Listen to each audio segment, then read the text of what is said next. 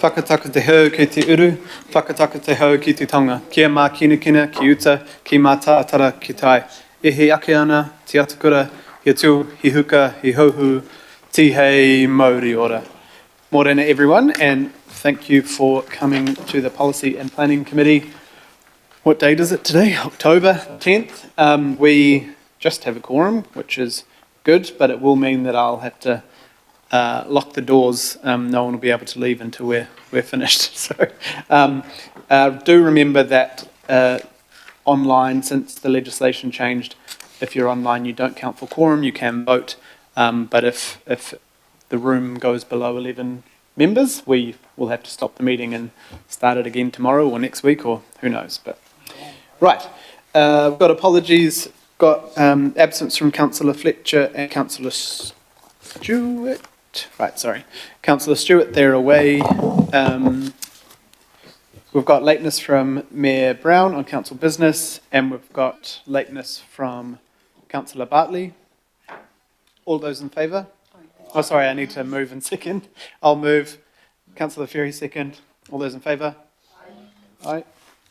Any opposed? Right, we have attendance. We have to accept people by electronic link and their reasons. So we have Deputy Mayor, Deputy Chair, Councillor Dalton. She's unwell today, but she is coming in online. Councillor Darby is coming in online at some point, but he's at another council thing at the moment. Deputy Mayor Simpson, I think it's her first sick day ever. She is going to come and try and come in, but I know she's got a cold. And Councillor Walker's overseas as well, but is going to try and come in online. All those in favour? Sorry, I'm quite rusty. I'll move.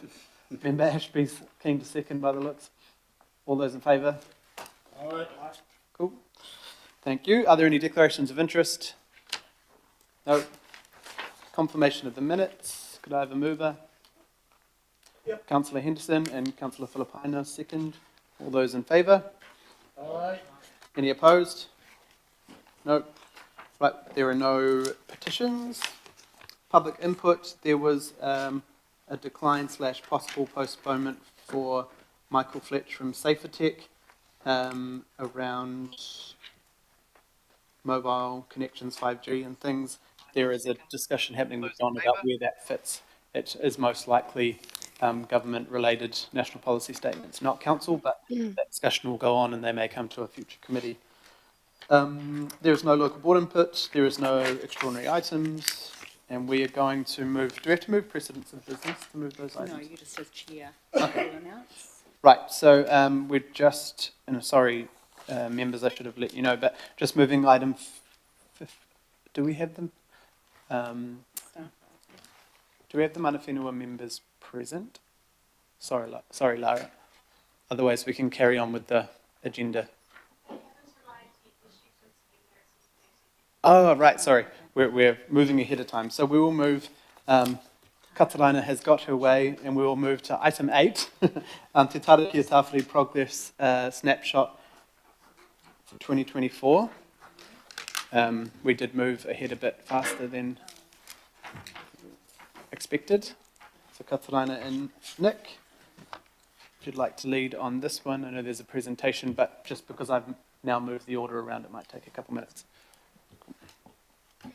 A te maari e koutou ngā mihi kia koutou, ko Katarina hau, ko takuho mahi a Nick, and we are here today to present you with essentially just an information update report. It outlines a snapshot of progress against Te Tara Kia Tāwhiri, Auckland's Climate Action Plan, and it is focused on Council's contribution towards that. You will see that there are key, not all, just key highlights of the things Council is contributing towards climate change and reducing emissions and being more resilient. And you will also know, given the decision making on the LTP, that those decisions are much more climate forward and climate positive every year, and there was a large amount of money, of course, committed through the current LTP, particularly $850 million towards space for water. Kia ora. Kia ora. Thank you very much. I'll move, and I think Councillor Dalton was keen to second that. Are there any questions on this item? Member Henare. Kia ora. Thank you for the report. As we get closer to 2030 or 2050, can you pinpoint and clarify some of the risks for marae resilience?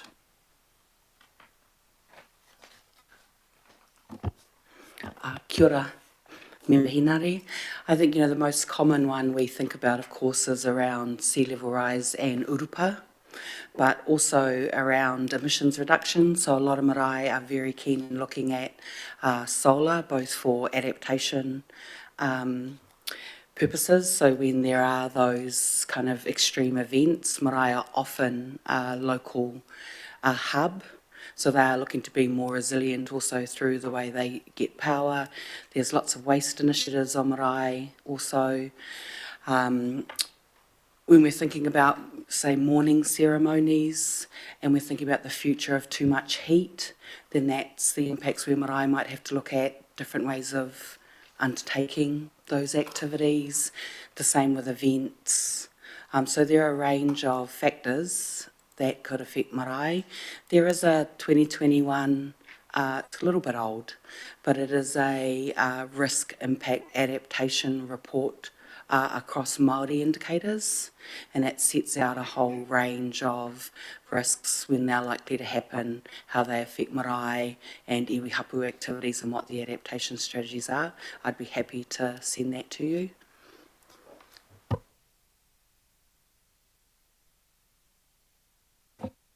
Thank you, Member Henare. Councillor Turner. Thank you. Just thinking back to when the Auditor General was here talking about how they're starting to develop policies for how we actually calculate our carbon reporting. Are we on line with that? Are we, As you would have seen through the annual report that came to the Audit and Risk Committee, and we had volume floor, which is our regulatory required compliance document for the group climate-related disclosures. Part of that report is the Auckland Council entity GHG emissions. So that is verified by Toitu, so they help ask questions, make sure we've used the right emission factors. They make sure they look at, have we entered the data correctly? And then Audit New Zealand audited our contribution this year. And so, we like pass that audit. what was that, Toitu. Yeah. How do you spell that? Toitu. Thank you. They do a lot of local government emissions. Oh, yeah, I've seen it. Yeah. Thank you. Good, thank you. Are there any other questions? Oh, Councillor Henderson. Hi, I'm wondering if I'm asking the right person, but I'll give it a crack. Thanks for the report, and it just paints quite a stark picture that we're really not on track to meet our climate goals. Is there a key move that you could recommend to maybe any kind of low-hanging fruit that we could do to try and get back on track as quickly as possible, if we've ever been on track? Do you have any sort of advice that we should be doing things a bit differently? I suppose when we think about low-hanging fruit and emissions across the region, it is the things you were already trying to achieve. So, increased public transport, active modes, we were kind of really on track for that. And, new governments mean that sometimes we are not achieving what we might have thought. But, that's just for now. And I think the other key thing, and I think you were funding this, the number of resilience programs since the North Island extreme weather events. So a big difference is made by the Making Space for Water type initiatives, not just for our assets and infrastructure, but for our communities. And I think, that's a really critical aspect. The rest of it is about how we improve every day. So more solar running our pools, more of us making sure we hop on that bus instead of our car. Yeah. Okay, I really appreciate that. Thanks, Chair. Kia ora, thanks, Councillor Henderson. I just have two questions. One around how do you think we could get through the annual plan and future LTPs a bit more of the business case around what both reduces our emissions, and I know this is to Councillor Turner's heart as well, what also would reduce cost. So there's quite a lot of things we do which might feel nice but cost more, but there might be other actions that actually do both, like when we're switching at our boilers and our pools. I know that's creating significant savings on emissions, but also cost. And if the government moves harder into the ETS, I imagine those savings are going to pay off as well. Yes, we agree. So as we're all maturing in our climate change and sustainability practice, you'll often hear we always talk about mitigation separately, adaptation separately, and sustainability and efficiency separately. But actually, given the large task ahead, financial constraints everyone is under, the future is really about what are those actions that help with adaptation, reduce emissions and reduce resource use, which means they're efficient and they reduce costs. So, an easy example of that is, of course, solar. Solar often achieves all three. So we did start a case and we are pursuing a case so we can be really clear about what initiatives we could do and what the emissions reduction is, what the contribution to adaptation is, and most importantly, what are the efficiencies to be made. And really we need to look at it in the return on investment and over what time period. So yes, we are starting that work for the next LTP. And another question around the emissions around transport. So the census data shows that where we've had drops in public transport, it almost correlates with the kind of dramatic 12-20% rise in working from home in some of our local border areas. Is there any work being done on what working from home has done to reducing emissions, but also maybe what will happen with the changes through the RLTP? I know the transport team's working on it, but there has been a massive cut to walking and cycling and some public transport infrastructure. So what that will be doing to our targets or goals? So in terms of working from home, so international literature indicates that working from home is one of the biggest single actions you can promote for emissions reduction if you are just thinking about emissions reduction. There are other co-benefits, but also other co-negative impacts of that need to be considered as well. And I know that you've had a workshop on the impact of recent government decisions in terms of how that impacts active modes and public transport, and that you will be receiving advice and making decisions and options on the 24th of October. And I think that process really highlights the importance of public transport and active modes. So, you'll start to see that in this short term, maybe next 3-year cycle, we're not achieving as much as we thought. Yeah. Kia ora, thank you. I'll just get you, unless there's any other questions. No, I'll just get you both to step back from the table. Thank you very much. Right, is there any debate on this one? Councillor Filipaina. Just to say, kia ora, Kataraina, good to see you. Thank you, Chair. Kia ora, thank you, Councillor. Councillor Dalton, Deputy Chair, you've got a comment? Oh, just a comment. Yes, thank you, Chair. Just like Alf, just thank you so much to the staff. We set some pretty strong policies, and it's always a bit of a struggle when you can't achieve them because there's so many shifts in political decision making. But there's some really positives within this, really positive things happening within this report, and we should be heartened by it, even though we're way off our targets. We can see that, but keep up the good fight, Kataraina and team. I'm really grateful to have you all there, and everyone across our organisation that is taking us towards these goals. Kia ora. Kia ora. Thank you, Deputy Chair. Councillor Darby. No? Oh, there was an accident, maybe? Sorry.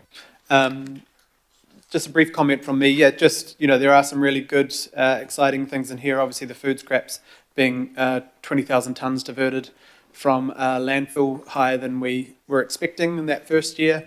Obviously, the 750,000 plants and native seedlings we planted mostly in our regional parks. I opened the New Zealand ARB conference yesterday, and there was good positive response to the fact we are investing in, I think, 5,500 mature street trees and different things as well. There is a long road to go. We are focused and we're rolling out, I think we've got 40 frequent public transport routes now. We are increasing our public transport spread across the city, but it is a struggle with the funding constraints and the change of direction that we've been put under. So there is going to be a lot of work for us to do in this space to really reach those goals that we've promised Aucklanders and that they submitted in very high numbers in favour of us trying to achieve those. So kia ora. All those in favour? Aye. Any opposed? No. Thank you. Right, we'll move on to item 9. We have the Southern Rural Strategy.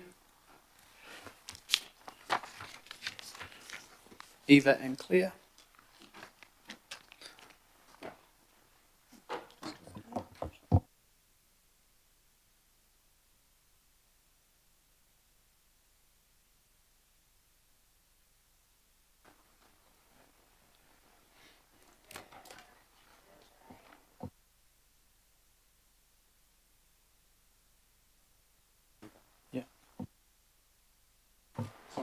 Yeah. Kia ora koutou. I did have some slides, Sandra. Yeah, we'll just proceed without Eva at this stage. Thank you. Cool. Is Eva on her way, or? She is. We're fine to. I have changed around the order because we moved a bit faster at the beginning, so I don't mind having just a quick break if Eva's wanting to speak to it. Is she coming across? She is leading the project, but I can definitely present and take questions. Okay, I'm happy to take a 5-minute because I think it's respectful to not make her run here and then we've missed out on the discussion. So Okay. just take a couple minutes. Brilliant. If you want to stretch your legs, members, thanks.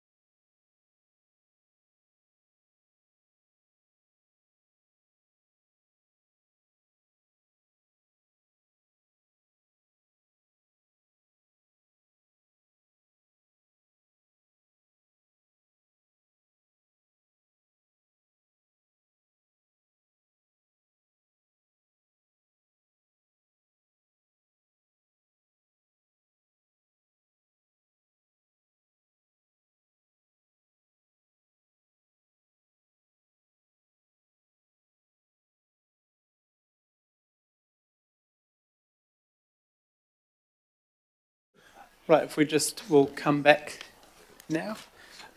Sorry, Eva, we did move 2 items that we moved them from the back of the agenda to the beginning, and then because we sped ahead, we've moved things around. So sorry about the timing. Kia ora and welcome both to you and Claire. And if you'd just like to lead off on this consultation draft, kia ora. Kia ora. I'll just introduce the item and then hand over to Eva. So today we're here seeking approval to take the draft Southern Rural Strategy out to consultation, and a reminder that the direction for this strategy came out of the Future Development Strategy, which was adopted at the end of last year. So the Future Development Strategy sets our regional growth approach and focuses mainly on the urban area, as is required under the legislation, under the National Policy Statement on Urban Development. And that provides the overarching context for this strategy as well. The growth approach that we set out in the Future Development Strategy remains. This Southern Rural Strategy doesn't change that. The Southern Rural Strategy focuses in on the southern rural area to provide more detail about how and where growth is anticipated across that sub-regional area. So in terms of that sub-regional area, we anticipate that there'll be significant growth over that long-term 30-year view. That's based on the population projections, Statistics New Zealand population projections, and then we look at the distribution of people, households and jobs across the region and the sub-region in particular. So the population's expected to almost double over that long-term view. So, for example, that's around 3 times the current population of Pukekohe. There's also significant job growth anticipated, and most of the growth, jobs and people, is anticipated in the larger centres of Pukekohe and Drury. So that's just a bit of context, and Eva will now take us through how the strategy proposes to accommodate that kind of scale of growth over the 30-year period. Oops. Kia ora koutou. So first I'm going to talk very briefly about how we prepared the strategy, and then I will go through briefly the 2 key parts of the draft document and then talk about the next steps. So we met so far 9 EV after reviewing the previous EV feedback on the future development strategy, and out of this 9 EV, 8 of them expressed their wish to be involved in the preparation of our work, and we had to meet 2 more EV. And at the same time, parallel to this, we are also meeting with those who have expressed their interest and have more in-depth korero with them. We also engaged 38 local interest groups and developers who have land interest in the area. We also received individual comments from some of the interest groups.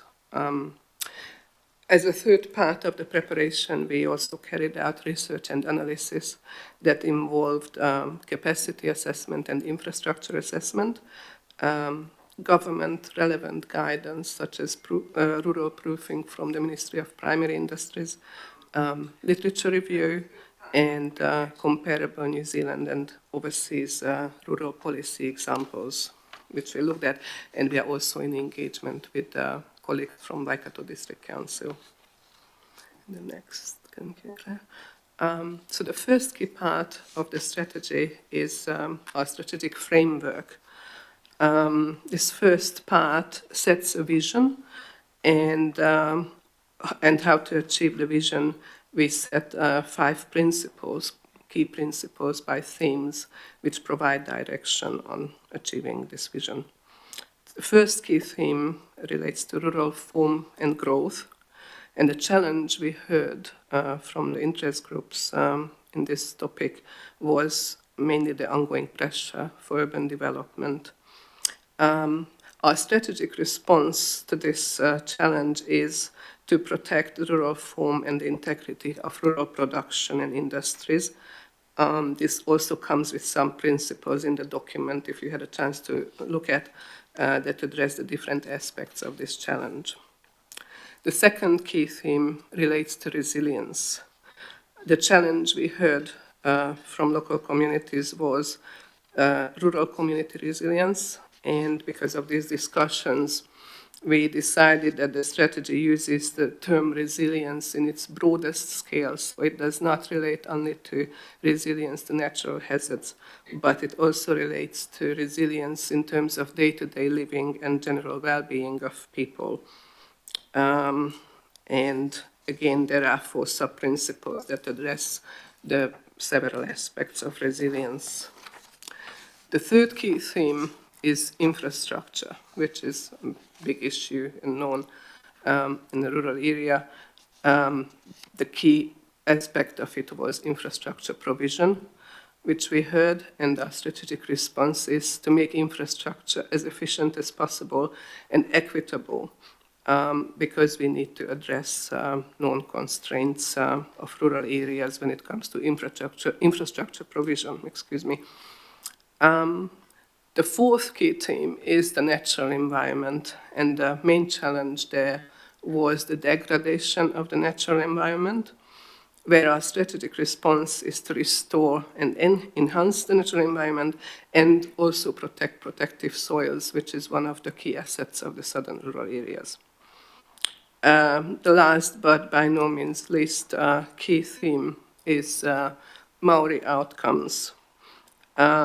And that relates to the challenge of well-being and prosperity of Maori communities. Our strategic response to that is to support Maori outcomes that will be identified by each individual iwi. So this was the first key part, and now we go to the second key part of the strategy, which is our spatial response. So this spatial response shows what these principles, which I described previously, play out or how they look on a map and what they mean for each settlement in the southern rural area spatially. So we identified 3 growth categories. One which is moderate to high growth, the second is small to moderate, and the third one is no growth or very little growth. The difference, therefore, between these 3 categories is in the scale of growth we anticipate, the form of the residential and business growth, whether it happens through intensification, expansion, or infill, or the mixture of these. In the approach, the community facilities will be looked after, and the infrastructure provision, whether it will be new investment or maintenance, the existing one, or again, a combination of the 2. Excuse me, my voice is a little bit. So looking at them a little bit closer, each of these categories, the moderate to high growth is expected in 4 settlements in Waiuku, Pukekohe, and Opahike. In these settlements, we anticipate both residential and business growth, and partly within the existing area of the settlements and partly through development of the future urban areas where it is applicable. Growth does not include new future expansion in any scenarios. The long-term plan already supports the growth of these areas in terms of infrastructure funding and provision. The next category is the small to moderate growth. The settlements which it applies to are Clark's Beach, Glenbrook Beach, Patumahoi, and Clevedon. In these settlements, unlike in the previous category, we anticipate mainly residential growth and not so much business within the existing settlements or in the future urban areas where it is applicable. This growth may be minor in regional scale if we look at some of these, but one should also note that a minor growth may mean significant growth in proportion to the actual settlement current size. and that is very important to note. In the case of these settlements, there are some planned infrastructure investment in the long-term plan to support these locations, but not everywhere. And the third and last growth category is where we do not anticipate growth or only very low. This category has been allocated to all other settlements which were mentioned previously. Many of these settlements are coastal or in a very remote location or the mixture of the two. In these locations, either no growth or minimal growth is expected only, and mainly through infill development. Another important thing to note here is that infrastructure is generally constrained in these locations, and it is predominantly privately serviced. And to close our presentation, very briefly, the next steps. So we are asking the committee to enable us to go to public consultation from the end of this month for a month. And under the special consultative procedure. And after the consultation, we obviously are going to analyze the responses, finalize the strategy, and planning to come back to the committee with the final version next year, probably in April. So this was it in a very brief form. Thank you very much, and please ask any questions. Kia ora, Eva and Claire. Thank you and the team for this. I know it's been a huge amount of work, but also a really important piece of work coming from the FDS and the phenomenal amount of change and growth that the South is facing, and to try and get ahead of that in a coordinated approach is really, really positive. So I know that Councillor Baker would like to move, and Deputy Chair Councillor Dalton would like to second as members of the working group. Do you have any questions, anyone, on this? Councillor Sayers. Yes, thank you for the presentation. I've just asked those questions because it's probably a little bit more newsworthy and might have come out post the paper, and that's around the fast tracking process that the government's putting through. And we're going out and we're doing the consultative process which you've outlined. Is any of the projects that are in the South, are they part of the list of fast tracking projects that have been identified?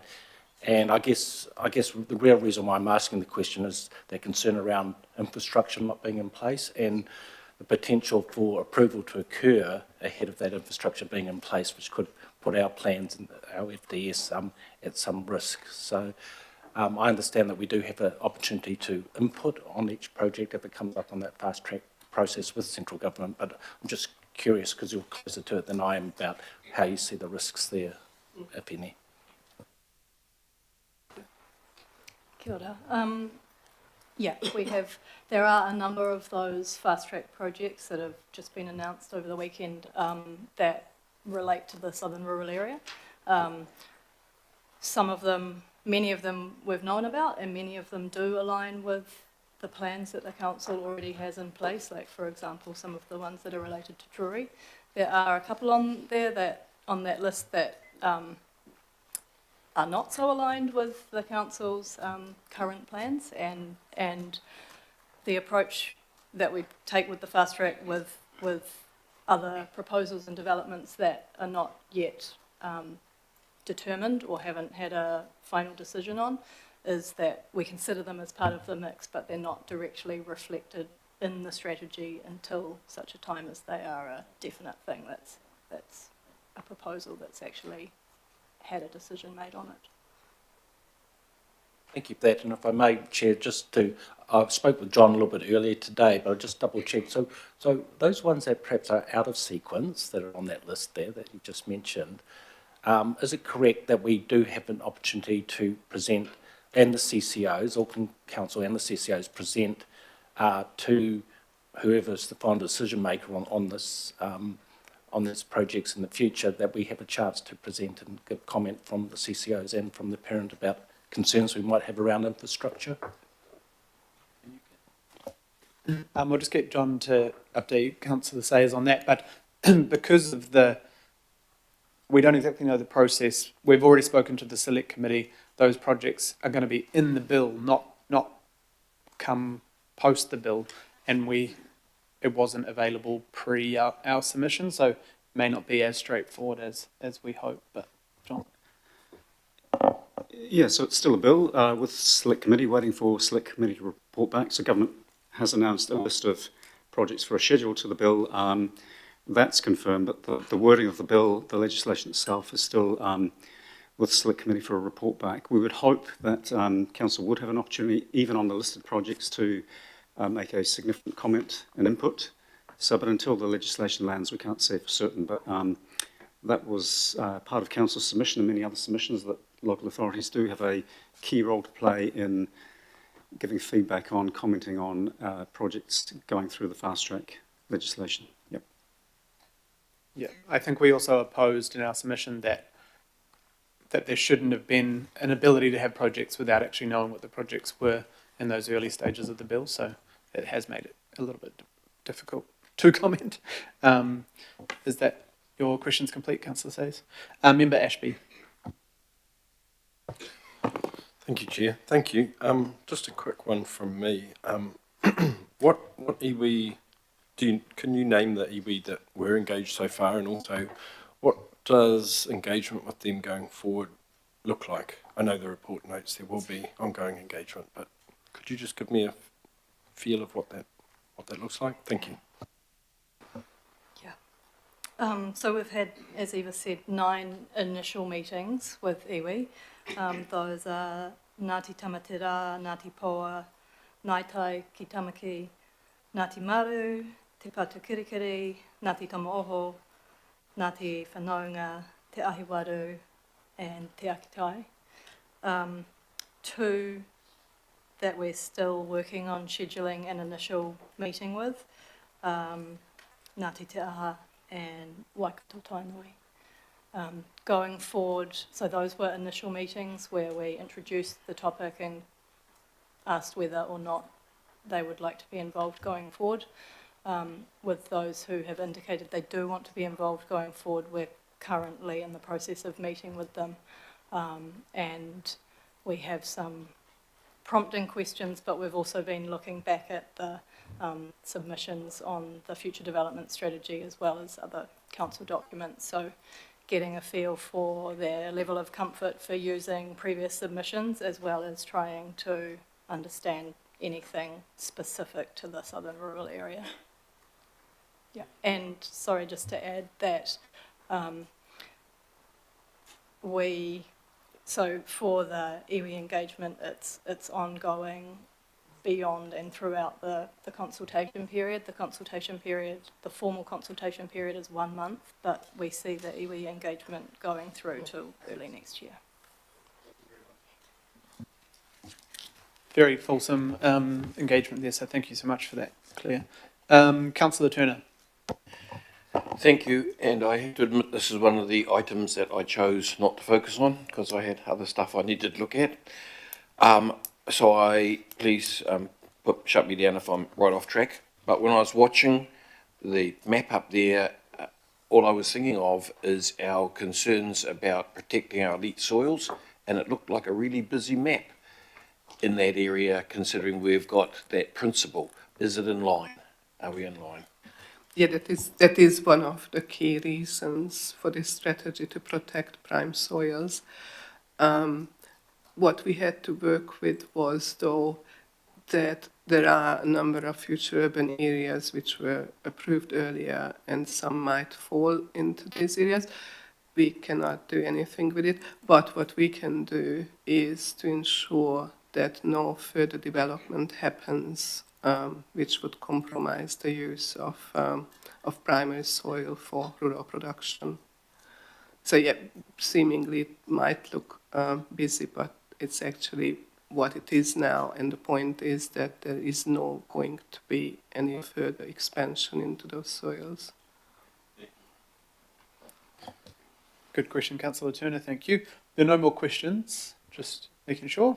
Right, we'll just get staff to move back from the table, thank you very much.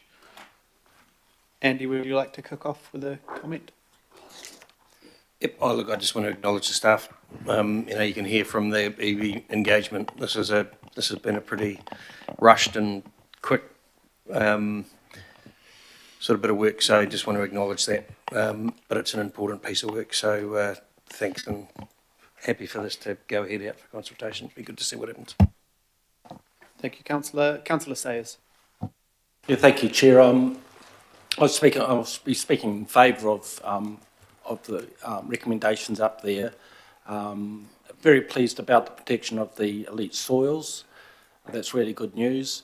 I do want to just share an experience with everybody around a rural area, being Rodney at the other end. But previously, governments have come in and we've tried to do everything correct as the council.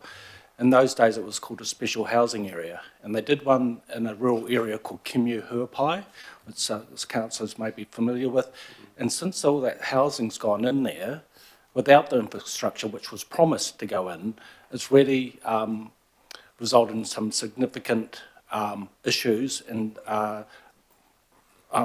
notwithstanding quality of life. But that State Highway 16 that runs through there is now fully congested, all day long, and it's just getting worse as more houses go in.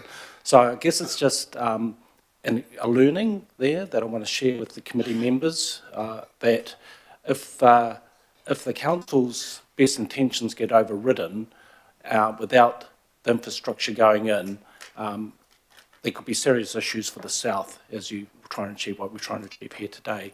So we need to do everything within our ability, and that's the reason for my questions earlier, to ensure that we put our best foot forwards from our CCOs as well as from the council parents, so we don't run into those same mistakes again. Thanks, Good, Councillor, very good point. Are there any other comments? And it'll be good to see what comes out through the further engagement and consultation, but as Councillor Sayers has pointed out, that is part of what we're trying to do here, is prevent some of those issues, but also acknowledge the fact that, once again, we're getting a number of plan changes and developments that maybe weren't in our plan, but we're having to work with them anyway, and how we can get the best results despite those changes, so that the people living there have a good quality of life. It's not their fault that plan changes come and go out of sequence because they just want a home. So, right, all those in favour? Aye. Any opposed? No? Perfect, thank you. I'm not sure our mana whenua members... Oh, everyone's here. Cool. Thank you. Right, we'll go back to 15 and 16, and just get Natasha and Lyra to come forward. And we also have members from Te Ahiwaru, Kōwhai and Sophia. Thank you very much for attending.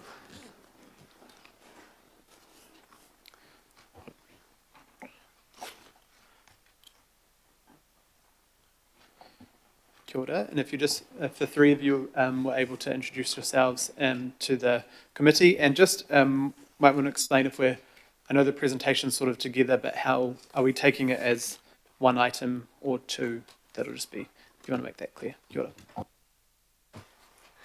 Kia ora koutou, ko Natasha Carpenter toko ingoa, ko te Coastal Management Practice Lead aho.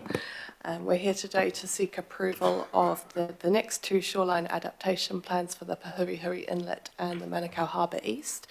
I'm joined today by Lara Clark, Principal Coastal Adaptation Specialist, and Sophia Olofonga from Te Ahiwaru in support of the Manukau East Shoreline Adaptation Plan.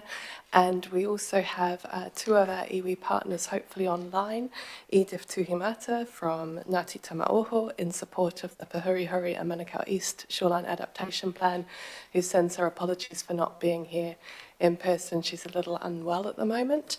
And Kōwhai Olsen from Te Ahiwaru in support of Manukau East as well, who unfortunately has been a little bit delayed and should hopefully be online also.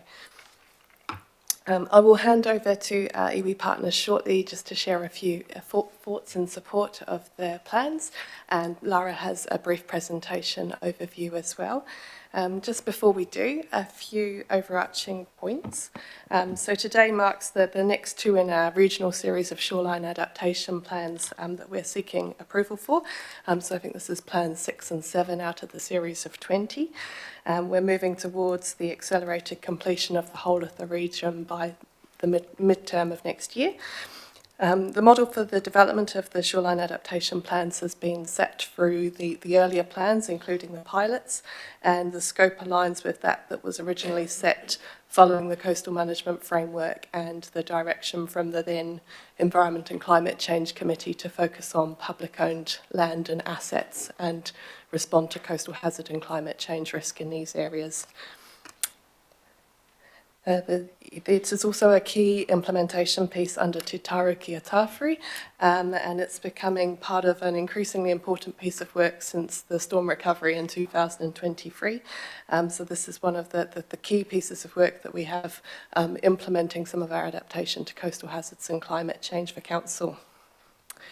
The team you have in front of you today represents just a small portion, with the work being led through engineering assets and technical advisory and our iwi partners. And I also want to just acknowledge some of our wider council family that we collaborate with in development of these plans, including parks and community facilities, water care, Healthy Waters, Eki Panuku, and Auckland Transport, to name a few, as well as some of the wider council family that's involved in supporting some of the social, cultural, environmental and ecological values of the shoreline adaptation plans, and how this dovetails in with wider policy work across the council group. So through the chair, I would like to again welcome our iwi partners and invite them to share a few words on this mahi if they would like to. I'll just say a few words because I wasn't actually prepared to say anything. So this kia ora koutou, ko Sophia Olofanga hau no Te Ahiwaru ahau. So this has been quite a long process over the last couple of years, and it's been really heartening to see our aspirations captured in a plan like this, and I feel like the council staff, the team, has really listened and been open to our concerns and our aspirations. That's all I have to really say. But our focus is always about our mokopuna and our mokopuna. So to ensure that this plan thinks about them and their futures is important to us. Kia ora. Kia ora, Sophia. Thank you so much. Kia ora tātou, ko Lara Clark tōku ingoa. I can't see whether Edith or Kowhai have been able to join us online, so I will come to our presentation now. First of all, ngā mihi, thank you very much, Sophia, for your words. It's been a real privilege working with yourself and all of our iwi partners on the development of these two plans. So hopefully this is going to play ball for me. So in terms of just a quick recap and refresh on the purpose and scope of the shoreline adaptation plans, it's really in response to our dynamic and changing environment, the coastal hazards that we face, and what they are predicted to do in terms of climate change and sea level rise. As we know, our coastal areas are hugely important to us. It's where we live, it's where we work, it's where we play. They have really high cultural, social and ecological significance. And so in terms of the purpose of the program, it's around sustainable coastal management for these areas, but also around putting in place a long-term strategic plan which helps guide decision-making across a really wide range of assets that Auckland Council is responsible for in our coastal areas. In terms of our alignment across the Auckland Council sort of family and with our national direction, we look first of all to national direction around climate change and coastal hazards and follow some of the processes set out in the Ministry for the Environment's Coastal Hazard and Climate Change Guidance. We're also guided by the New Zealand Coastal Policy Statement at that national scale. At a more local or regional scale, we have the Coastal Management Framework adopted in 2017 by Auckland Council and Te Taru Ki a Tāwhiri, Auckland's climate plan, and specifically in relation to our coasts and communities themes there. With policy alignment across a lot of the other fantastic mahi that Auckland Council is involved with, we look to our Natural Hazard Risk Management Action Plan, our water strategy, and our various asset management plans right across the council family. We're also working really closely with Resilient Tāmaki Makaurau and the Recovery Office in terms of some of the more recent work in that space. So moving to the Manukau Harbour East Shoreline Adaptation Plan and the Pahurihuri Inlet Shoreline Adaptation Plan. This presentation will address both of those plans together, and I am advised that the vote will be separate. So please bear with me in terms of moving through both of the plans. So in terms of scoping and development, as Sophia has identified, we started back in early 2023 with gathering all of our supporting research and development for these two shoreline adaptation plan areas. Through the middle of the year, we moved through comprehensive community engagement. And through the last part of the year, we've been working really closely with our program partners, our asset owners, to develop the plans that you have in front of you today. So in terms of this process, it's really important that we acknowledge that this is really our first step in adaptation planning and thinking about this longer term roadmap for change in response to sea level rise. They are living documents and they're non-statutory documents.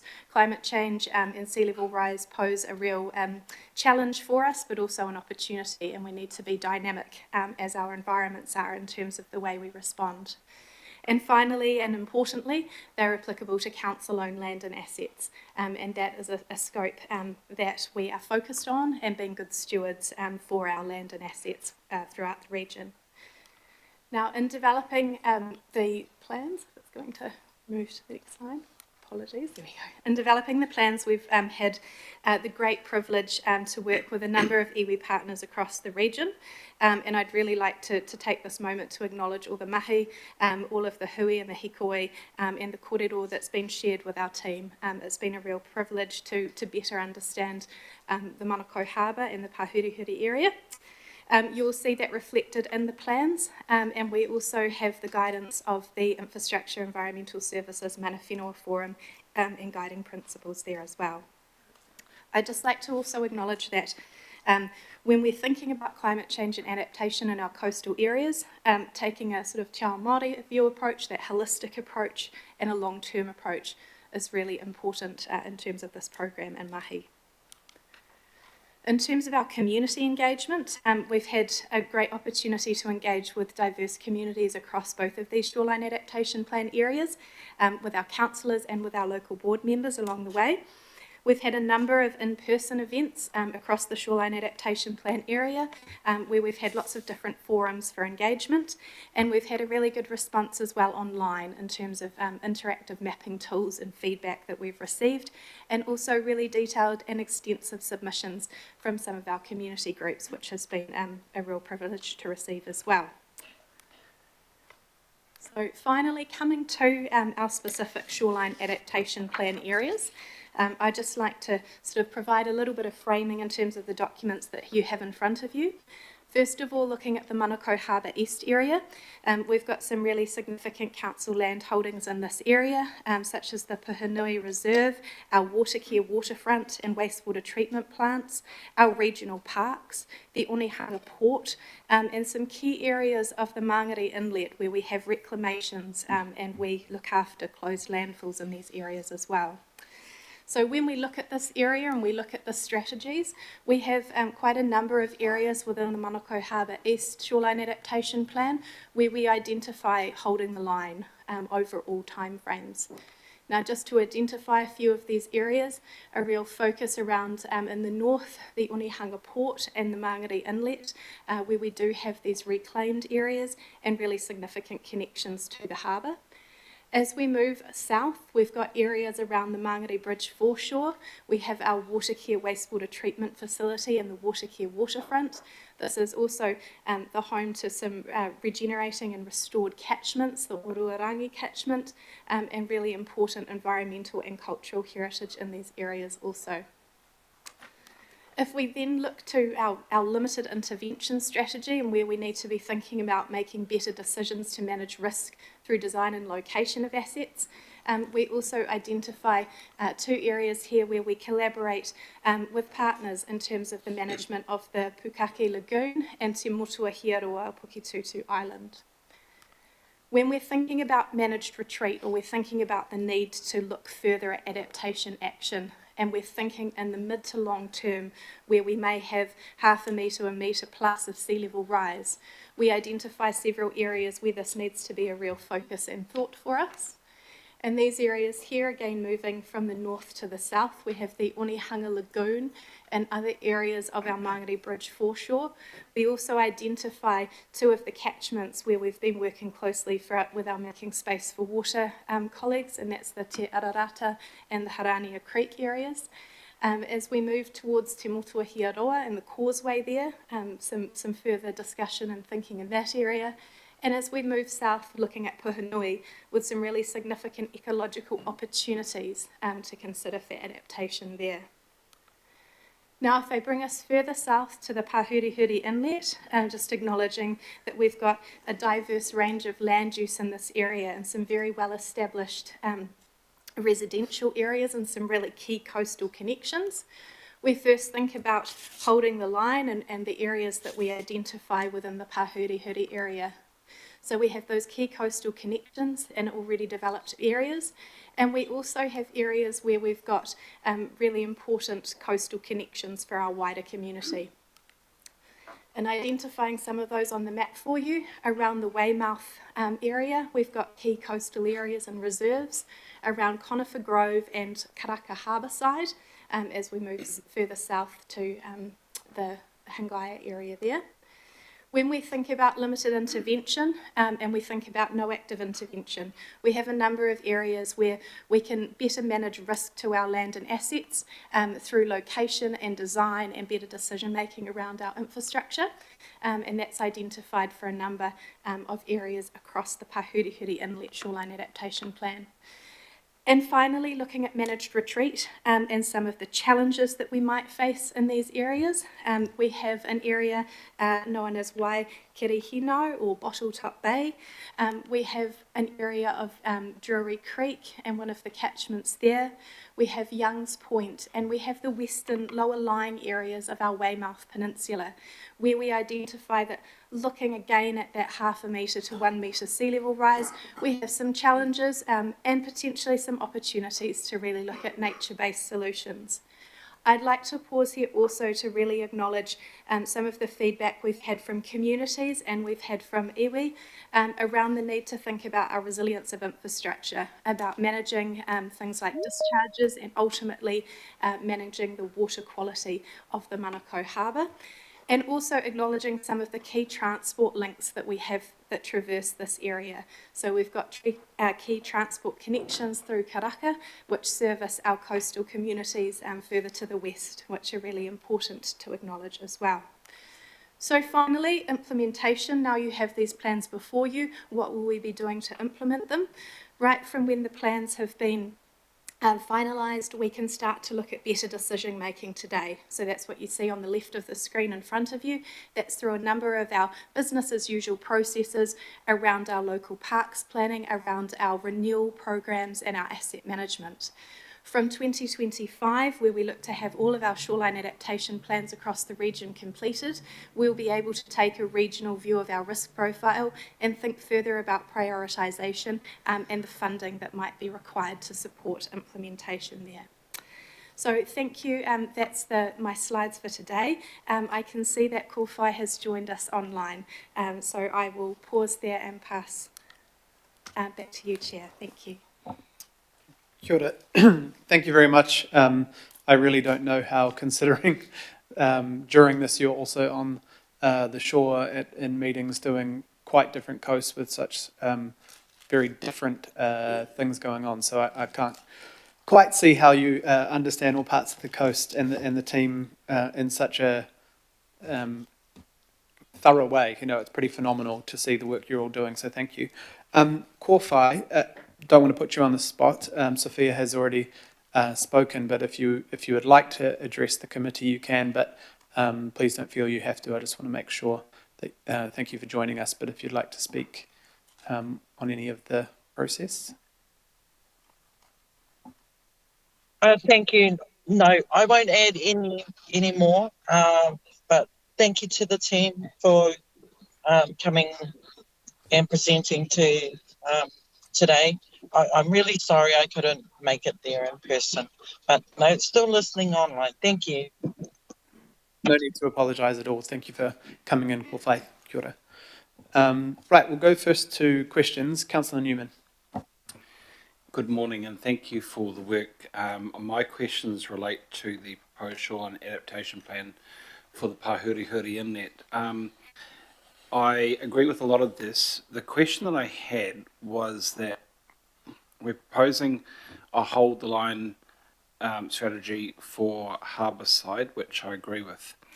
The prevailing coastal processes and wind effects north of the Karaka Harbour side primarily affects the north side of Pauriko Island, which we are not proposing a hold the line approach, even though there are going to be quite significant coastal assets and amenity in that location. Why the distinction, noting that the island, which is being developed now for residential, is actually more exposed given its location within the inlet? That's my first question. The second question is there's a causeway linking Parariko Island and Kopua Hinga Island just to the south, which is the one road thoroughfare linking up into Parariko, but we are not looking to do a hold the line at that particular location. Is there any reason why we're making the distinction there? Kia ora. Through the chair, thank you for your question. I can speak to definitely the first part on Parariko Island, and Lara may have some more detail to add on the causeway. For Parariko Island, I was actually directly involved in the subdivision application there, so can share a bit more detail in terms of the process that we went through for the vesting of the Esplanade Reserve. So typically through the RMA, we're offered a 20 metres Esplanade Reserve. Through the process of that subdivision application, we were able to gain a much wider width of Esplanade Reserve. So we've got a variable width from 20 to up to close to 60 metres along the exposed frontage of Parariko Island. So you're absolutely right, that is more exposed. The original application came with the vesting of a extensive 600 metre long rock revetment wall that would be vested to council, along with the maintenance and the ongoing obligation to maintain and renew that structure. So in line with what you're seeing reflected in the SAP, we were able to go with a more naturalised frontage and provide that additional buffer. So the shoreline adaptation plan is reflective of that process in that we do have that wider Esplanade buffer and the ability within that buffer to set the assets back. And then I would add that these are, of course, non-statutory living documents. So if there are changes beyond what we've predicted in terms of those coastal hazard assessments that were done specifically for that development, there is the ability to do that in the future. Okay with it. So in terms of the causeway and the strategy of limited intervention there, through the chair, we're looking with limited intervention and a focus on design and location of assets and acknowledging that the coastline is not fixed. The causeway providing that really important transport link would sit within that limited intervention in terms of the design options that might achieve the risk management to that connection. But as Natasha has identified, if any further changes to strategies in that area would be required over time with how we see the environment changing, that can certainly be adopted as necessary. Okay, well, Chair, look, those are very, very good answers, and I thank you for that. My one other question then, if I may, at Cody Point and Wattle Downs, we are proposing no active intervention. I agree with that. But for the fact that there are some enormous pine trees which are right on the coastline, when they fall over, and they do, they just tear away the coastline itself, and quite frankly, there is very little or no amenity value in those, pines that are collapsing, and frankly, sometimes it would actually be quite useful just to chainsaw them up and get them out of there rather than having them tear away at the coastline itself. So is that something that you've considered, or is that beyond your brief? So looking at the Cody Point stretch and the current ownership of those areas, it was our best information that that still sits within private ownership. So in that case, we don't have council-owned land identified in that area. As living documents, if we need to think about how those strategies change, if we have further assets which are coming onto council's books, if you will, and think about the actions that we might need to take there, then we can provide updates to the documents as needed. Yeah, Chair, I'll take that offline because the area of Cody Point that I'm referring to is all council reserve. Okay. And we've got ancient old pine trees right on the edge which are crashing into the harbour, and they just take the coastline with it. That's my point, but I'll take that offline. Thank you, Chair. Kia ora, Councillor, and I did actually take Paul Kleinak to a different Cody Point area on the shore for similar reasons, and there is a discussion going on with community facilities about what our long-term strategy is for these wilding pines, which are right across our coastlines and harbours, so we could latch into that. Member Ashby. Kia ora, thank you, Chair. First, just want to acknowledge you, Sophia. Kia ora, and Kōwhai Online, just acknowledging Te Ahi Waru, taking the time to come up and support this. So kia ora. Also, thank you to the staff for working so closely with iwi. My question is, are there any opportunities arising out of this, noting the limitation as to council assets, but are there any opportunities coming out of this to support iwi planning document, updates along the coastal area through this process? So can you use this process to support iwi in other ways? And could that also have a role, for example, in accelerating the scheduling of relevant coastal sites of significance? Thank you. Kia ora, Member Ashby, and thank you for the question and the acknowledgement through the Chair. In terms of, I guess, supporting our iwi communities, but supporting all of our communities across Tamaki Makaurau, we have had the opportunity to share a lot of the information around coastal hazards that Auckland Council holds. And I think if we think about adaptive processes and first thinking about what is happening and understanding some of that environmental change, albeit based on Western science, we do have that coastal hazard information which we're able to share, and staff can provide that support as we do to our communities in terms of how to navigate and interpret that information. I'm afraid I can't speak to the second part of your question in relation to the scheduling of further areas. Kia ora koutou. Member Ashby and members of the committee, you may recall at the joint Haukura governing body meeting a few weeks ago, there was a resolution for staff to report back to the relevant committee on the Sites of Significance to Mana Whenua program and opportunities to, or issues and options around accelerating that program. So we can pick that up as part of that and obviously stay connected with the team here. Kia ora. Thank you. Councillor Sayers. Yeah, thank you, Chair.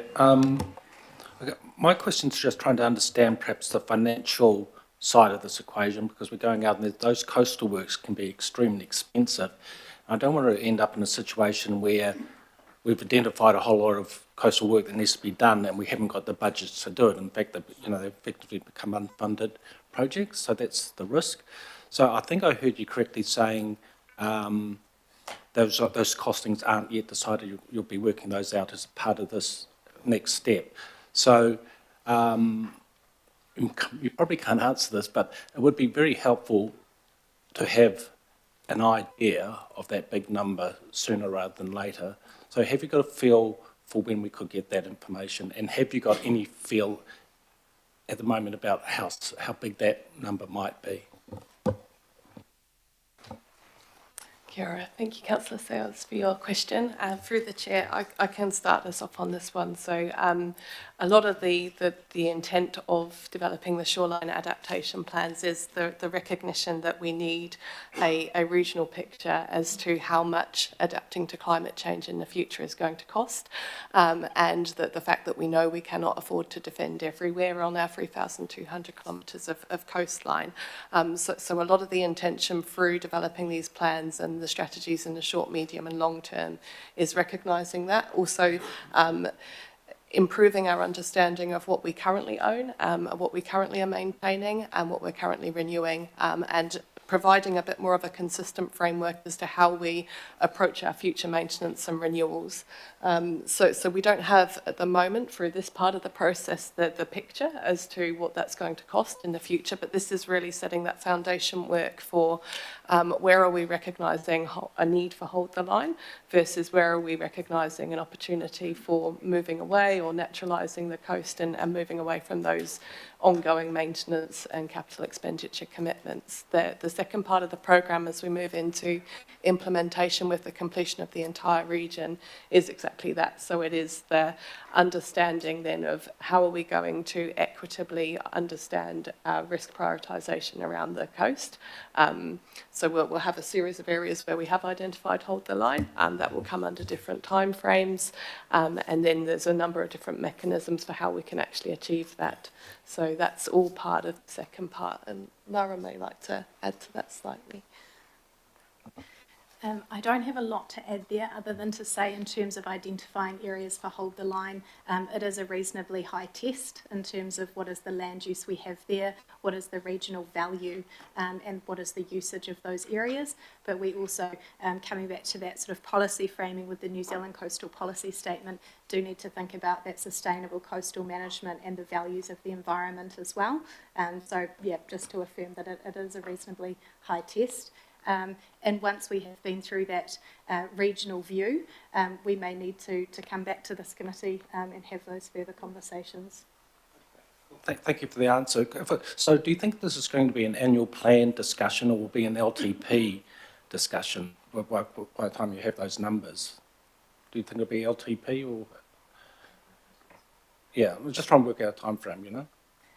In terms of timeframes, I would have to come back to you on that, but can provide that advice. Right, thank you. Keep in mind, Councillor says that the shoreline adaptations were sort of birthed because of we were ad hoc spending on coastal, not ad hoc, but we're sort of being very reactive on coastal spending and sometimes maybe putting in things without a wider strategy. These shoreline adaptation plans are to kind of influence current spending, but also future annual plans, future local board plans, future LTPs to make sure that we're going, should we be putting something here that might get washed out in 2 years? Should we really be rebuilding this seawall? Should we? And it sort of doesn't lock those in because each individual business case should still be there, but it does start giving direction to the wider team and gives us an idea of the bills we're up for, because we are well behind on our coastal assets, but also it's about making sure we don't keep building in mistakes that we've made in decades or even centuries ago. Thank you. Mayor Brown.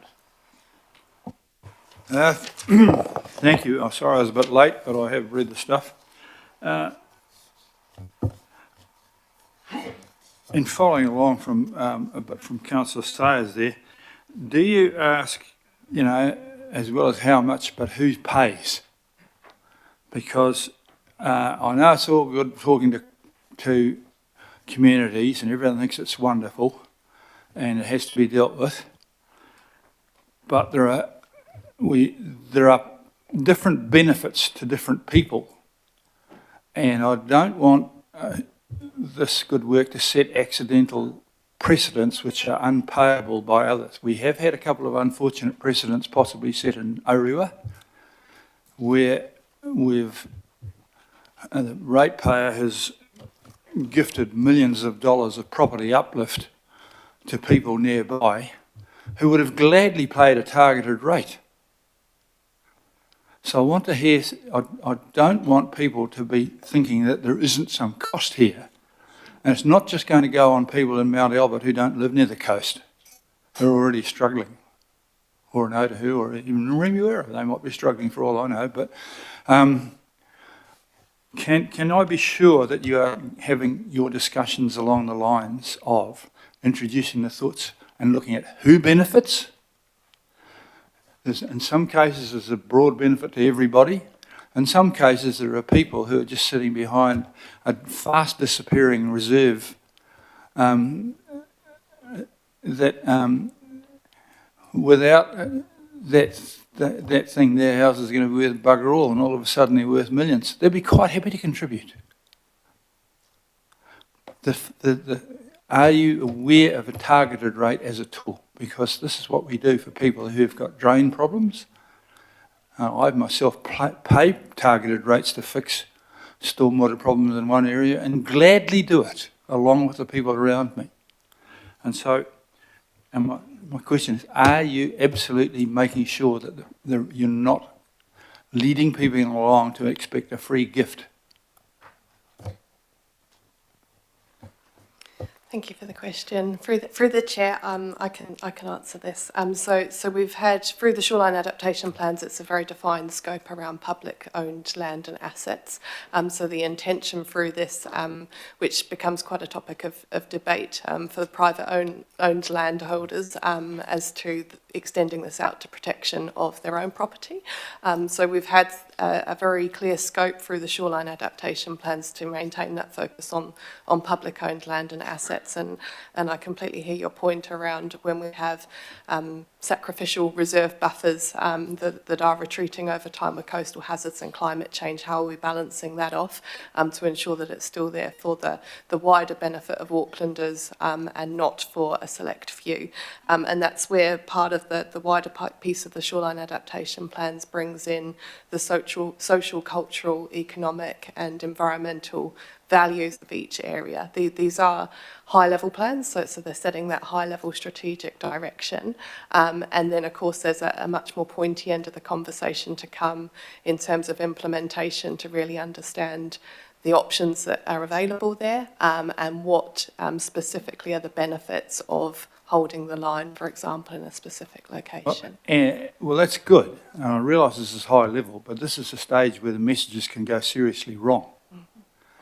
And just because we may be the owner of a sacrificial reserve does not mean that we have to pay for the repair of that without asking for the people immediately behind that to contribute seriously. And we've made a mistake once, and I don't want to see that happen again, because we are representing all ratepayers are happy to chip in for things which are benefit to all ratepayers.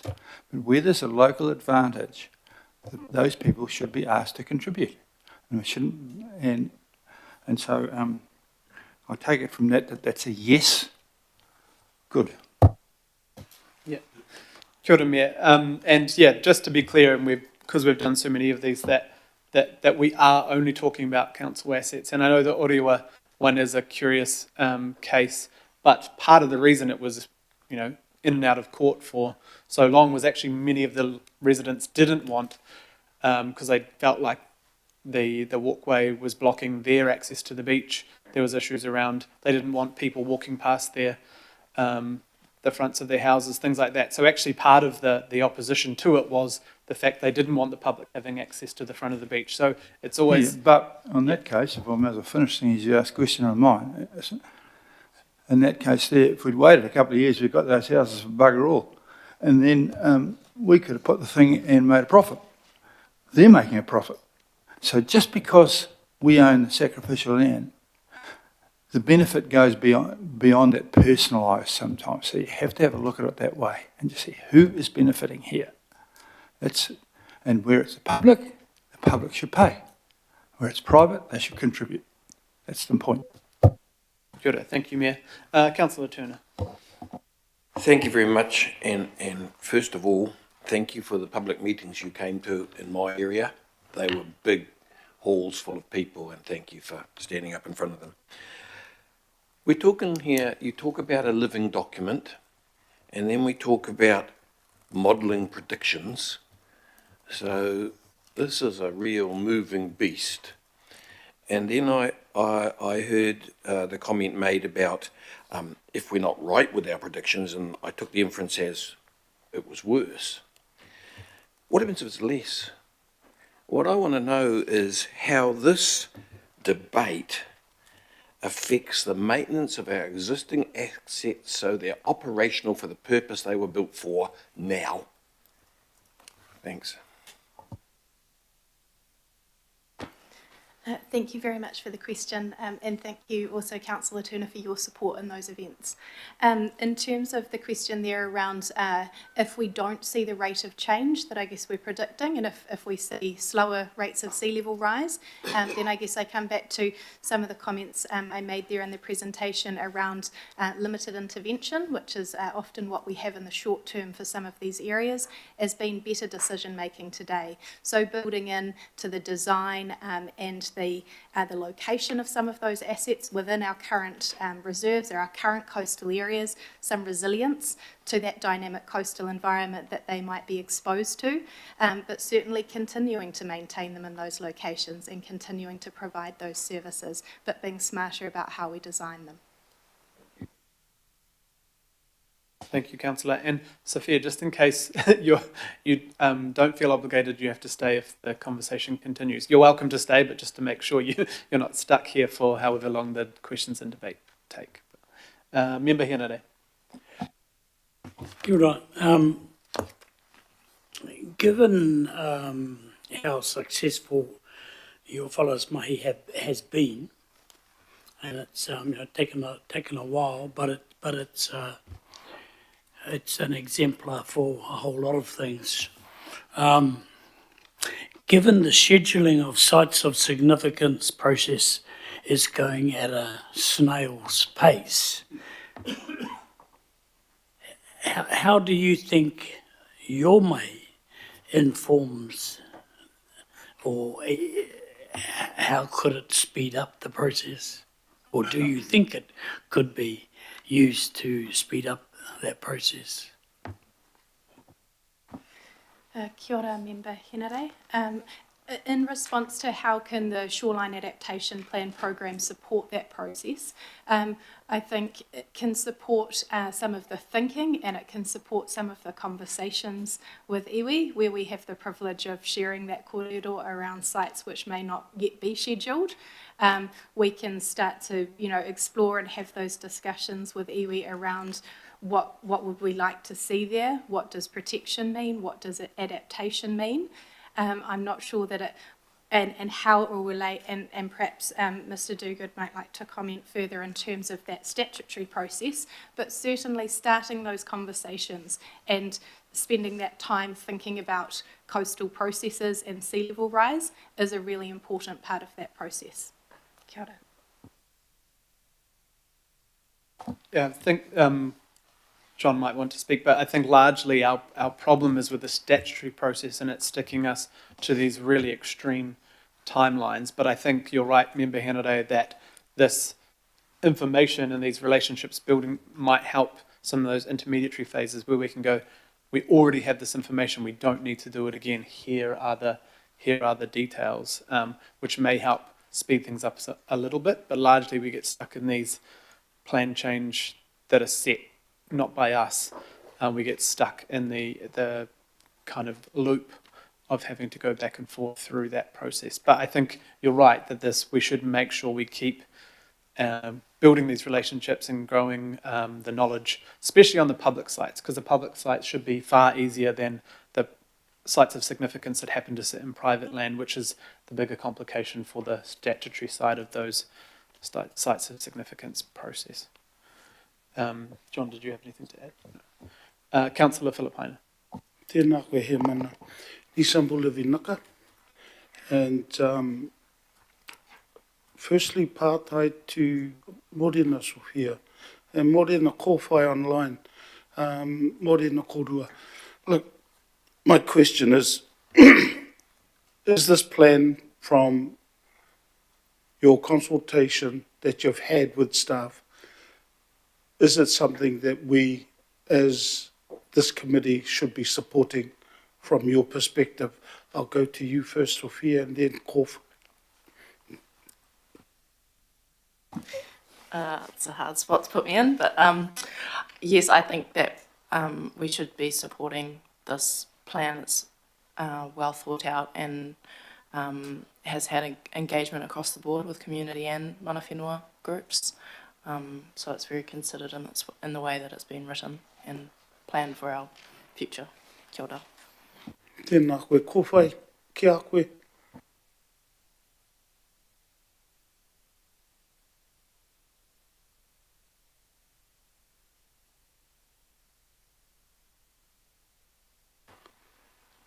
She agrees. Look, I'm going to move on to the apartheid to our staff. And, again, as others have said, just want to acknowledge the work. I've got 3 leading questions. One of them is there's no financial investment decisions in regards to this plan. Kia ora, through the chair, so that there's no investment decisions through the shoreline adaptation plans beyond what is already set through our regional budgets, so, such as the coastal renewals program. So when work is already identified through that process, it's continuing on. But in terms of what the SAPs are governing through their implementation, there's no financial direction yet set. You actually asked my second leading question in regards to any work, any budget requirements will come out of existing budgets. So thank you for that.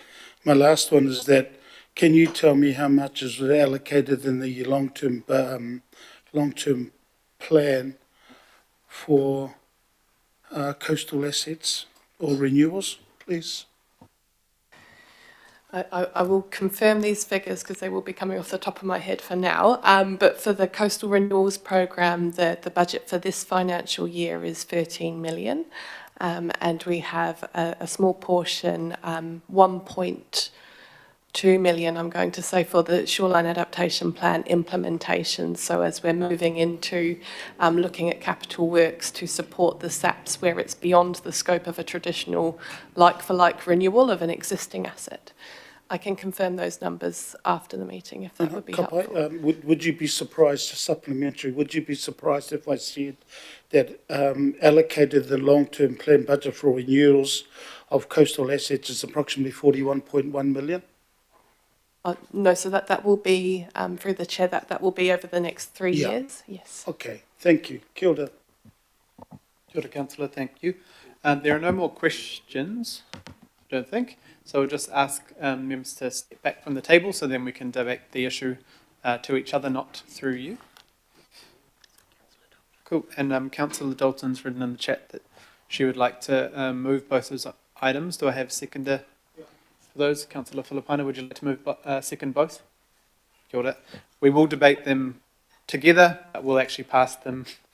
I think that's the easiest way, even though it's slightly outside standing orders. But if anyone has comments on either or both plans, Councillor Filipina. Chair, having read the reports but also the attachments, it's interesting that from our perspective, this plan needs to be approved and for us to start doing the work. Through the long-term plan, as I pointed out, there is monies in there. The reason I asked our 2 iwi representatives is because guess who is at the forefront of all of this? Is our iwi, our mana whenua, and our mātāwaka. Because no matter how they're at the forefront of this. And so this is why it's so important for us to end up getting on with the work.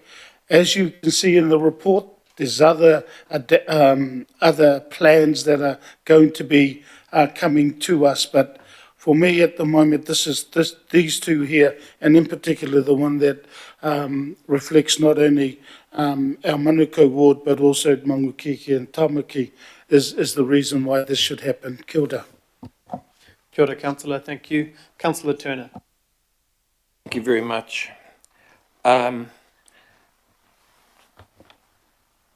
The unintended consequences that the public keep raising at the public meetings I've been at are huge. I won't be supporting this when it comes to my area because that's what the public want. It's clear. So it would be wrong of me to influence this area, which I don't have the intimate understanding of that I do for my own area. It would be wrong of me to vote for or against in this circumstance.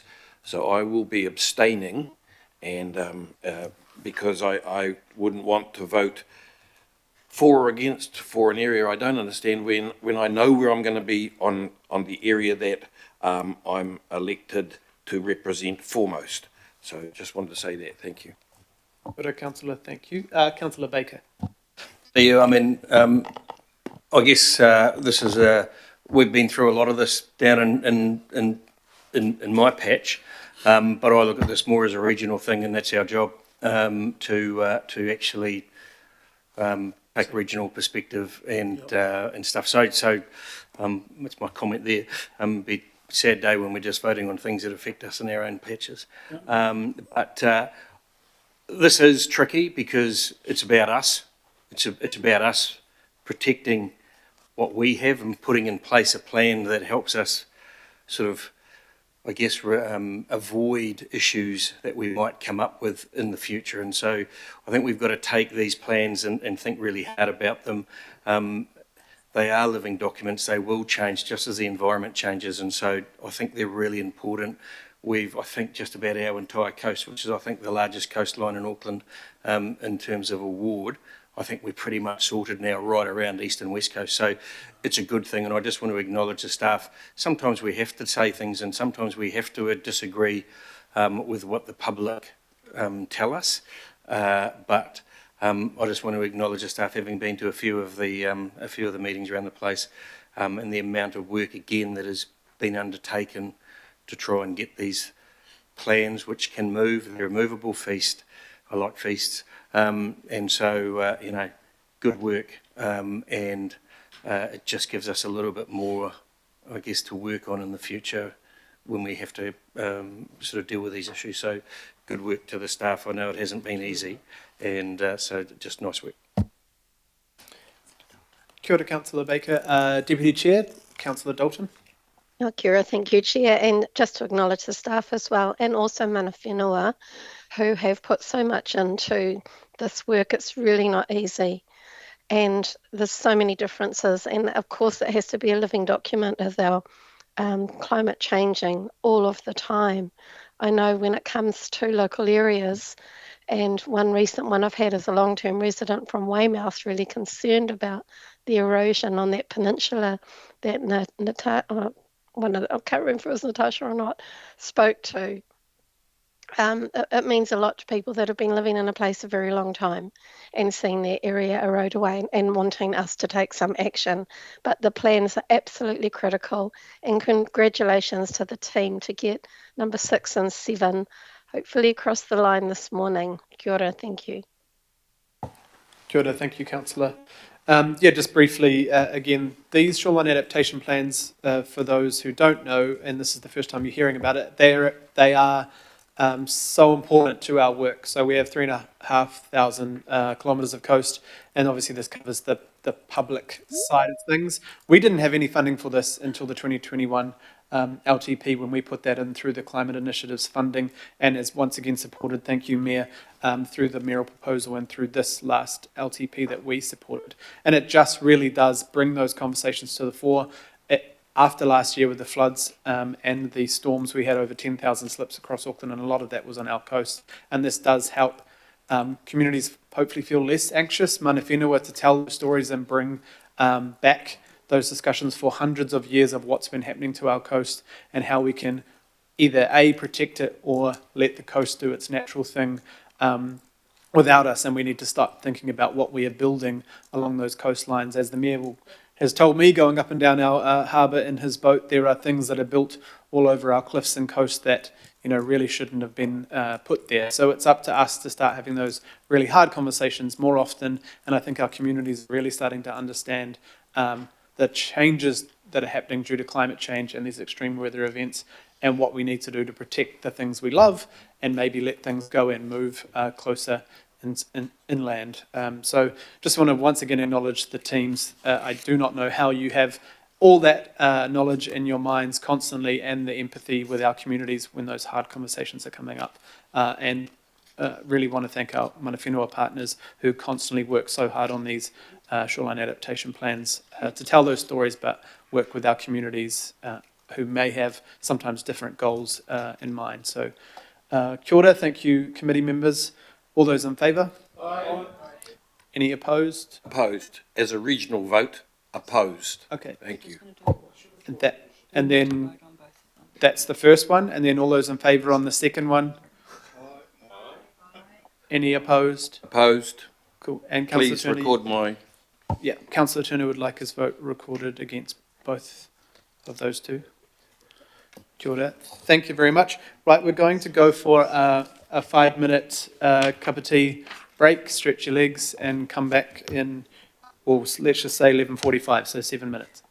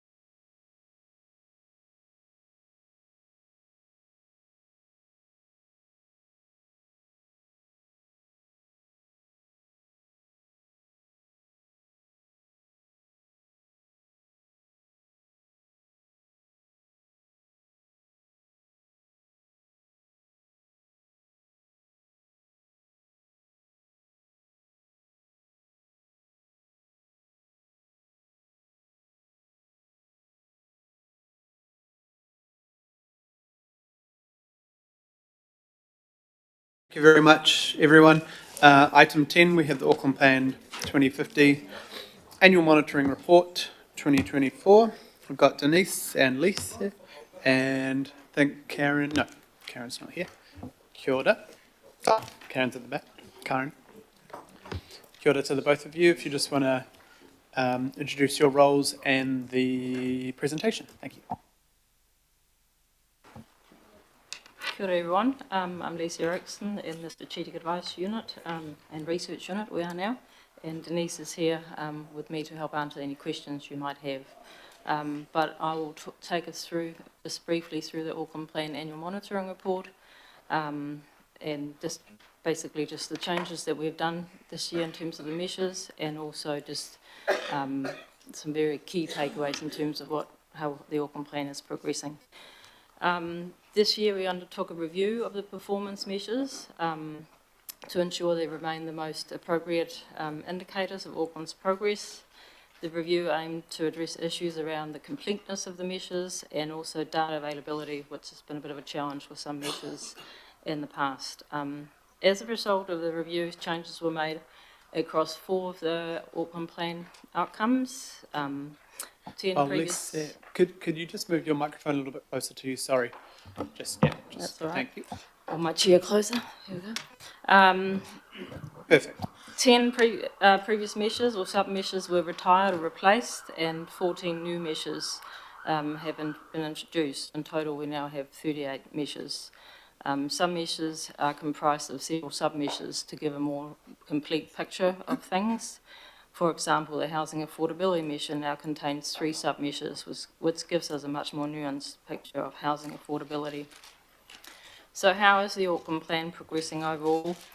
Well, relative to the baseline, which in most cases is 2018, we see that 39% of our measures are progressing positively, which is good, and 22, so almost a quarter, are tracking negatively, while almost a third we are seeing no change since 2018, or no notable change. If we jump to just at a high level some of the good news and not so good news, there's been some positive progress with respect to housing supply and housing affordability. The long-term picture is of improved housing supply, despite dwelling numbers or dwelling consent numbers falling in the past couple of years. Overall, we are up, and that's largely attributable to the upzoning enabled by the Auckland Unitary Plan. This has increased housing supply, which in turn has dampened house price growth. And we're seeing that across all of our 3 housing affordability measures, where the house price to income ratio has fallen and rental affordability has improved. And also we see that the housing cost over burden rate, which is the percentage of households that spend more than 30% of their household income on housing related costs, has also fallen for renters, not for homeowners though.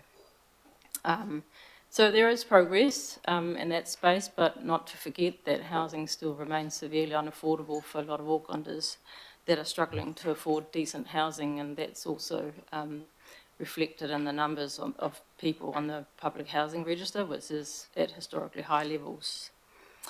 In terms of the environmental measures, we've seen some good progress actually across those measures, and particularly in respect to management of native habitats and native species. More of our beaches are swimmable more of the time. So there is some good progress to report in that space. In the transport space, overall, public transport patronage and biking is down from 2018, but we are seeing it recover and expecting that those numbers will be back to pre-COVID levels over the next couple of years. There has been worsening in congestion over time, and the number of deaths on our transport network has come down, still too high, but it is tracking in the right direction, and there's been no notable change in serious injuries. In terms of greenhouse gas emissions, they have come down overall compared to the baseline, but lot of that is down to what happened during COVID, and what we've seen is that from 20 to 2021, which is the most recent data we have, it did start to rebound, and we're expecting that when we look at the data next year, that trajectory may well have continued, which is of concern. To put Auckland's transport emissions challenge into perspective, we also note in the report that Auckland's per capita transport emissions are 3 to 4 times higher than some other cities that are leading in this space, so Barcelona, even Sydney, Copenhagen, Oslo, Amsterdam, those kind of places. So it gives a bit of a sense of the challenge we're facing. Looking at some of our economic indicators, there's been improvement in labour productivity and earnings over time, but in the past year, earnings have fallen overall, although it's impacted different ethnic subgroups differently. So for European and Pacific peoples, it's kept increasing, but for Māori and Asian, it's down. Of particular concern, and in the bad news column, I guess, is the falling educational achievement. So less of our young people are achieving a level 4 qualification, and more young people are NEET. And likewise, there's been no change in the percentage of children in material hardship, both of which is of concern. Just another couple of things to note. We have not been able to update a couple of measures we have, but overall we haven't been able to update the belong and participation measures due to the timing of the quality of life survey this year. That's about to come out over the next month, so we'll kind of watch that space with interest. And just lastly, we don't feel enough is known about Auckland's screening status. We know that nature in the city is really important for health and well-being, and the importance to climate change mitigation and adaptation. And we would really like to address that in the measures review and introduce a measure that captures that we can look at annually to see how we're going. But unfortunately, we were unable to kind of plug that gap, but it's something that we are keeping a close eye on. And there is good work happening in that space in terms of monitoring canopy coverage in different ways. That should maybe be able to give us data that's more frequent that would be useful for this kind of annual reporting purpose. And that's it from us, and any questions, we'll have a go at answering them. Cool, thank you. Thank you both once again and the teams. It's a huge body of work to constantly report to us. Yeah, good to see some positive stuff, but also concerning, as always, with the negative statistics there. Member Henare. Kia ora, Chair. Thank you for the report. Can I take you to 51? And it says the report includes 4 measures of Māori identity and wellbeing. While the reporting of this data has no impacts on Māori, continued monitoring is expected. Will limit myself to how do you write a report with that actually has stuff in it about Māori, but you don't seek any input from Māori?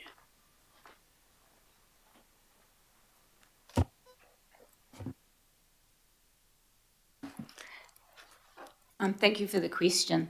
So when we were pulling together this report, we're using the measures that we use every year to report progress on the plan overall.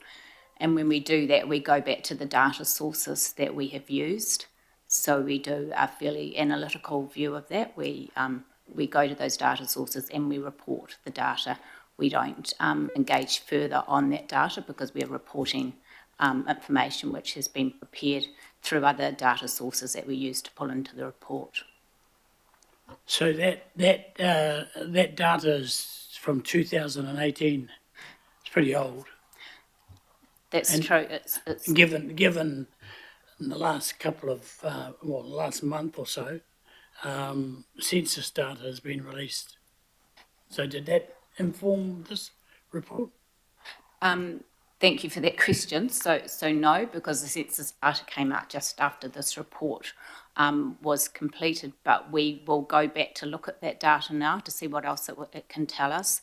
The Te Kapinga survey, which is the Stats New Zealand survey, which is carried out post-census. The last one was done in 2018, and some of the data that we look for comes from that, so it leaves a real gap for us.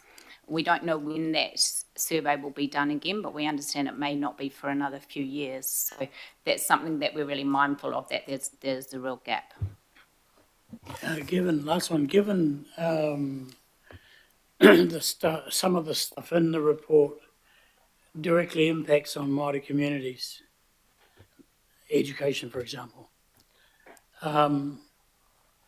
will there be an engagement with the community down the line somewhere? So thank you for that question. We prepare this report, which is then made available to staff and council who are doing their policy work and further development. And so that's evidence for them and the work that they do and an engagement that they have as part of those processes. Kia ora, Member Henare. Deputy Chair, Councillor Dalton. Thanks, Chair. Just one question around the transport and the measurement against 2018, and that's to do with transport usage. Do we use that measure as a point of interest rather than a point of success, given life has changed in terms of how we travel pre-COVID to post-COVID? So I wouldn't see a 2018 target. I wouldn't see 2018 and necessarily being a target, given that there's more people working from home and, lifestyles have changed. It's a question I've asked of Auckland Transport before, because I just thought it was strange that we were still trying to benchmark ourselves in that way.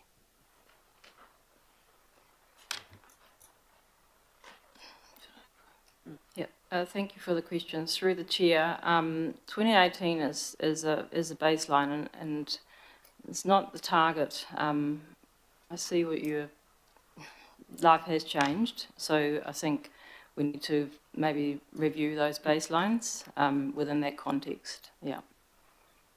Thank you. Thank you, Councillor. Councillor Turner. Thank you.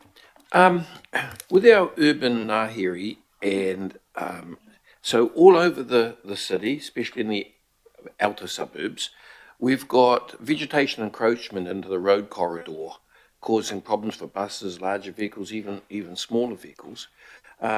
It's not just out there too, even in the city itself. Kinross Street in Blockhouse Bay, I had an email from Auckland Transport which said they couldn't consider Kinross Street as a bus route because their policies say they have to be able to pull up to the curb at any point for emergency issues, and they couldn't do that on Kinross Street because of the overhanging branches from all the putakawas up that street. They couldn't get to the curb in every situation. So my question is, how do we balance, well, first of all, my question is our urban ngāhere being used to measure against our carbon targets? And also, how is our maintenance of the other road issues, the road user issues, balanced against our tree outcomes, our urban ngāhere outcomes that here?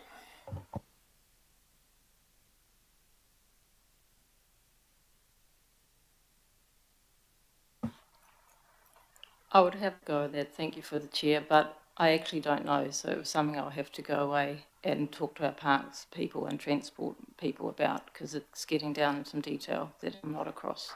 Sorry.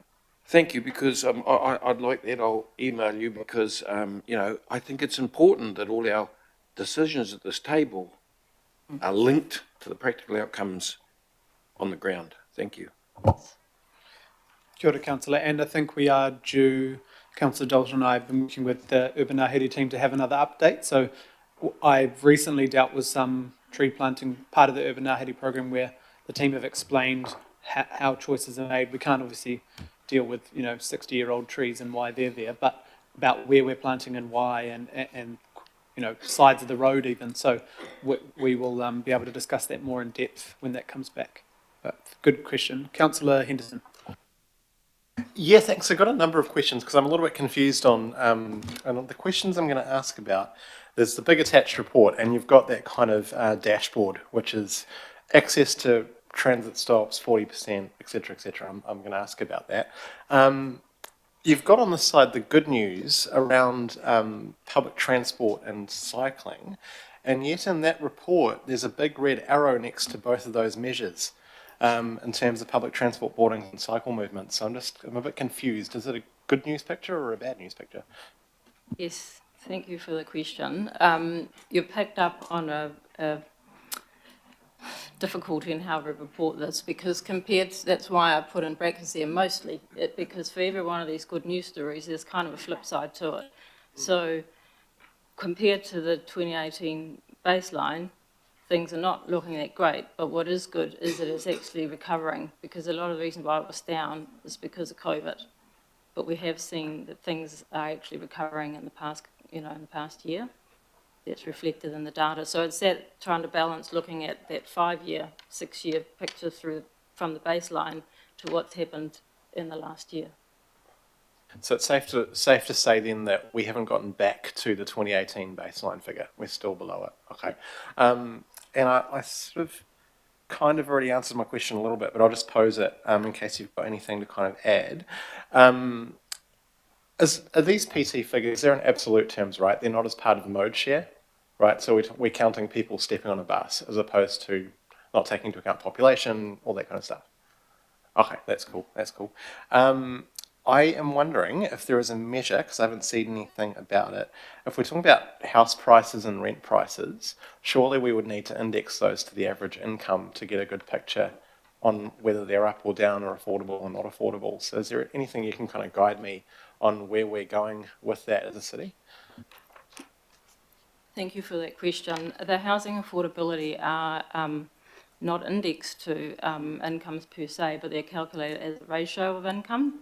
So both the first measure on housing affordability is a housing price to income ratio, and the rental affordability is also over income. So it is relative to income in that sense.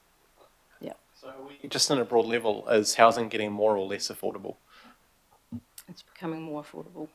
It has become more affordable. That's good. Yeah. That's good. And I'll save this for the debate, but housing supply, I think, really is part of that picture. But I'll talk about that more.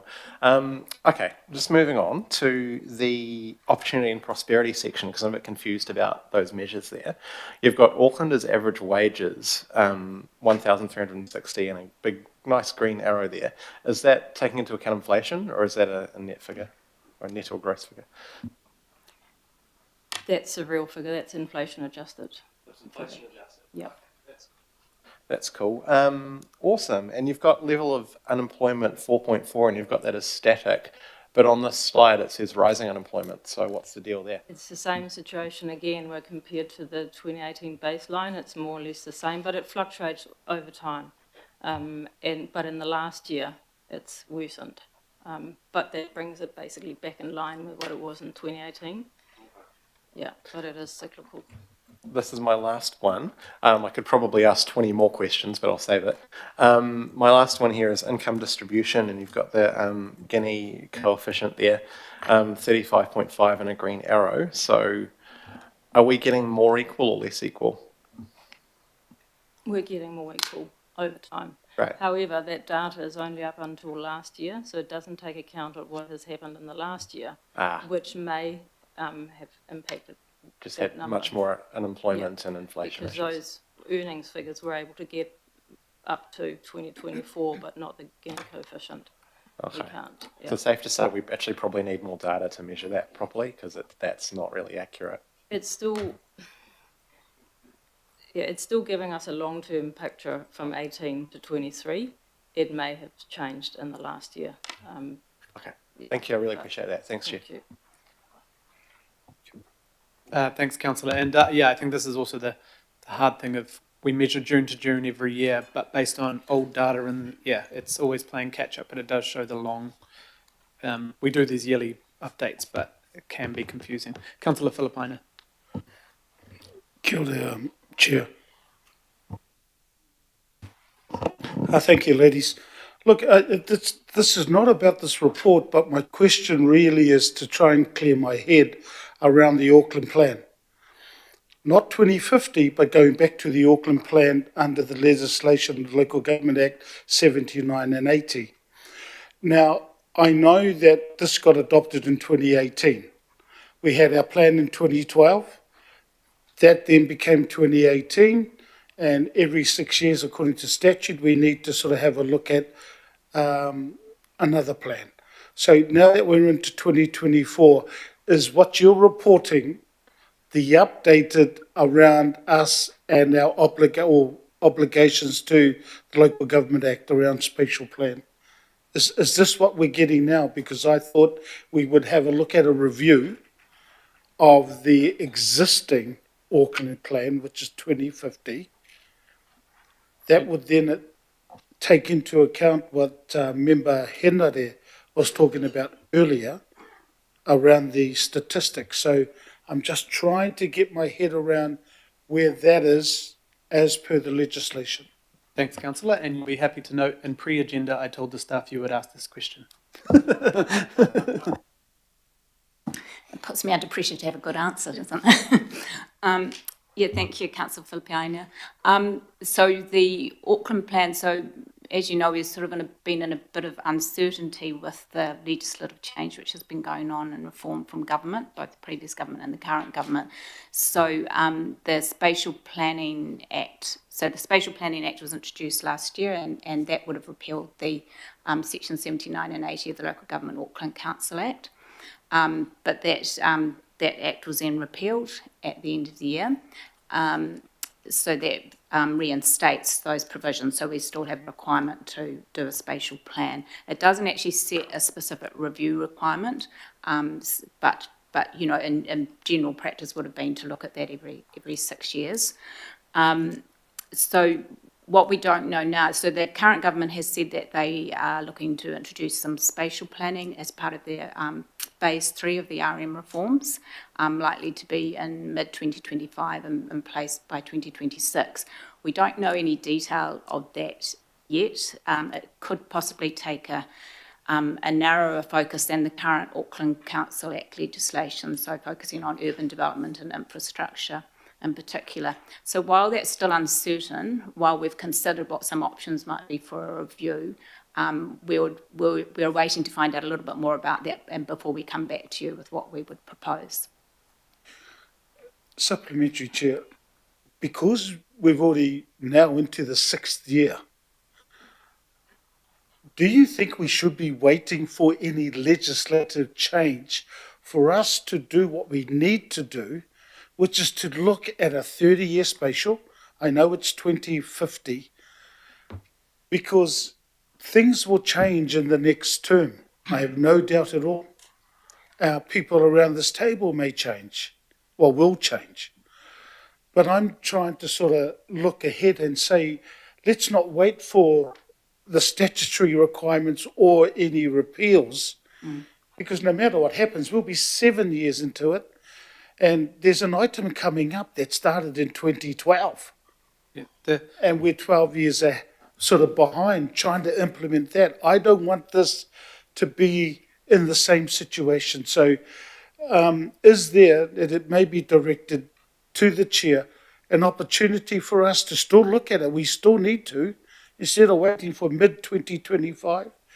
You know, I mean, as Member Henare said, the statistics, even with Māori population, Pacifica, ethnic population, the population in general. So yeah, I don't know where this is targeted to, but...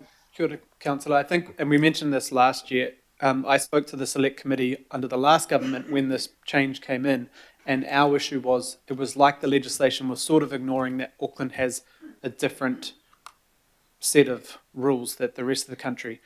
What they said at the time is they would require us to do a fully new spatial plan, which is essentially a new Auckland plan. So that legislation was in place last year, and so we would have started the review, the 6 yearly, and the 6 years is our choice. It's not a legislative. So that we just chose 6 years, or the previous council chose.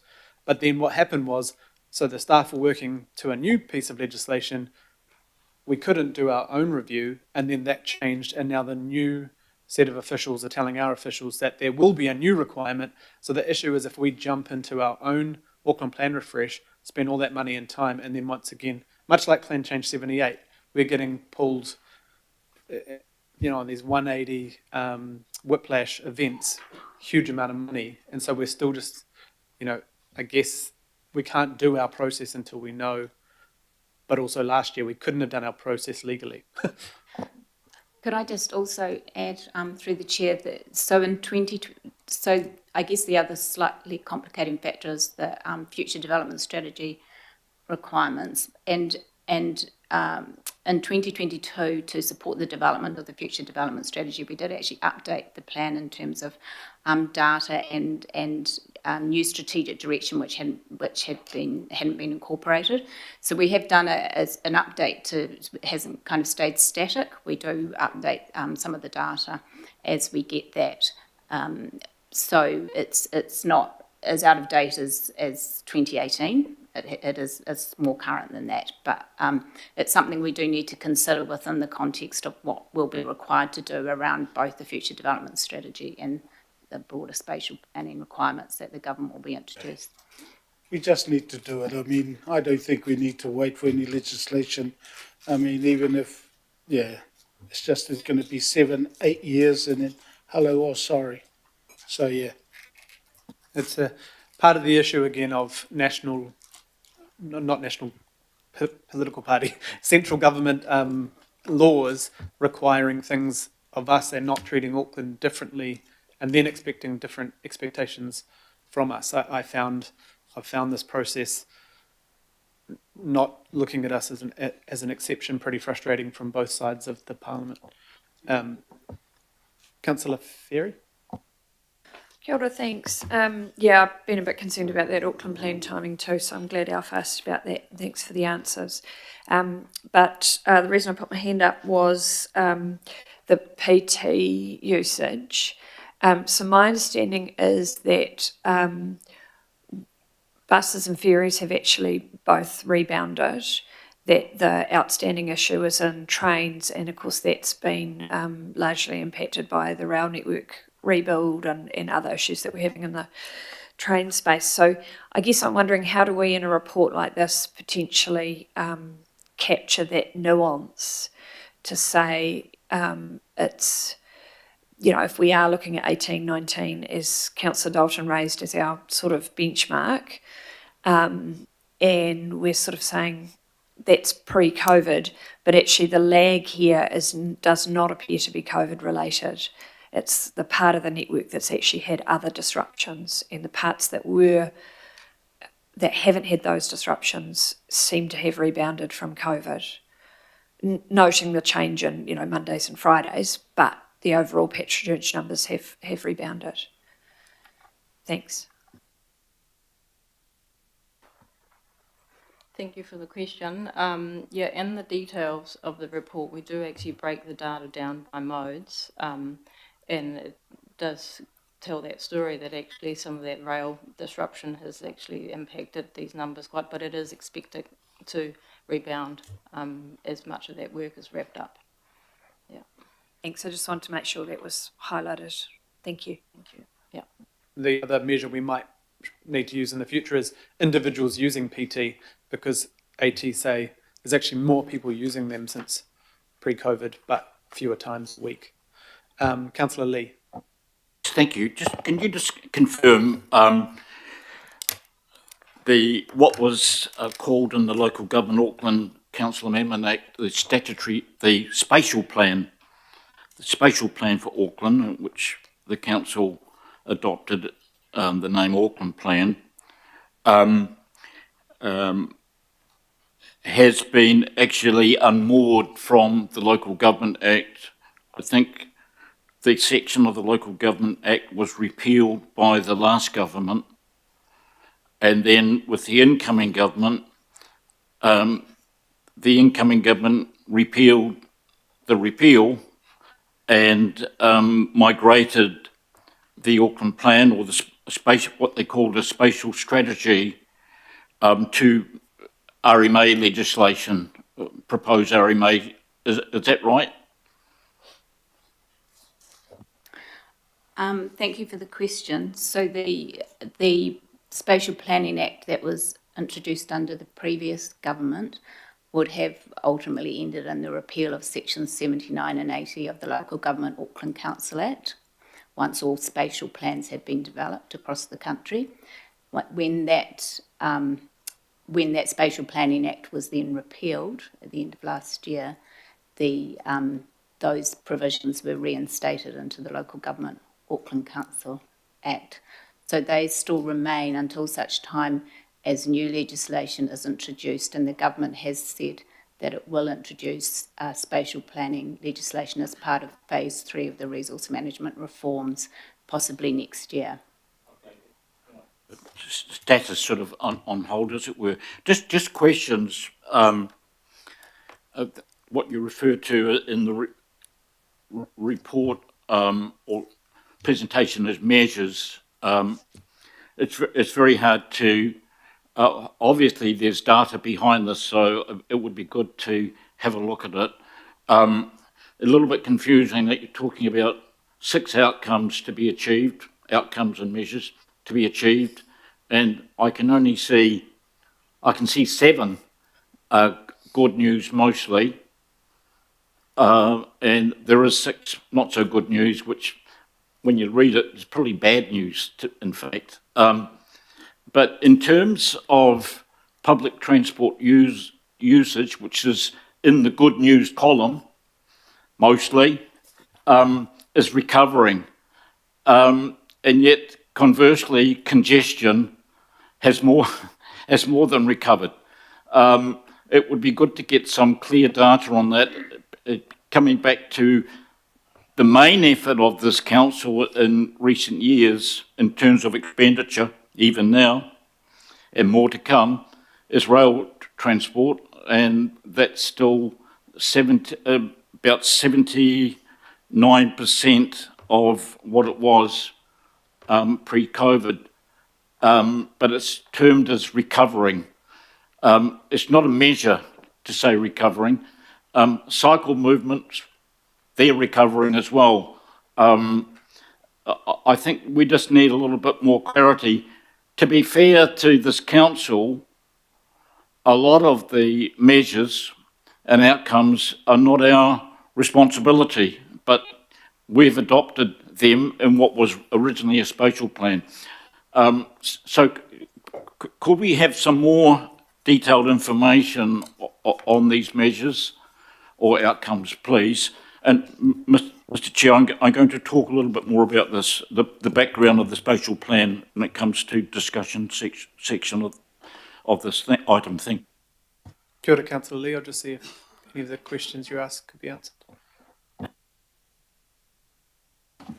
Thank you, Councillor Lee. We provide more detail in the appendix to the report on the actual data and the data sources, but we can actually send you some more specific data on that. Tell you for why I am interested in public transport in particular, and Auckland Transport which once was excellent in providing data to its directors on its directors' agenda, has become quite non-transparent on public transport and finances over the past year, 18 months or so. Thank you. Thank you, Councillor. Councillor Watson. Yeah, thanks. Just trying to weigh up the good and the not so good with what you perceive as happening on the ground in and around Auckland, and I think you've managed to capture it quite nicely here. So on the face of it, something like housing affordability, which is pretty fundamental to people's lives, has improved. We've got this falling house price to income ratio, but it's still severely unaffordable. So it's not just unaffordable; it's severely unaffordable. So I guess that kind of minor adjustment, if you like, where a house of 1.3 million goes down to 1.25 or something, is pretty much academic as far as those people who aren't already in that market. And I just wondered, similarly with the rental, people and renting, rental affordability on the face of it has improved a little bit, but the rental people are the people who spend more than 30% of their income on housing for a starter. So they're worse off before you even begin the race, so I guess with the whole housing situation, then it's really one of some relatively minor improvements that, in the overall picture, will get trumped by these other kind of not so good developments elsewhere, like, for instance, even the cost of transportation, which has gone up in that same period. So they've been cut out. So I guess at the end of that, and I know it's probably not your brief, but living in Auckland, say 2024 compared to say 2019 or 2016, for people it's really got quite a bit harder, hasn't it? Really, that's the big picture sort of conclusion at the end of everything.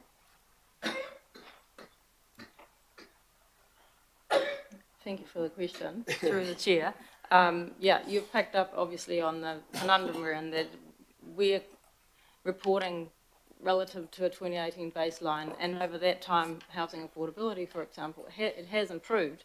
Doesn't change the fact that lots of people are really struggling to get into the housing market or pay their weekly rent. And as far as what's life like in Auckland, some of those things will come through in the quality of life survey results that we're still waiting for, and that we haven't been able to, the timing of that this year is different, so we haven't been able to report on that. But one of the measures, for example, in there is about the quality of life that people are experiencing in Auckland. So, we'll watch that space as that data comes out. Yeah.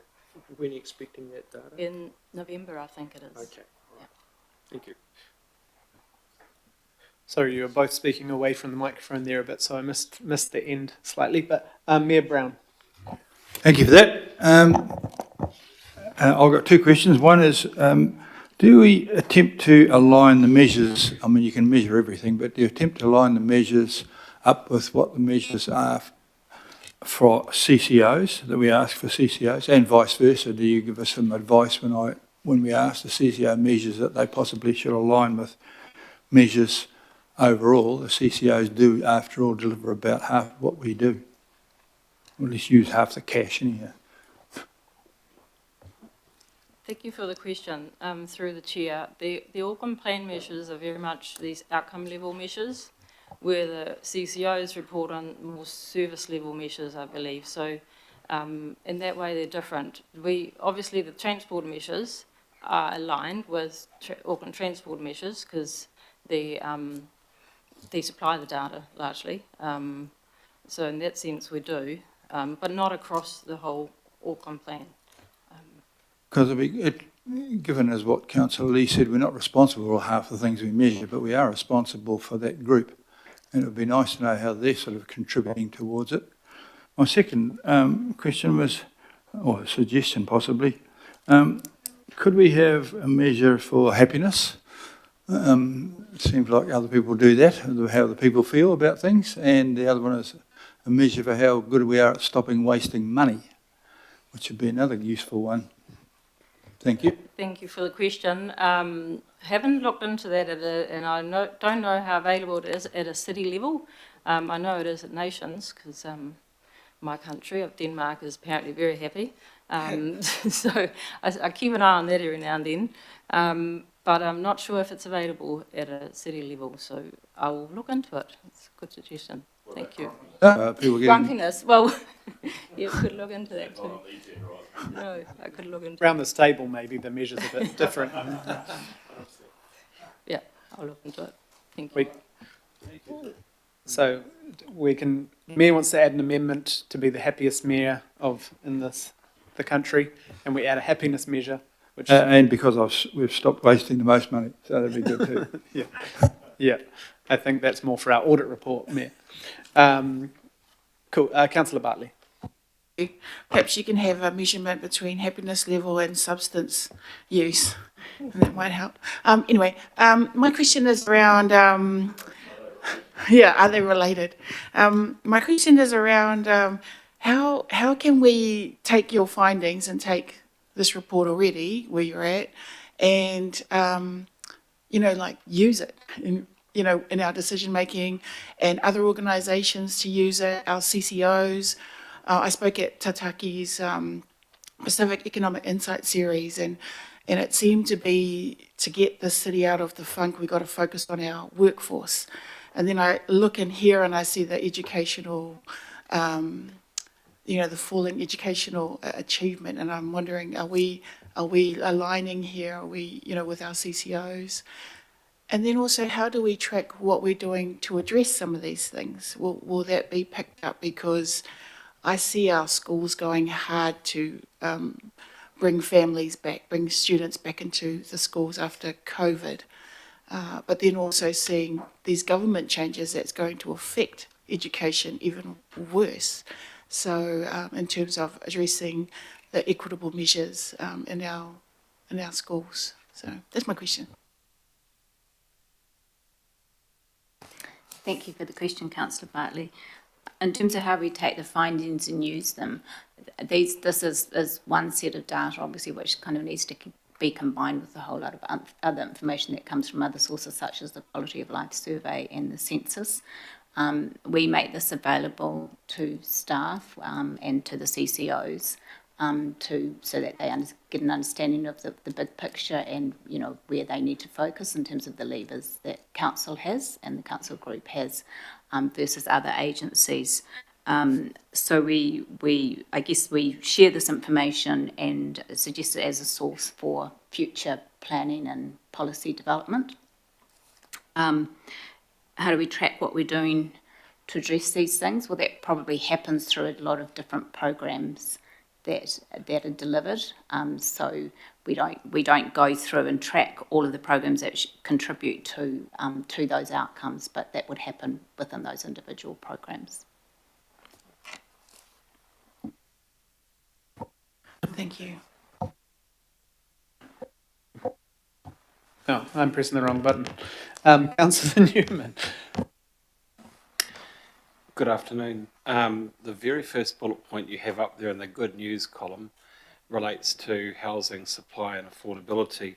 With respect to housing affordability, the only positive way that one could interpret that is if more people are becoming independently wealthy insofar as they can afford to buy a house. Is that how I interpret this? Because if housing affordability is measured in terms of house price, yeah, some houses might be becoming cheaper, but that means that there'll be a homeowner out there who's under mortgage stress or potentially facing foreclosure. And I don't think that could be interpreted as good news for those people. So can you just clarify if the affordability measure there, because you note that incomes, you know, fell over the past year.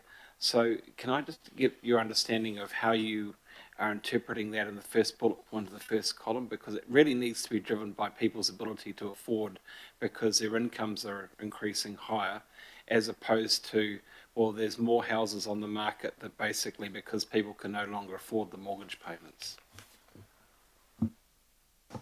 Thank you for the question. Through the chair, this year we have replaced the housing affordability measure that we did have, which was actually more the kind of measure, and I can't actually right now sitting here at the top of my head, let me look at my notes what exactly it was, but this was exactly the reason why we took it out, because it was hiding that kind of thing. It was the housing cost as a percentage of household income, and that at that very broad level actually encompasses people that have paid off their mortgages, etc. So any movements in that wasn't really telling us anything. So we have replaced that measure with 3 new measures that looks at house price relative to household income, and a rental affordability that looks at rent over income, and also the housing cost over burden rate, which looks at the percentage of people that pay more than 30% of their household income on housing-related costs, to get that fuller picture of what's really going on across homeowners and those that rent and housing stress as it's experienced by people. We did try and include a mortgage affordability index, which is something that MHUD uses, but in the end we decided against using that because it's actually quite hard to wrap one's head around. It's a very technical index. So I think where we landed is something that gives us a more full picture of what is happening to housing affordability with those three sub-measures, as opposed to just having one quite crude measure in the old monitoring framework. Thank you, Councillor. Councillor Henderson. Thank you for the second effort. It was just one question really, because I just remembered the housing supply question I was going to ask. Thank you. It says here it's improving, but if you sort of dive into the data here, you've got number of new dwellings consented, and we're actually going down over the past couple of years. Do those things match up? What's the deal there? Thank you for the questions. It does match up as far as that in the long term the picture is actually of improved housing supply compared to that 2018 baseline. Sorry. And more so also what we have included this year as a new measure is the number of new dwellings per 1,000 residents. And we're also seeing that over time that measure is improving, which means it's actually controlling for population growth. And we're seeing that measure going up. So that's a good thing. Thank you. Yeah, we've got I'm seeing that data here now, and there's a huge drop-off in 2023 on the consented per 1,000 residents. I'll reserve my right to speak on that, Chair. Yep. Councillor Sayers. Thank you, Chair, and thank you for reporting your answers. Doing really well. My question was just around housing affordability as well, and if you're able to, was there any data or any information that you're aware of about what actually is making the housing unaffordable compared to the other benchmarks cities that you might be looking at, i.e., is it the price of the land or is it the price of the house? Does it go down to that detail, or are you providing any comment on that? Thank you for the question.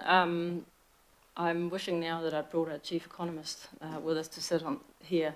I'll have to come back to you on that. There is nothing in the data that we have looked at that actually looks at those particular, what those drivers are. It's a complex picture of, interest rates and land prices and all that. But I think he'll be better equipped to answer down to that technical detail. Thank you. Yeah, I'll get the, today sometime we'll get Gary Blick's investigation on that done, because it did show that there was a dramatic change from the unitary plan, not only housing affordability, but housing in the right place, but also housing dwellings per resident. And also I think last year we had the highest ever percentage of first home buyers and things like that. But obviously everything becomes relative, as Councillor Newman says. But I think there is a marked change since the unitary plan because of the supply. But notwithstanding that housing is unaffordable for most. There are any other questions? Right. Thank you both. I'll get you to step back. A huge amount of work there, and we'll see if there is any debate to be had. I know that Councillor Lee would like to speak, and then I've got Councillor Newman, Councillor Henderson. Happy to move. Councillor Filipano, would you like to second? Thank you, Mr. Chair. The spatial plan for Auckland, as it was referred to in the Local Government Act, was a key part of the local government reforms that led to the establishment of the Auckland Council super city, so-called, and it was expressly a key responsibility of the governing body of Auckland Council.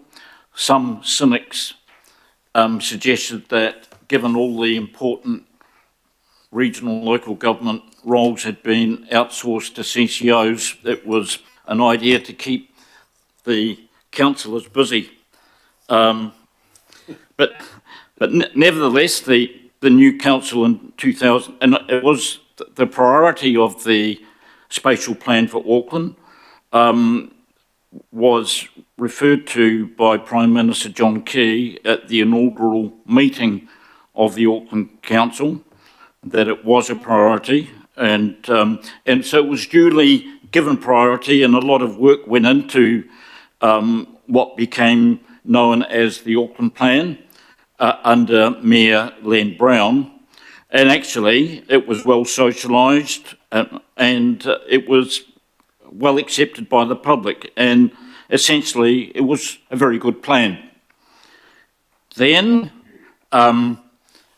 just in 2017, I think, and 18, despite the Act Section 80 of the Local Government Auckland Council Amendment Act, indicating that the council may from time to time amend the spatial plan, the whole plan was completely rewritten in 2018, and some of the progressive aspects in the original plan, a whole chapter devoted to the importance of built heritage, a commitment for a rail linkage to Auckland International Airport sometime in the 2020s, way ahead in the future. The new plan removed that. The new plan removed the chapter on the environment and folded it into a subset of culture, human culture. The built heritage chapter was removed, and so on. What I'm concerned about here is in the report, the original plan has been officially disappeared, even though it was a statutory instrument. And so in the report we have the Auckland Plan was adopted in June 2018. Strictly speaking, legally speaking, an amendment to the 2012 plan was adopted in 2018, not a new plan. It can't be both ways.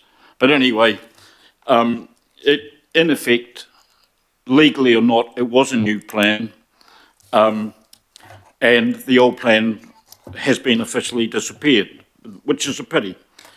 Meanwhile, the government gave this responsibility to the Auckland Council, to the councillors, and meanwhile it handpicked its own people to deal with the Auckland Unitary Plan.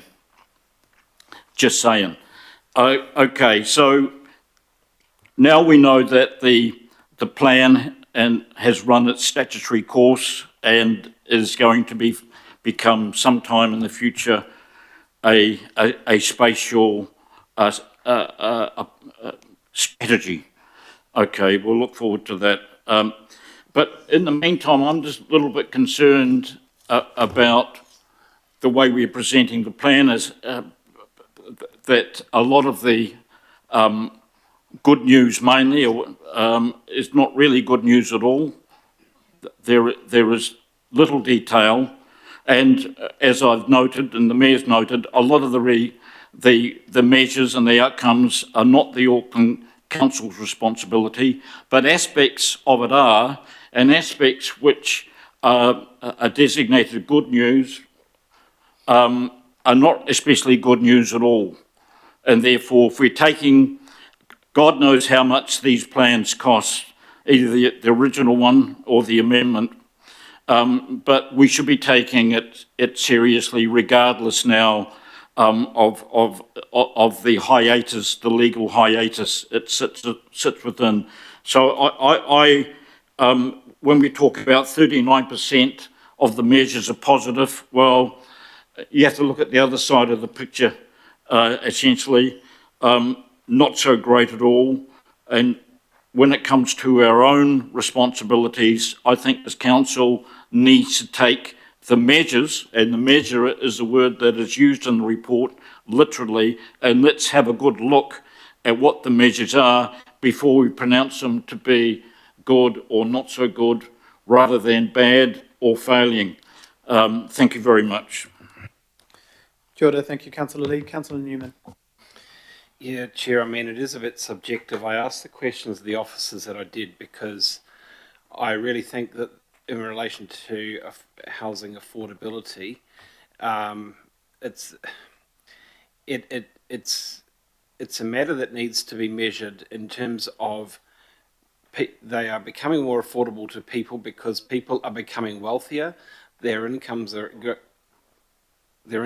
increasing, and that they have the ability to service the mortgage over the life of the mortgage, as opposed to, well, affordability is increasing because people are under mortgage stress and the banks foreclosing, etc. It is a subjective interpretation of good news, and I'm glad that the officers provided some context for that. A measure would be like this.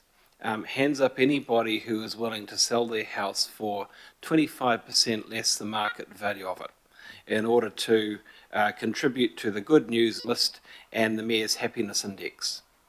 And the truth is, nobody's putting up their hand to, well, you can sell your house, Councillor Fair, and we'll see. The truth is, I don't think there will be many people, or potentially any people, who are prepared to sell their private assets for much less than market value. And the reason for that is that you acquire that wealth, I think, in part to enjoy it, and hopefully to be able to sustain yourself in the future by any capital gain that you might have. That's my interpretation anyway. So I think, Chair, but the next speaker might have a different view, who knows. Chair, the truth of the matter is that building a whole lot of houses to sell to one another doesn't really add a heck of a lot to economic productivity. It is the economic growth that we require because of people investing in other assets that is really going to drive economic growth. And I think that there are some further discussions that need to be had about that measure in relation to housing affordability, because that is a very subjective matter, and there are a lot of people who are waiting for the OCR to reduce further so they can enjoy the benefit of those lower interest rates, because that is absolutely the measure of people's ability to be able to manage those family budgets, which have been under pressure for some years now. Thanks. Kia ora. Thank you, Councillor Newman. Councillor Henderson. Yeah, thanks. Just a couple of quick things. Thank you, Chair. Look, just thanks to the staff. I mean, the data is great and my annoying questions were answered extremely well. So thank you so much for all of that. I think it's a really useful report. But like previous speakers, although I take different views on conclusions, I think we cannot look at the report as a complete picture. I just want to firstly remind colleagues around the State of the City report, which has got a really good international baseline on how Auckland's performing internationally, and I'd recommend a read. If you haven't read it already, go through that stuff. That's really good. The other thing is that it kind of obscures things a little bit, because we've got a 2018 kind of baseline data issue here, when if you go through and look at the actual graphs in this report, and I know we all have, you're seeing huge declines in quality of life across the board over the last 12 months, right? You're seeing a hell of a lot less houses being consented, you're seeing costs going up, you're seeing unemployment going up, you're seeing people really struggling, right? This is the kind of stuff that we've got to be thinking about when we're exercising our roles. Construction sector, I've got mates in the construction sector, it's never looked this bad in a very long time. People being laid off left and right. When you go and delve into that data, the picture that you find though, is that supply for housing has a huge bearing on house price increases and rent increases. The more we encourage supply, the good stuff happens. People pay less for those houses. It's simple supply and demand. It's simple economics you'd learn in school. There are some who advocate to dampen supply, either directly or indirectly, saying either we don't need it, or we don't need it here, or we don't need it there, right? I would point those people firstly to the Public Housing Register, which is huge and hasn't been touched since 2020. Sort of bounces around a bit, but it's extremely high and unacceptable for a city to accept that level of poverty that we have.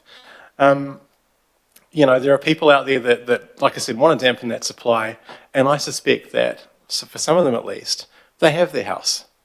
I'm all right, Jack. Doesn't matter. Doesn't matter about house prices for new people trying to get into the market and start their homes.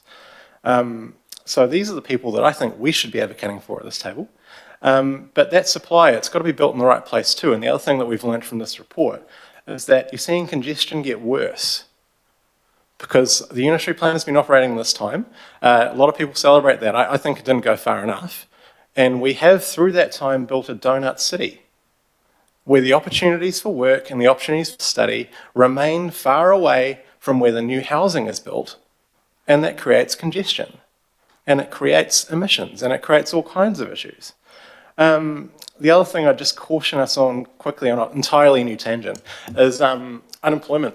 So unemployment data and inequality data. These things, I mean, this stuff doesn't fall evenly across a population, right? I don't need to tell you guys this, but you know, looking at the GFC, the data coming out of that was really interesting, where the big end of town largely stayed okay, right? And things were good. And we've, since that time, that was distracting, but 15 years on, we've got a national myth that New Zealand survived through it really well and it was great economic management and all this kind of stuff, right? Well, it wasn't great economic management in lower socioeconomic areas, which were suffering double-digit unemployment. You know, that's what we saw. And that's what the data is showing we're heading towards again. So we've got to really double down and do what we can to encourage economic growth across the places that we really need to encourage it in. So that's it, just a bit of a rant and a lecture, but I hope there was something useful in there, Chair. Thank you. Kia ora, thank you, Councillor. Councillor Filipaina. Thank you, Chair. Look, the information contained in this report is what it is. You know, I mean, we've looked at it, it's been reported back to us. The issue for me is the census that has been reported now and delivered to us. I want to, and this is through you, Chair, I was going to put an amendment up. I'm not going to do that. But I think that we need to have a look at that report, the census, and just to really update the information that we have, based not only on that, but any other further information. I will leave that with you, Chair, because, again, the information, and as we've heard, is something that's out there with a lot of other reports. We also, if you have a look at the agenda, on number 3, we have the Future Development Strategy Monitoring Report coming to us, and that's coming to us at the end of this year. So, Chair, that's just my plea to you as Chair and Councillor Dalton as Deputy Chair, just to sort of have a look, see what can be done with the new census data that we have. Kia ora. Kia ora, thank you, Councillor. Councillor Turner. Thank you. And on the back of Councillor Filipaino's comments, I understand this is a report and the data's the data, and data can always be sliced and diced. But I just want to say that I have had no observation over my lifetime that houses have got cheaper in any way by simple supply and demand.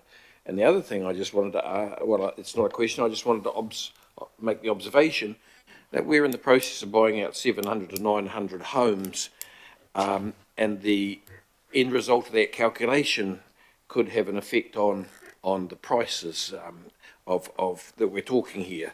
So all I'm really trying to highlight is the number of variables that are happening on the ground that we don't necessarily lock into when we make these sorts of reports and debates. Thank you. Thank you, Councillor. Councillor Ferry. Kia ora. I wasn't going to speak to this item, but seeing as we're talking about housing, I think one of the things that really concerns me is the way that we do seem to be creating in Auckland a housing market where if you want to buy, it's kind of like, I've seen it described as a Bridgerton economy. You sort of need to inherit wealth or marry into it. And for myself, I was lucky to inherit enough for a deposit. I have friends who did not and have had to buy outside of Auckland. I've mentioned before, it means our children are not growing up together, which, you know, I personally mourn to a certain extent because they're not having those close relationships and we're losing connection. So there's also a real lack of mobility for people who might move out of Auckland to get a first house and then are completely shut out in terms of if they need to return later in life as well. The difference in how much you'll get for a house in, say, Christchurch, there's no way you can move back to Auckland unless you are significantly downsizing. And that is just shutting people out from potentially moving back to support networks, moving to work, education opportunities as well. But then there's the other side of the market too. There's rentals, and I'm really worried about the large number of kāinga ora developments that are paused, particularly in my area. I live in one of those neighbourhoods. We have had dozens of houses taken out, no sign of construction of new housing whatsoever. Some really good plans for some intensification, quite modest intensification actually, but the construction is actually not happening. So the slowdown for the construction industry at that end of the market is going to start to really show up in a lot of these figures when we're looking at the annual report next year, I think. And it really hollows out those communities too. You know, it has an impact on local schools, local scout group. You know, we're seeing a drop in numbers for the scout group. All of those kinds of civic institutions that provide connection within a neighbourhood. It increases illegal dumping because there's a whole lot of vacant sites and you know, we've got a lot of damage to our roads that aren't getting fixed because there's still a lot of trucks moving around and there's going to be for a while yet, so why fix a pothole? It'll just be back next week. I'm having some success getting some of those potholes temporarily patched, so shout out to AT for that.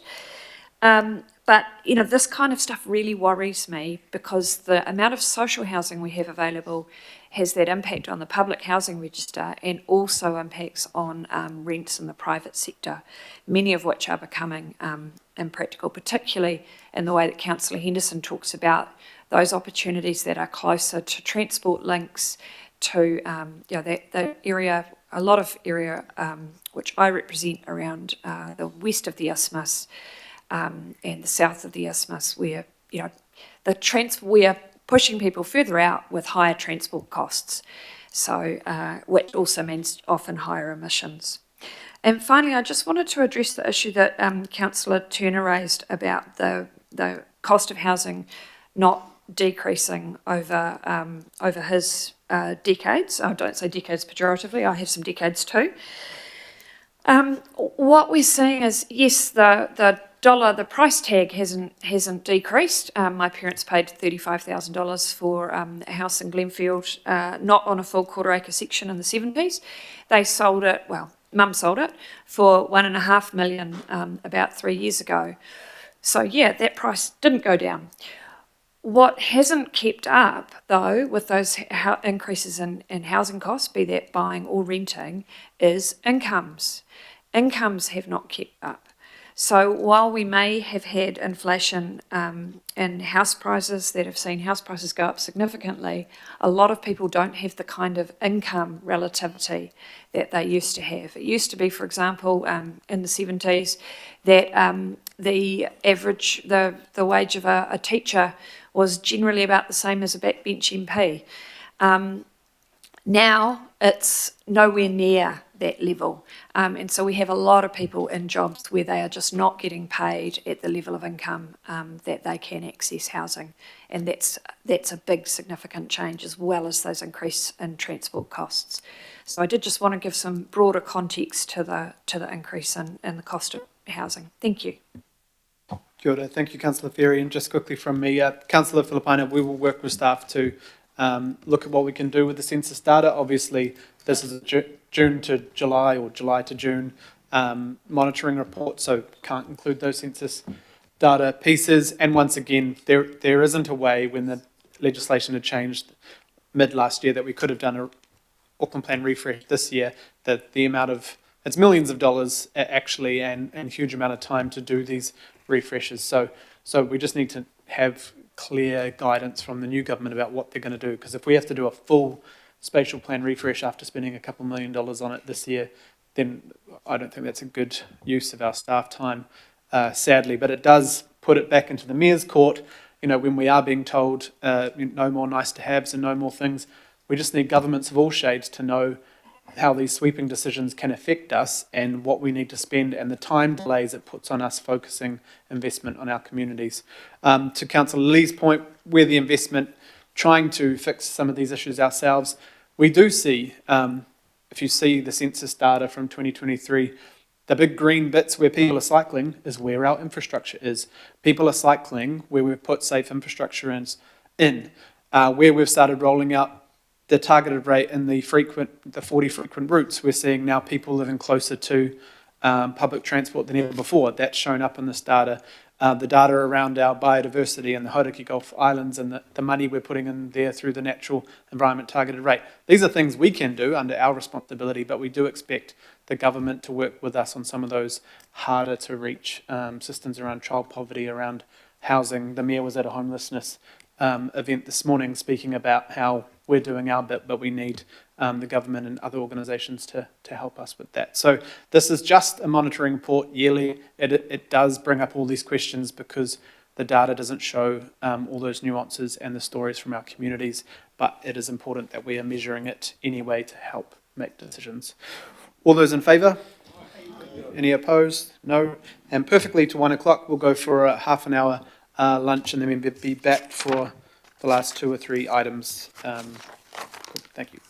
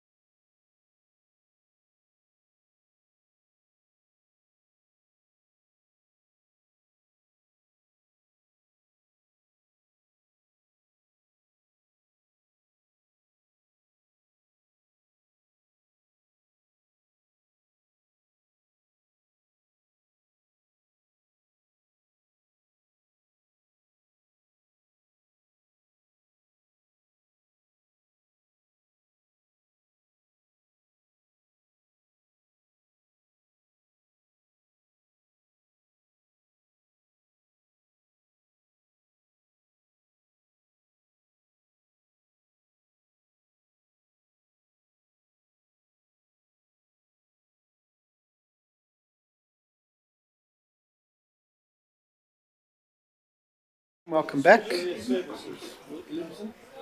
We have just got quorum in the room. And thanks for those online for joining. Right, we have item 11. We've got Jackie and Dave on the update on the strategic approach to sediment program, or the Mayor was calling it the SAS program. Quite different, Mayor. Kia ora. Kia ora, thank you, Chair, and thanks, members. This is an update on the program that we've been running for a few years now. I just will introduce ourselves. Dave Allen, Manager, Natural Environment Strategy, and Jackie Reid and my team, Senior Analyst, Natural Environment Strategy. Just wanted to note that we've got an attachment to this report which outlines a few case studies in terms of how we're approaching as an organisation the issue of sediment management. Sediment management is one of our biggest environmental issues, and I think what we wanted to try and emphasise with this presentation was that this is about actually doing better with what we actually have got in our existing toolkit, and looking for innovation and applying some new tools to get better outcomes. So we're trying to get alongside a lot of the different parts of council to actually make those improvements. So I'll hand across to Jackie and she'll run through the presentation. Kia ora koutou. I just want to acknowledge the other departments and CCOs that we've been working with over the last year. We've been working with the licensing and compliance team, healthy waters and flood resilience team, environmental services, plans and places, and Auckland Transport. And for our machine learning, artificial intelligence work, we've been working with Linker Analytics and Zealandia Consulting. We've produced 2 technical reports that we've uploaded onto Knowledge Auckland, and this morning we've released a GIS viewer in the Auckland Council Apps portal that will show you the 5 catchments that we've studied pre and post Gabrielle and our mapping of bare earth in those catchments.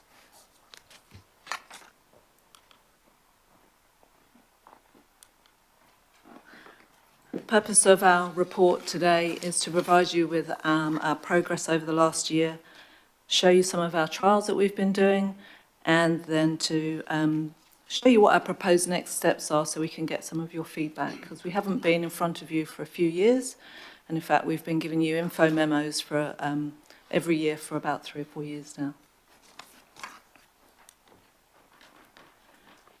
So for those of you who've not really heard much about this programme, we have 6 focus areas. We work in these areas, but it's actually a collective of these 6 areas that we work in to try to reduce sediments from going into our waterways. So if we get better information, we can influence that strategy and policy space. We're always looking for different and new interventions. We also want to improve the way we monitor and evaluate what we do. We cooperate both internally and externally to build our capacity, and we're here to communicate and engage with the construction sector in particular.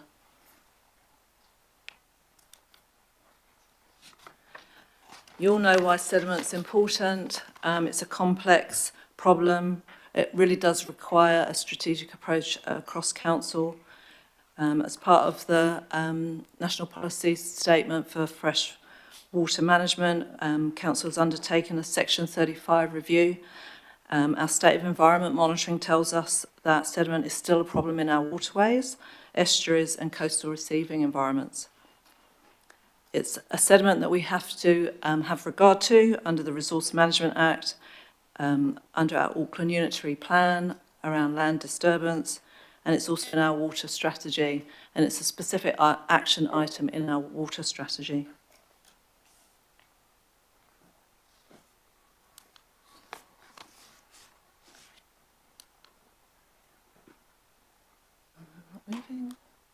Sorry, need to press a bit harder.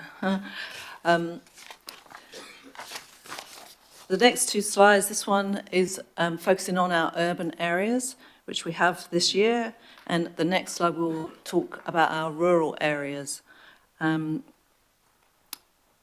slide on the left-hand side, or the photo, sorry, on the left-hand side, is actually taken from some cameras that we've been putting out across Auckland.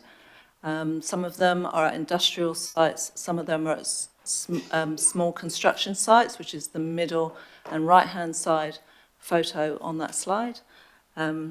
We've been using machine learning, artificial intelligence to identify sediment discharges in real time so that we can be alerted and our compliance staff can go out and investigate these particular discharges. The one on the left of that photo, we noticed a discharge at 4 o'clock nearly every day on a work day. So something is being washed down likely, and so we can go out and try and track and trace it back up the network. We are also currently undertaking a review of our guidance document, commonly known as GDO5. This is a live document, and we update it regularly as new practices come into play, but we're taking a broader review of that, and we're working with the construction sector to provide their thoughts into this, and also looking at our compliance data, we're feeding that back into the review. We want to align this, the trial of our cameras with the critical pipe assessment maintenance program that already have cameras in the region. They're looking at block pipes, but we can also use our machine learn model to identify sediments. And in fact, we can train the model to identify sediments in most locations. Move on to our rural sediment issues we've been looking at this year. Because of all the large magnitude storm events we've had, they've really impacted our unsealed rural roads. And so we work with Auckland Transport to bring into their environmental criteria for assessing their roading programme to look at sediments in particular.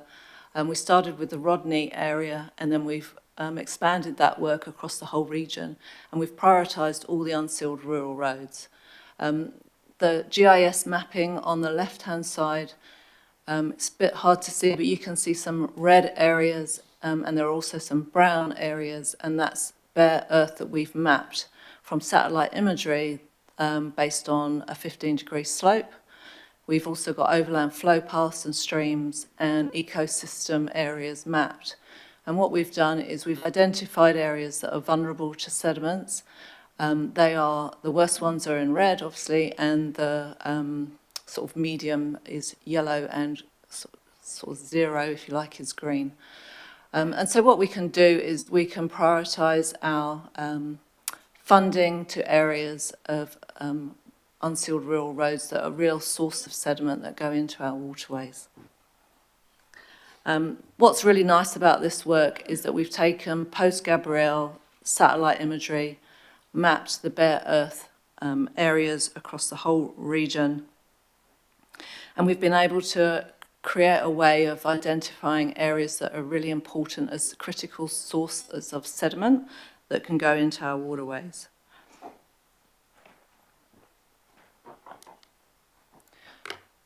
We found that so good that we also did a pre-Gabrielle mapping exercise of satellite imagery so that we could try to estimate what land use and what land types might have got eroded more across the region after Gabrielle. So we decided we'd do a trial and just pick 5 catchments, and that's what we've got available on the mapping app that I mentioned earlier. What was really interesting about this work is that you can look at the area of bare earth and estimate what the sediment load would potentially be down into the estuaries. So if we can do that after an event, we can do that as often as you like with satellite imagery. It's a really clever and important way we could start to get scale with our sediment management and our decisions that we want to make around our land use. These sediment heat maps are easy to do. We can align it with all of our other programs that we have, like the freshwater management tool, our other programs and incentives for planting up areas that are prone to erosion, and maybe even expand those. You can see in this particular slide that the area's pasture, but not all pasture is the same. You can't say that there's a lot of sediment coming off pasture. It depends on so many different variables. But after a large event like we've had, we can look at areas that are really vulnerable to erosion and work with farmers and farm plan in the farm planning exercise to identify those critical sediment sources. And maybe we can incentivise the retiring and planting out of those highly erodible areas. The main thing that we found out from these 5 catchment examples, and it'll be no surprise to you around the table, that slope and aspect were the biggest influences on sediment erosion. Where you had indigenous forests or bush blocks, they were less affected overall. Pasture was the worst affected land use type, but not in all places. So it is very place-based. So for the coming year, we want to now focus more on compliance in urban areas. We want to use this new technology at those urban growth sites. We want to work more closely with the industry and sector groups. We also want to look at some of the permitted activities, especially in the ecologically significant areas, to make sure they do meet with our standards and rules. And we want to continue to use this information and plug the gaps that may come up as we go through our plan change in 2026-27.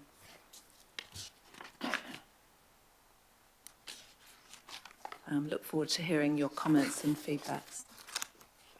Just to round this off, approaching sediment is a wicked problem, so we need to look at short, medium, long-term solutions. We also need to look at our innovation opportunities, and so what we've really focused on now in the last year is how we can apply innovation in a way that's going to add value, and we've come across a number of different approaches here that we think have got some value. So this is about making our existing council programs across our council group more effective in terms of how they're delivering on the improvements that they seek to achieve. So this is why we have a strategic approach, is to try and look for those opportunities for improvement. It's evidence of a continuous improvement approach that we're trying to adopt here, working alongside our council group to see how we can actually make the improvements. There's a couple of case studies that we just refer you to in the attachment. They sort of speak to the different areas that we've covered off in this presentation, whether it's satellite imagery and operations responses in terms of regulatory compliance staff. I would note that the regulatory compliance results is showing some quite promising trends in terms of the small building site inspections, where we've basically got a lot of improved passes in terms of when compliance staff go and visit those sites. They're actually now finding compliance with some of the small earthworks measures they should be looking to adhere to. And I guess the other one is some of the planning opportunities that we have in terms of how this information can be applied in our planning framework, looking to the future and take the opportunity there to sort of introduce some appropriate fit-for-purpose rules as appropriate in our planning framework. So Jackie has just outlined for you, a bit of an overview of what we've been doing over the last year, but also signal very clearly sort of our next steps in terms of we think there's more opportunity in the innovation space to actually take this further.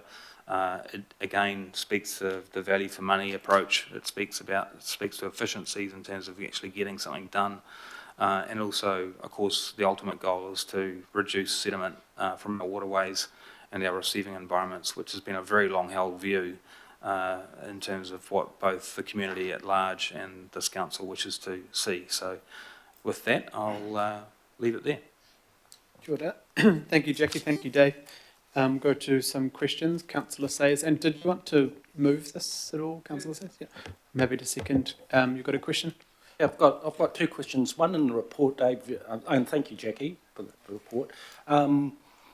You mentioned Kaipara Moana, involvement with Kaipara Moana, and the fact that I think you've said, the jobs for nature funding is disappearing, but the Kaipara Moana is probably in a slightly different situation. Would you like to just update the committee on how you see that program advancing forward, because it should still have funding, and how that's going to help the sedimentation challenge for the Kaipara. Yes. So I think the first thing I'd say is that with these tools that are being applied more generically across our region, we can still target particular areas and actually give some better advice to existing programs or independent programs like the Kapamoana remediation program to see how they can actually tailor their responses. So I think there's an opportunity there to get alongside them to actually, enhance how they do things.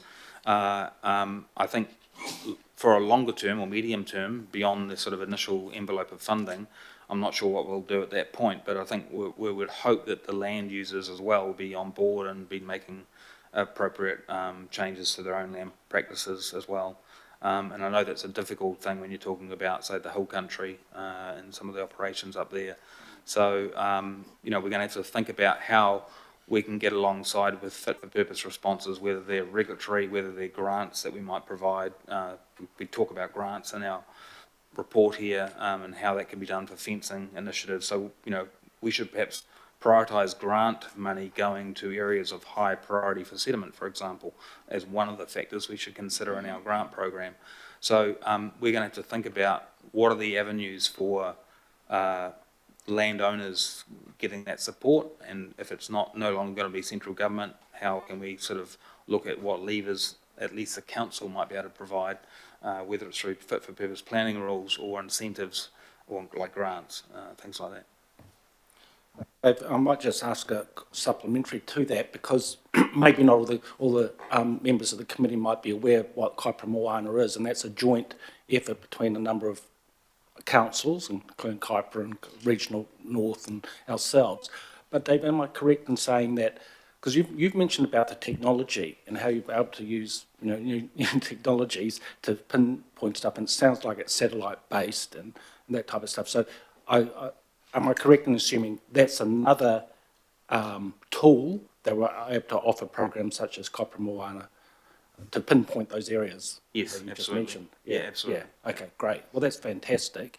My second question was just around the Unsealed Road Improvement Program and the work that you're doing there, because sometimes we can get the impression that that's all about just sealing a road, which it's not. It's about improving. It's Unsealed Road Improvement Program.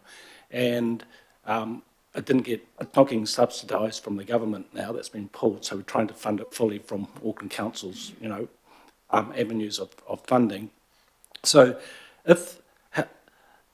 I guess my question is, how important in terms of because obviously in an urban environment you've got a lot of sealed surfaces, and rural it's totally different. You've just got earth that's running into these rivers and our major harbours and fishing grounds and the whole works. So I'd just like you to give your impression to the rest of the committee about the importance of making sure that that funding's in place, because it's not just about sealing the roads, it's about reducing sedimentation into the waterways.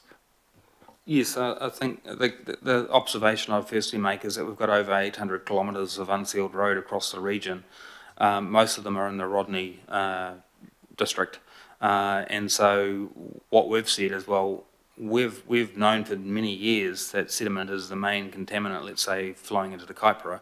And we also know that the sedimentation rate in that Kaipara is 3 times more than other harbours. And so therefore, you need to think about, well, how do we address that particular risk?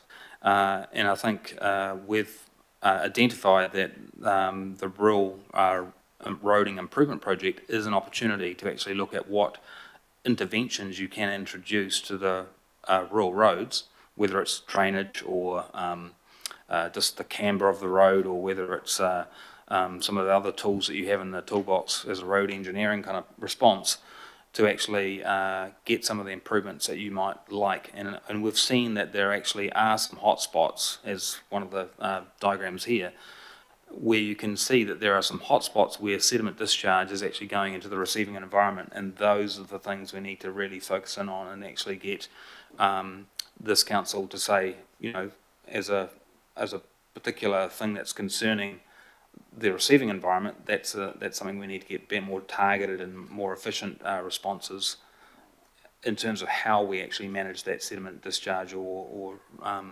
avoidance of it actually getting into the marine environment.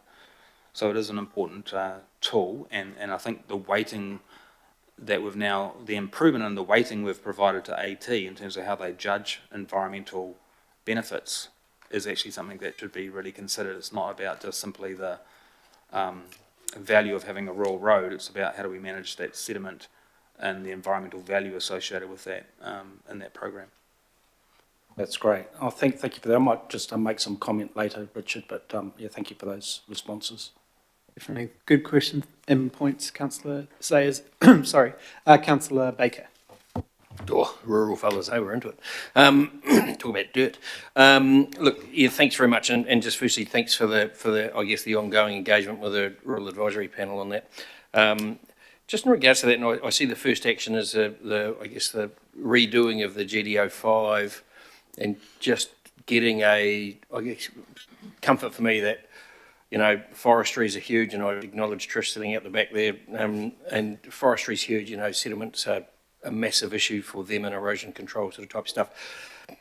Are we still engaging with the forestry liaison group in terms of, I remember Wayne Walker used to chair that in the first term of council, and sort of it's gone into quite appropriately, I'm told, is just now an industry and council officer sort of type engagement, which is probably right. But are we still engaging with them in terms of this sort of stuff? And, you know, is there going to be really, really robust engagement with not only forestry, but the likes of our horticultural people? So that's my first question. Still going to do that? Yes, I think that's probably more a question for the National Policy Statement for Freshwater Management implementation team, in the sense that they do have an ongoing engagement with a range of different sectors in terms of what will be the planning response. But equally, as I've mentioned during the presentation, you know, we have planning responses, but we also have operational responses, and we also have GDO5, which is about guidance in terms of, you know, practices. So I think there is a broader range of engagement that we will need to take, and that may be more of a strategic nature as opposed to sort of just simply a planning response. So I think there is an opportunity for that to occur, whether it's done through the existing liaison group or whether it's done informally through other means. That's something we'll continue to investigate. You know, I mean, I just saw it, and so I saw that as the first action. So I thought, you know, it's incredibly important that we actually engage with those parts of our rural industry where it's a massive issue. Just in regards to that too, so the Franklin Sustainability Project, which was a project that was all about sedimentation, that came out of the 98 floods, I think it was. Is that still part of what we look at? And I did ask this at the freshwater management thing, but this is more about sedimentation. That was all about how we contain sediment that flows off our elite soils in Puki that are on the side of hills that end up in other people's backyards. Do we use that, and are we still looking at that sort of project? We've gone back through to a number of different studies around floods and sediments and where they come from and go to. We've also looked at some of the ecological effects on our indigenous species, and some of that work was done in the late 90s. You know, it's still good information. So, yeah, we do go back and look at those events and see if we can improve our learnings on it. Sure, we've got satellite imagery now, but at the time, you know, we've got photos, people's stories. They're just as important to include in our assessment. So, yeah, we do go back and look at those. Yeah. Cool. And just last one, we were talking about it this morning, Angus Robson, Bare Dirt. So he gave a presentation at the December Hauraki Golf Forum thing, and it was all about sedimentation. He had a great presentation that just showed the damage and the amount of sedimentation from some of those building sites and developments. Yeah, and on that, we've had a number of representations through the Hauraki Golf Forum and Auckland Council as well, and particularly in the Okura area, just acknowledging the interest from some of the councillors there. And we've been working, you know, progressively with our proactive compliance staff to actually get them to target some of the small building sites and trying to get improvements in the compliance with the sediment coming off those sites. So well aware of those sorts of use of drones as it was at that point. It was kind of like new then. But they were also focusing on, trying to focus on the urban areas in Auckland region at the same time as focusing on Southland and the dairy sector and the mud issues down there. So they were trying to do that as a combined thing to address how we would approach that kind of discharge through national regulations. And I guess regardless of that, there's still the issue for us in Auckland to actually address how those receiving environments are managed, and also distinguishing man-made discharges from natural discharges is another important factor up in the Okura region as well. So those are live issues that have been talked about for consecutive years. Thank you. I've got 6 more questions, so we'll try and keep it tight. Mayor Brown. Thanks for that. Rural roads are collectors and suppliers of sediment, and so, you know, whilst you're doing that, flying over those paddocks, the rural road will be what collects it and also supplies it through the surface dust as well. And dust is sediment ground up small, and fish don't like that any more than anything else. And so it's a good place to start, is in rural roads and the surface and the dust. Now, Downers have actually been making a bit of project up there along the line of combining the fine material with the crushed metal and in small additive, and getting a tight surface and having much higher cross falls and looking after the drains better, because just buying more loose metal only aggravates the situation. So, I want to know, and given the fact that we've got a very limited budget here, and you need to spend your money wisely, there has been quite a lot of money sort of out of either your budget or AT's or somewhere or other spent on rain gardens, and both myself and Craig McElroy, who is a guy I admire doing a good job at Healthy Waters, feel that rain gardens are a very poor investment in terms of what they harvest compared to upgrading road surfaces and upgrading road drain collectors. So do you have any response to that? And then the last thing is, various regional councils, and probably including this one, look aghast at waste oil as a treatment for a loose metal road surface, whereas in fact it's been proven to be a really effective, cheap, useful thing. And the fact that it's waste oil doesn't go into the environment because it adds to the, when it's mixed with the fines, it forms a new material that keeps it there, in much the same way as concrete is made out of water and a whole lot of other things. But after you've made it, it's not wet. Water doesn't come out of concrete, nor does waste oil come out of an upgraded enmeshed road surface. So could we do some tests on that? We have done tests up north. Associated with the kiwi fruit industry, because the kiwi fruit growers were losing income due to dust. Did the oil, everything's checked. You can't export a kiwi fruit with a speck of dust or a fly shit or a bit of oil on it.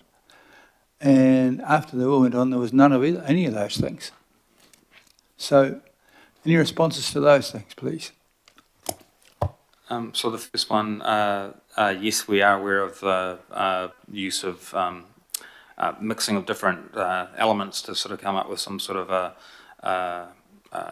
application that you can put across the road surface to keep sort of the sediment from discharging so quickly. So I'm well aware that we have got that sort of initiative through the industry. Now that's good. That includes recovery of the stuff, of the loose metal from the drain, which is washed in there in the past, because loose metal becomes dust. Yeah. So they recover it and enmesh it with fines and an additive, and you get a great reduction. So I think that's also where we would talk to our Auckland Transport colleagues about, well, you know, how are you, you know, assessing different responses to that kind of approach. So as opposed to kind of our expertise, which is more about sort of just making sure those things are covered off as options. So that's the first one. The second one was about rain gardens. I guess I haven't seen any particular research that sort of speaks to judging whether they're successful or not. I mean, apart from the fact that in principle they were meant to be a good thing, but of course they do raise a number of other questions in terms of their efficiency and also the maintenance involved with keeping them going. So, and the cost in the first place. Yes, and so I'm aware of those concerns. Yeah, and thirdly was the would you trial waste oil? Yeah, I mean, I think.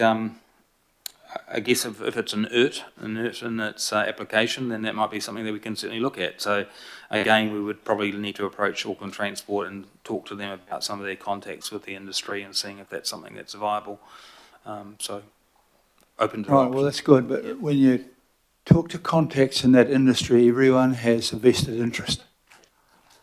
And so sometimes you have to do a trial away from that industry. Just speaking. Yep. Thank you. Thank you, Mayor. Councillor Filipaina. Tēnā koe, Chair. Tēnā korua, Jackie and Dave. Look, the part I have flows on from Councillor Baker, and it's in regards to the building sites. So I know that there was a Close the Gap initiative from May to August of 2019. How successful was that Close the Gap initiative around building sites? Because there's more and more now. So how was that successful, and is it still going? That's the first one. Kia ora.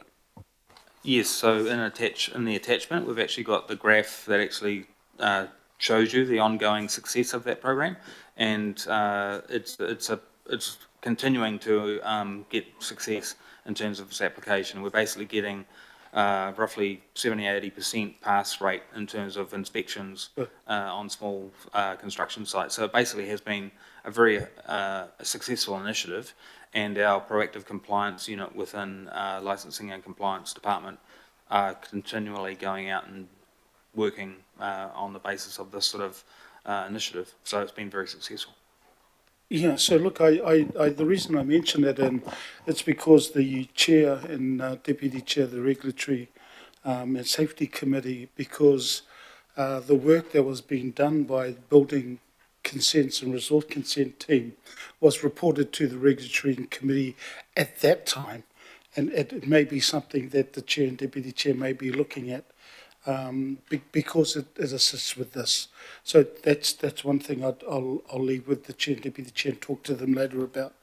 I know that this particular approach in the program, it was endorsed at the Environment and Community Committee in 2018.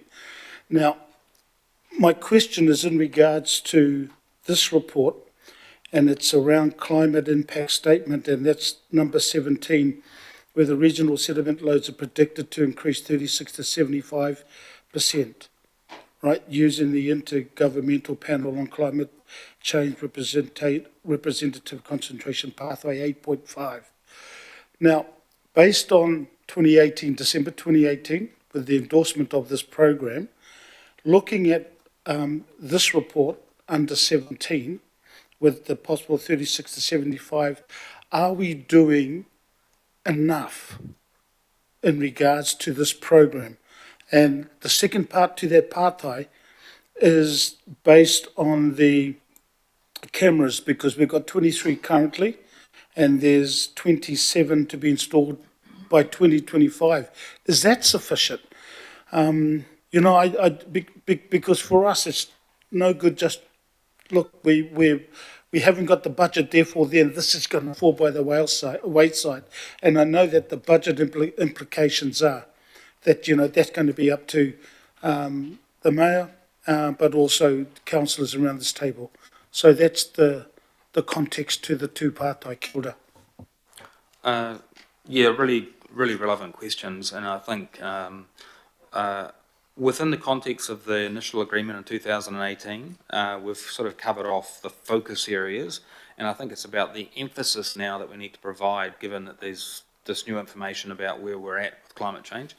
I think the simple answer to your question is we could be doing more, and in fact, extension of the cameras would actually be quite beneficial to actually get the more responsive staff getting out there and actually sort of identifying where these discharges are occurring and stopping them before they actually get into the receiving environment. So if you ask the general question, could we do more? Yes. Would it be targeted? Would it be value for money? Yes. And I think it's really about working with across the council group and working the best place for those interventions to occur. But I think a broad yes is probably pretty resounding from where we've come from in terms of our assessment. And Jackie, you can add. I think using the cameras on specific sites gives you, you can target those areas that you know are hotspots. And then with the satellite imagery, that's more regional and less often, maybe after events or if there's particular, issues that you want to look at. So it's the right tool for the right task. I'd like to see more cameras put in, not only to catch the behaviours that we know happen on some of these sites, but to stop them from happening, so that you have like an early alert system that can go to someone's phone and say, look, this is going to cause you a problem. And we can track those, because looking at your non-compliance, scores 3, if you can catch them at a 2 and get them back to a 1, you won't have that high non-compliance. So, it depends on, really how we can get on top of the problem with the early adopters, the ones who want to use this technology to stop sediments from getting into the water, and then roll it out as we prove it is valuable for everyone, actually, to try and keep our waterways as clean as possible. Yeah, kia ora. Kia ora, thank you, Chair. Councillor, and yeah, I think going from 23 to 50 in 1 year will be fairly heroic to see if we can actually get that done in time. But I think, if we do need to add more after that, and what the monitoring cost is as well, because no point having the cameras up if we're not watching them. Councillor Watson. Yeah, just probably follow on to some extent from the very good questions of Councillor Filipaina there. And it really goes to the risks, I think, Dave, that you've outlined at the back of the paper in terms of, not delivering better sediment outcomes and the environmental degradation that would inevitably go with that. So just a couple of questions, and you quite rightly, Dave, you referred to the long-standing interest that a number of groups have taken in this issue, and I'm very familiar with some in my ward in Long Bay, Okura Great Park Society, and Hippokura Green, who have commissioned their own reports essentially in the past, paid not insubstantial amounts of money to investigate sedimentation. In this process, and my first question is, in this process, have we managed to tap into the expertise of those groups, who have kind of lifelong committed people? So that's the first question. So yes, and in fact, we've got a staff meeting set up in the next few weeks where we're actually inviting some of those people to participate. So we'll take the opportunity to involve those groups and have their insights brought into the discussion with council staff. So I'm glad to hear that, because in many respects they've sort of been leaders in highlighting the problem, capturing it, and trying to present solutions to us. So that's really good to hear. My second question goes, and it's really comes out of what we've learnt in the past, and which emerged to a greater or lesser extent in some of your next steps. And I'm thinking particularly of these big bulk earthwork sites, which you say tend to be medium or high risk activities. We know that. And in the past, particularly if you look at areas around Long Bay, around Akura, around Orewa, where we've had some pretty disturbing and ongoing sedimentation even of protected areas like marine reserves. In the past, we've had the notion that the two really fundamental problems here, and I'm just curious as to how they're going to be addressed, is one of these large sites that are just left bare. So one of the things that came through in the past was that just cover those sites, and that's a huge improvement in itself. Yeah. So I just wonder how far we've got with that. And the other one is the inadequacy of the sedimentation ponds, where they're passing the relevant standards, but in these weather events, which certainly weren't extreme as the January floods, they're just not working. They're failing. So in terms of those two specific issues, that is just covering bare land and work sites, and secondly, in addressing the inadequacy of the current rules and regulations as they go to these sedimentation ponds. What's the kind of practical next steps that are going to come with those two areas? It's exactly what we're currently working on with some of our industry partners. Staged works, stabilising bare earth's critical. You can see when that doesn't happen, you do get sediment discharges, so that's a focus for us. The ponds are also another focus for us, and that's one of the items that we particularly want to look at, is the efficiency and effectiveness of the ponds. The Puhoi to Warkworth data has been made available to us. We're going to look through initially the non-compliant times and then work our way back to pick up exactly what's going on, so that we can then inform sort of the guideline document around ponds. So we're in the early stages. Maybe next year we'll be able to give you the answers to some of those questions, but they're a focus for us. Yeah, exactly. Some of it also comes back to the practicalities of what extent of area is left exposed and how bulk earthworks are done. So there's some other issues that we will need to talk to the earthworks industry about in terms of how can we approach that a bit more sensibly, which is the stage works that Jackie was just alluding to. Final question, Mr. Chair. You've been very generous with your time to me. One of the final issue that was of concern was the fines, that came out the end of these things. So we had instances where some of these big developments were non-compliant. Auckland Council did its best to enforce things, caught them out a couple of times, but the fines at the end of it were, just loose change to these people, and therefore, a barrier to affecting behaviour change.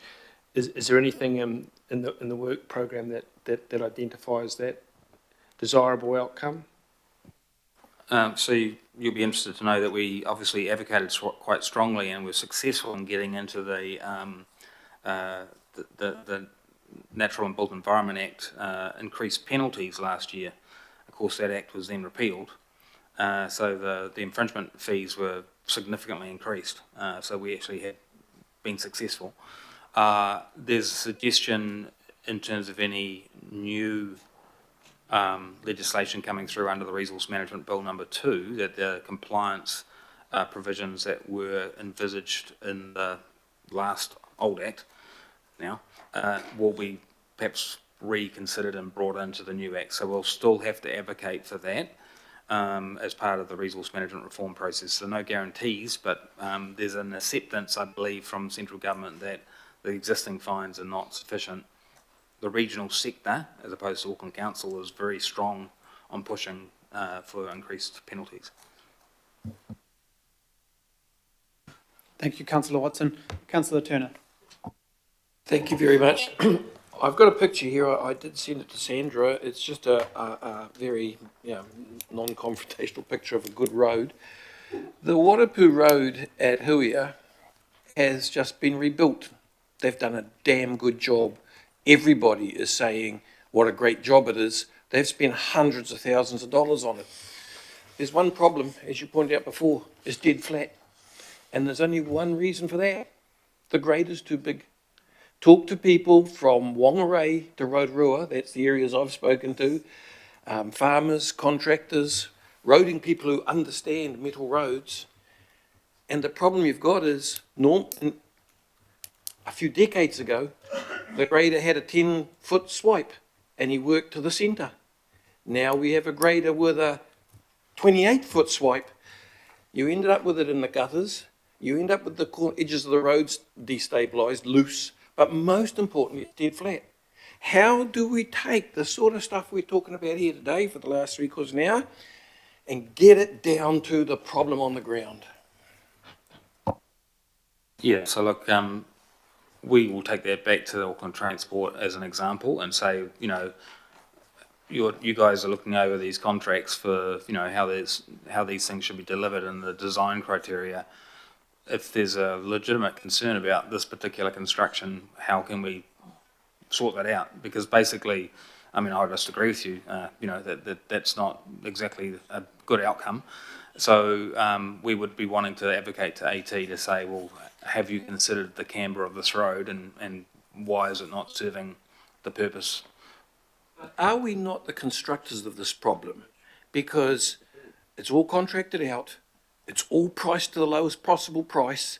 There's a disconnect there between our policies, down to the point where we no longer have a council-employed engineer signing off at the finish. Can these things fix this? So I would think that that's where your AT responsibility is in terms of the design criteria that they should be putting in place so that those issues are addressed before they're actually contracted. So I think that's a conversation we can have to say, well, hey, this has been brought to our attention, what's the story behind this, and just see that's the whole point of this program, right, is to say we might not be doing things as effectively as what we might want to across all manner of different areas. This rural roads is something that we've been focusing on this last year, and this is something that's just something that's a bit new. But we have talked about the camber of the road as one of the design criteria in the Unsealed Road Improvement Project. So it's there. I think it's probably a contracting issue in terms of service and standards and design criteria. Has that been actually adhered to? Thanks, Councillor. Mia, you'd like to comment on that? Yeah, I just want to get on that one there because, I mean, that's a picture of a new road that fails in every respect of how we do it. There is no fines in there. There is an insufficient crossfall. There's already loose metal going into the drain. It hasn't been cut out.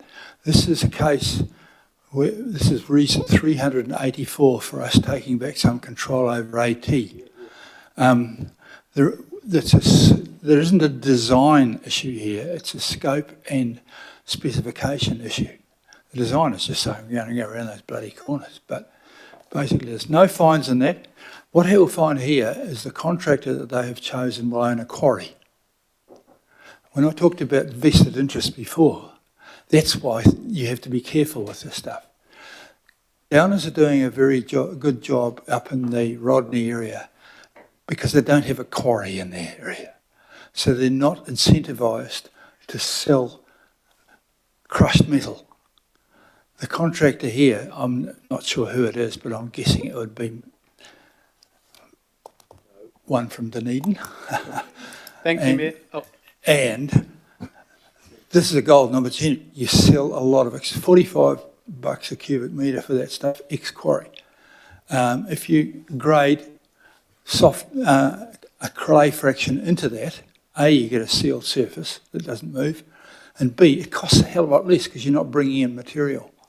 So this is a management and scope of contract issue, and the particular guy that AT have who manages the Downers contract is quite good, Alan somebody or other, but he's clearly not involved in that one. And so it's a good picture to raise. We'll have pictures of how to do it and how not to do it. And the mad thing is here, the one that performs worst for sediment costs the most. Thank you, Mayor. And yeah, I think, conversation with AT, and I know that Councillor Williamson and Darby will also talk about this to us, but we should bring that up at the next TRIC meeting Councillor Baker as well, in the way it relates to sediment, because that is another goal that we need to stick in there around prioritising this work. 2 more questions. Councillor Ferry. Thanks. Hopefully mine will be a little bit less technical. So my question was really good to see that the use of AI and the mapping work that you're doing. I'm aware that AT are doing some work around, and obviously you did say you're working with AT on the sediment control aspect, but I'm aware they've just potentially got some really cool new mapping around landslide as well. And I just wanted to check in that you're working in with them. Obviously landslide's a little bit different from sediment control, but there is a crossover there, and also with the council team, Ross Roberts and his team as well on that. Kia ora. Yes, we're working exactly in the same space. So the things that we've presented here, we've shown to those groups as well. Cool, just wanted to make sure that was all joined up. Thank you. Thank you. Councillor Lee. Oh, you're all good? Okay. Cool, thank you very much. We've exhausted, we've exhausted you all probably, but we've exhausted questions as well, but very important topic. So really, really appreciate the work. I'll just get you to step back so we might, if there is debate on this. Councillor says, as the movie, I'd like to start off. Yeah, just as the mover, and why I wanted to move it is that, this is an excellent example of one of the Mayor's objectives to get things done better, cheaper and faster. And the fact that there's, the technologies can combine with the processes, with people, with interdepartmental cooperation, with Healthy Waters, Auckland Transport, Auckland Council's compliance divisions, Auckland Council's plans and places are all part of that mix, and maximising it bang for buck. So it's really, I was very impressed with the work that's being done there and very supportive of it. So well done. This is just good value from it. And the other thing, I'd like this committee to take away some confidence in terms of any investment into that regional unsealed road improvement program does have a significant focus on improving sediment runoff into our waterways. So I think we should just be kind of pleased about that result as well. So yeah, thanks Chair, that's all I wish to share, particularly as acknowledgement of the staff's work. Kia ora, thank you, Councillor. Councillor Filipainen. Kia ora, Chair. Look, Dave, to you and Jackie, thank you. And if we go back to December 2018, when this particular this program was endorsed by the Environmental and Community Committee, and that was chaired by Penny Holson, Deputy Chair myself. This work, and I want to congratulate the team on the work that you've done. I'm only going to concentrate on one piece of work because I think it sticks out. And my humble apologies to you, Dave, because I thought I had read the attachment, but I obviously hadn't, especially with closing the gaps. And closing the gaps, when you have a look at 10% compliance to 80% compliance, I mean, and we've still got 20% to do, because this is why I asked the question of our staff. Is there more things we can do? Yes, we can. But, when you get that increase, and I want to go back to a comment that was made by, at the time in 2019, in July of 2019, Mr. Alan Moore, he was the general manager of the time of Signature Homes in Botany. I'm just going to read this because I think it's so important, based on the increase that I mentioned when I had the questions that was in the report, around I think 35 to 70% increase. We just need to ensure that happens. But this is what he said in the release. And this is about the Close the Gap initiative. I believe that the Council's initiative in trying to improve sediment control on building sites across the region will have benefits that will extend far beyond what we can see and quantify now for ourselves, and will greatly benefit our next generation and beyond that will inhabit the region. So this is what he's done. So congratulations to our staff around closing the gap. It really is. So supportive, 100% supportive of the program. but also with the work. Kia ora. Kia ora, thank you, Councillor. And yeah, just want to acknowledge the team and that previous Environment Community Committee, and then of course last term under the Environment and Climate Change Committee, we refined the approach and added quite a bit of heft to the program because it proved that it was working, and also did kind of challenge some of our thoughts around those big sites when we realised it was actually the combination of lots of smaller sites too that were causing a lot of the issues. But good to acknowledge the work that the MPS FM group, the small group of us doing that work, which will land in plan changes or future plan changes around, you know, how do we change the sediment traps? How do we change the requirements? How do we make sure, as Councillor Watson says, lift those barriers and requirements around to protect sites during heavy bouts of rain? It's probably never going to have a way to prevent sediment escaping during those sort of 2023 floods, but we do need to work better on those instances where we have heavy rainfall in a couple of days and kind of ruins all the point of having the regulation in the first place. So a lot of good work here, and we're really glad to support it. Any other comments? Oh, sorry, Member Ashby. Yeah, thank you, Chair. Just a real quick one from me. Again, yeah, just to echo to support the work of the staff. This is a really great project and really awesome to see some innovative tools developing. I just wanted to briefly just speak to the need for this, and we've talked about it before in terms of the increased prevalence of benched earthworks across the region, and the way that at a catchment level that's not necessarily managed. There are counter examples to that, like in the Long Bay precinct, where there's a max amount of earthworks you can have in that catchment at any one time. But also wanted to support Councillor Turner's comments there on that road, because that what some councillors might not realise is that road actually leads to a scientific reserve as well, and so which is supposed to be our most highest protected and precious sort of place, and we have that sort of carry on. So I think we all at times struggle to see into and affect change out of Auckland Transport. So I just wanted to support those comments. Good on. Thank you. All those in favour? Aye. Any opposed? Nope. Thank you. On to item 12. We have the private plan change request for the Whenuapai Business Park. We've got Todd and Warren, who've been waiting patiently for hours for us to get to this point. So thank you very much.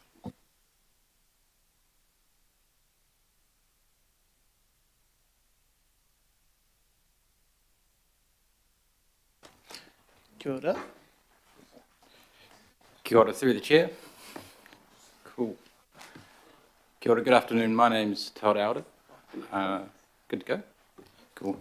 I'm a senior policy planner in the Northwestern Islands, and today I'm here to present on the Whenuapai Business Park for a decision on to process this private plan change application. I have a short presentation just to go through some material very quickly. Cool. All right, so it's a private plan change request from Neo Construction Limited. It is for 49 hectares of land of future urban zone to be rezoned to light industry zone. It is going to, this plan change is seeking to introduce a new precinct as well. The general location for this plan change is south of Brigham Creek Road, south of the Whenuapai Air Base, and is approximately 1 or 2 kilometres to the northeast of the Westgate metropolitan area, and it's indicated on that red dot on the screen above. The plan change site, as I said, is 49 hectares. Along the top of the plan change site is Brigham Creek Road, and through the middle of it, on the left there, is Trigg Road. The council owns land that is contiguous to the site for open space purposes, and that has been taken into account into the plan change application. So the plan change has been accompanied with the proposed precinct, and this precinct, in the applicant's view, ensures that development is coordinated with infrastructure upgrades and is staged at a particular time when transport infrastructure is made available. It contains an associated urban layout and provides a connected street network, which also provides connection to future open space land that is owned by the council now. The precinct also manages the boundary with that future piece of open space to ensure that early controls are put in prior to the council using it for open space purposes. The precinct also looks to enhance riparian margins of the streams and incorporate water quality designs, and also incorporates reverse sensitivity effects on the Whenuapai air basin operations. On your screen there is one of the precinct plans, and this one is a staging plan which has associated transport infrastructure upgrades as triggers in the precinct. Generally speaking, the plan change request is consistent with the Whenuapai structure plan in terms of the type of indicated land use. It is within the general timeframes of the future development strategy, so it's 1 year off or behind, so it's within the stage 1 area. The plan change does contain a number of the prerequisites listed in the FDS as well in terms of the infrastructure required to enable the land for urban purposes. Anything else you'd like to add? Yeah. Cool. My recommendation today is to accept the plan change for processing, and so it's appropriate for the council to accept in this circumstance. It's inappropriate for the council to adopt a plan change, and this is not the circumstances that the plan change be treated as a resource consent. So today the recommendation is for the acceptance of the plan change request from the Neo Construction Limited to proceed to notification. And that should be the conclusion of the brief presentation. Happy for questions today. Perfect. I think it's pretty straightforward, but just check if there's any questions. Councillor Watson. Yeah, thanks for the presentation. So this is one of these plan change requests where really the grounds for our refusal are very limited, frivolous, vexatious, being processed within the last 2 years, or it has to be in accordance with sound resource management. So as in the past, we're pretty very limited on this. So I've just got a couple of questions that arise from your paper. The first one is to do with the manner in which part of this site was the subject of an application to the fast track consent process in the previous years, which was declined. Could you just give us a little bit more details as to the reason for it being refused in those circumstances? In that circumstance, it was a 19-lot subdivision on the future urban zone land. So for a similar activity for light industry, the decision essentially spoke to the unitary plan provisions being the future urban zone, and that it was not appropriate in that application for it to proceed. So very similar in its nature, that wasn't successful in the COVID fast track legislation. So the applicant has changed through advice of the council officers to a private plan change approach. Yep. Instead, because the effects that could not be managed through that resource consent can be encapsulated in this plan change request. Okay, thanks for that. You mentioned the council land that is adjacent to the applicant's site, which is further described as being land that we're going to use for sports fields, open space, and that is being safeguarded through any of this process then? There's going to be no unforeseen developments there. What the issue with the mitigation of flooding seems to be a bone of some contention that I'm assuming is going to be worked out through this process in terms of who might pick up the tab for that. What's the story with that one? The very brief story with that one is the specialists are still working through the detail and the level of mitigation required. So we have enough information to determine the level of effect on the downstream properties. it's now just a matter of the specialists coming to either a final agreement or final position to proceed it forward. So something that we're comfortable that can be managed through the future process. Thanks. Final question, and it's one that comes up with anything in Whenuapai, and there have been some rather unfortunate kind of challenges in the past in terms of the proximity to the airbase, and we know that the Air Force has always been a pretty active participant in any of these plan change processes. So there's nothing here we should know about that in terms of the site, that will be drawn out in the usual way, and we won't run the risk of reverse sensitivity or appeal against engine testing as happened one of the previous, I don't know, was it Neil? Was that the last one? Or was that someone else?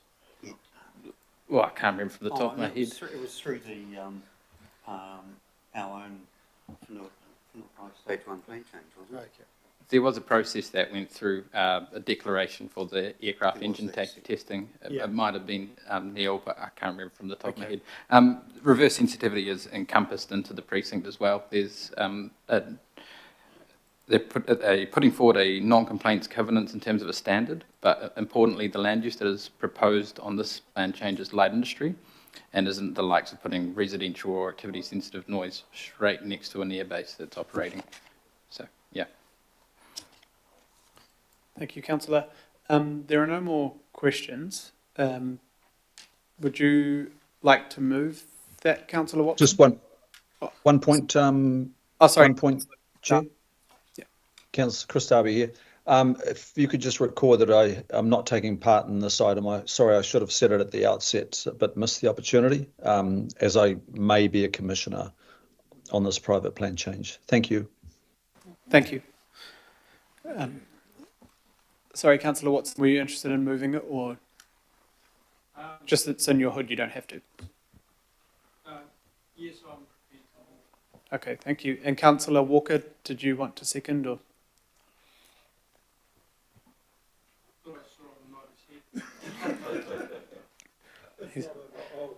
He's been very quiet.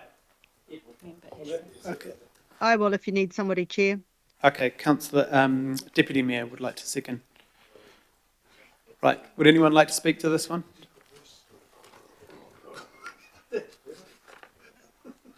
No one wants to speak to it, so all those in favour? Aye. Any opposed? No, thank you, perfect. Thanks very much. And next up we have item 13, this is a make operative, so we have Elizabeth and Claire.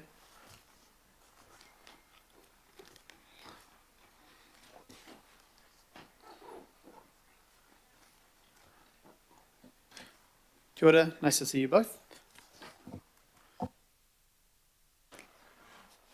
Kia ora koutou. My name is Elizabeth Baird. I'm a Senior Policy Planner in the Planning and Resource Consents Department for the Central South area. And I'm just going to quickly run you through Plan Change 75, which is for the Mason Clinic located within the Wairaka precinct in the old Unitec area.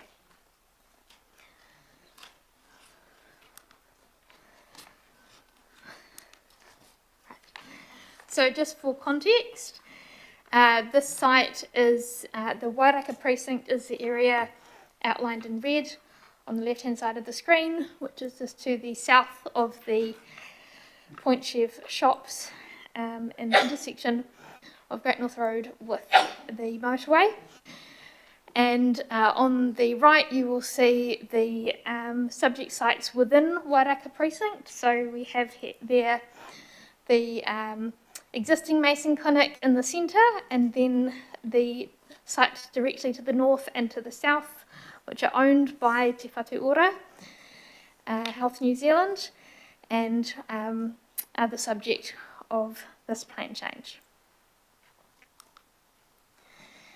Plan Change 75 is a private plan change request by Te Whatu Ora, which was Waitemata DHB when this came in. It is for the operation and intensification of the Mason Clinic. So to expand into those northern and southern sites, and also to redevelop the existing site because the buildings there, most of those are reaching their end of life. So the plan change rezoned sites to the north and the south of the existing Mason Clinic from business mixed use zone to special purpose healthcare facility and hospital zone to enable the Mason Clinic to develop on those sites more easily. It also adjusts the sub-precinct boundaries and amends a number of provisions within the precinct to manage those interfaces between the Mason Clinic and the future residential around it. The hearing for this plan change was last year in June, and there was a decision notified in October last year. There was one appeal regarding the quantum of open space in the precinct and a policy which the commissioners recommended to include in the precinct to manage this. This has since been settled through a consent order from the Environment Court, and that is policy 15A, which will be included in the precinct. The wider Wairaka precinct is also going through a plan change by the private plan change from the Ministry for Housing and Urban Development. The hearing for that starts on the 18th of November with expert conferencing on the 1st of November, and as you may have seen since the list came out earlier this week, the Carrington Development Wairaka precinct has had a number of names. It's also on the fast-tracked list, which has been released, although we've had no updates regarding the status of that since then. So this is an image showing the operative zoning and the zoning that PC75 would put in place. So it's really just a rezoning of those sites directly to the north and south of the existing Mason Clinic. And this final slide shows the operative Wairaka Precinct Plan 1 and then the PC75 Precinct Plan 1, which has the extension of Sub-Precinct A to manage the Mason Clinic, and the displacement of an area of open space, which was the subject of the appeal and which will be managed by the new policy 15A. Any questions? Thank you very much. I'll just see if there are any questions. I think at this point of the process it's pretty straightforward, so thank you, Elizabeth. Thank you both for coming in. I will get Councillor Ferry, did you want to move? A seconder? Okay, Councillor Villafana will second. All those in favour? Aye. Aye. Thank you very much. Have a good day.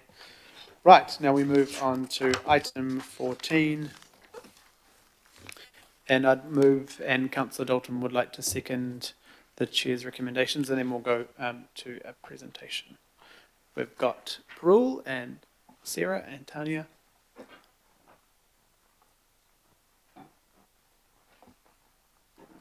It's a bit of a presentation on this, on the full waste minimisation plan. Kia ora koutou. So this is the most exciting item of the day, I believe, because it's talking about rubbish. We are here to bring to you the findings of our consultation on the draft waste plan. And this is the third one that I have been involved with. So there's a lot of history there. But I believe the team's done an awesome job in terms of getting us here today. And I also want to take the opportunity to thank you for your guidance in terms of how we are shepherding waste management and minimization in the city. So there is a bit of a presentation, as the chair said, because we do want to take you through what is it that we received from the community and what are we planning in terms of, or proposing in terms of what the plan says going forward, and also your direction on the fortnightly rubbish collections as well. So I've got Sarah and Tanya with me, who will take us through a presentation and then look at questions. Kia ora. Thanks, Parul. So I'll just start off with a little bit of context setting. The draft plan continues that zero waste by 2040 direction of previous plans, but with more focus focus on actions to reduce waste in the first place. That's repair and reuse items. It's based on stakeholder input and robust research captured in a separate waste assessment and includes a separate Hauraki Gulf Islands plan as an appendix.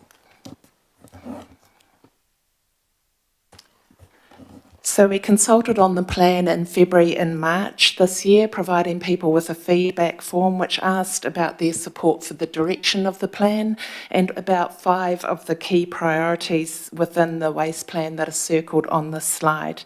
So there are 7 other priorities outlined in the plan, and together these illustrate our direction in managing household and commercial waste across the region.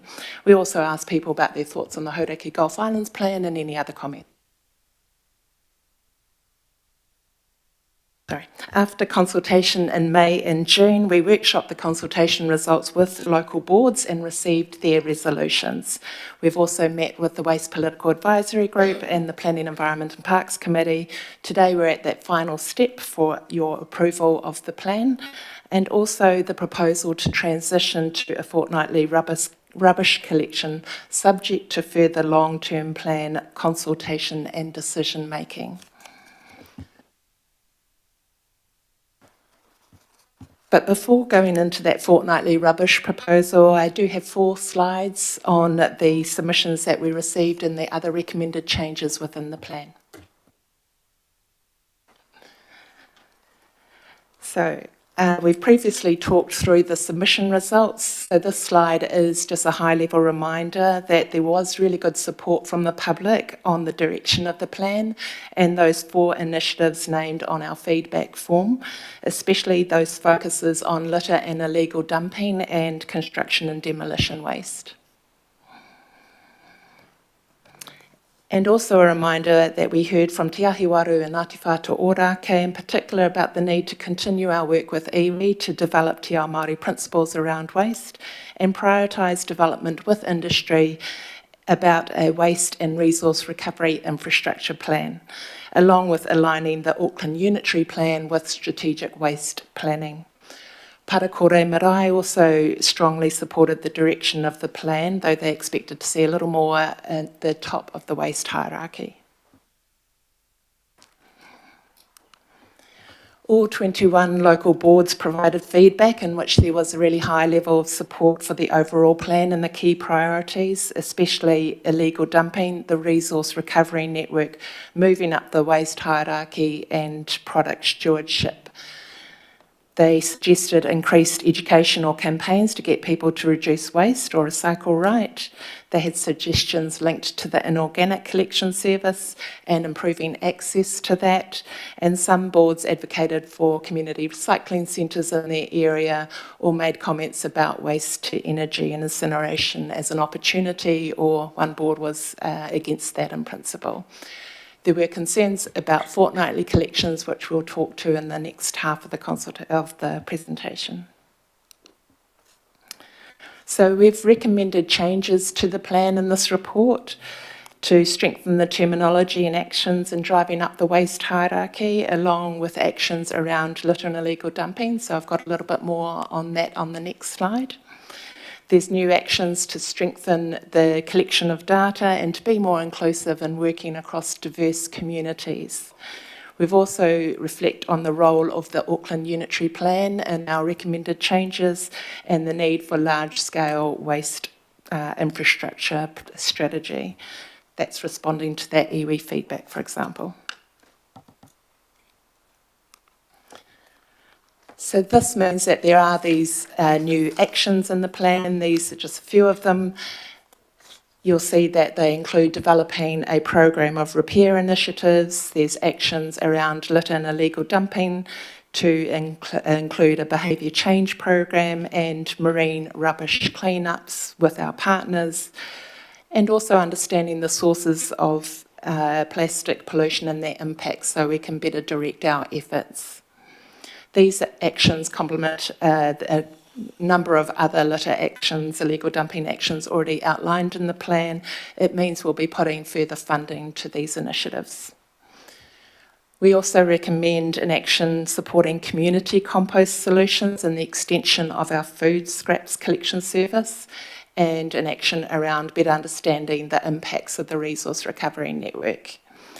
And that final point is around biosolids, which is the nutrient-rich leftovers from processing our wastewater. So we've done some extra work with Watercare and the regulatory team to make sure that we capture the need to look at the regulatory barriers to reusing that valuable resource. So that's the overview, and I'll hand over to Sarah.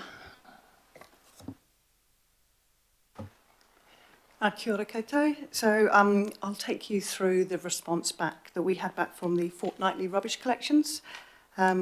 So as you'll be aware, we had a mixed consultation response to the proposal to move to fortnightly rubbish collections. And so feedback from the written submissions showed that we had 47% either supported this or unsure, and 53% were unsupportive. So our experience at the Have Your Say events was quite different, where 56% of the people that we had spoke to were actually supportive. And we think this is because we could actually have conversations with people about the main drivers for the proposal, as well as with individuals around their personal situations, including ways to reduce waste, deal with odours, which was concerns, or how to use their food scraps collections, and the reassurance that the food scraps collections would continue on a weekly basis. And the third pie there on the slide there combines feedback from submissions and your Have Your Say events, where you've shown sort of that 50-50 split between those who were supportive or unsupportive. Those who were supportive or didn't know made comments about how a fortnightly collection would suit their needs, that the food scraps service had really made a difference, that it might reduce costs, or they noted benefits. They noted other benefits around reduced landfill or environmental other outcomes. Those who were unsupportive, they were concerned about whether or not they would be able to cope, smells, rats or other pests, and about the impacts on illegal dumping, or they noted issues around the food scrap service. In terms of local boards, 13 were unsupportive of the proposal. 4 boards stated that they didn't support fortnightly collections for their specific areas or without further measures being in place. 3 boards didn't state a position, and 1 board was supportive. And then the key themes there for the local boards are noted on the slides. So this proposed move to fortnightly collections is not new. You'll have heard from us many times about it, as it's the final part of our 14-year marathon to provide consistent and affordable region-wide services that meet Auckland Council's commitment to minimise, and our statutory commitment to minimise curbside household waste. It follows the introduction of a standardised region-wide 3-bin collection service and the implementation of a region-wide rates-funded charging mechanism for rubbish collections, which will start from the 1st of December this year across the region. So, as mentioned, all councils have a statutory responsibility to minimise waste in their areas, and Auckland Council plays a significant role in influencing domestic waste reduction and the emissions it produces. Although domestic waste only accounts for 15 to 20% of Auckland's waste streams, we collect rubbish, recycling and food scraps from close to 1/3 of the nation's households. And so the decisions that this council makes are significant for the whole country's domestic waste footprint. Almost 70% of food waste in landfill originates from households, which means that curbside waste contributes a disproportionate 30% of the total emissions from landfill due to its high organic content.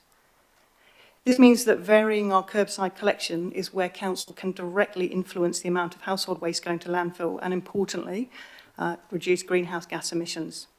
We've spoken a lot to this committee about the extensive research we've undertaken to support the move to fortnightly collections. We've drawn all of this together and included it as an appendix to the proposed waste plan as attachment C. This comprehensively outlines research from overseas right through to the bin volume surveys that we conducted on over 2,000 households, spread across over 100 Auckland streets in June and July this year. Through this, we demonstrated that if Aucklanders used the bins available to them, less than 6% of households would not be able to cope on a fortnightly collection using a medium-sized 120-litre bin, and less than 1% of Auckland households would not be able to cope on a fortnightly collection with a larger 240-litre bin. A fortnightly rubbish collection also helps avoid additional amenity and health and safety issues associated with the number of bins placed on the curbside every week for collection. And we regularly hear from the Auckland Disability Advisory Panel that that would be of benefit for the wheelchair users and others who struggle on those crowded pavement spaces. We also know that traffic congestion and wear and tear on roads is a concern for Auckland road users. And while we already minimise this collection impact by collecting earlier in the morning along those arterial roads, by sizing the collection frequency to what Aucklanders actually need, we can further reduce both congestion and the physical impact on our road networks. So within the draft plan, we have targets reducing our domestic curbside waste to landfill, and this aligns with the direction of the New Zealand waste strategy, so we are required to have regard to that.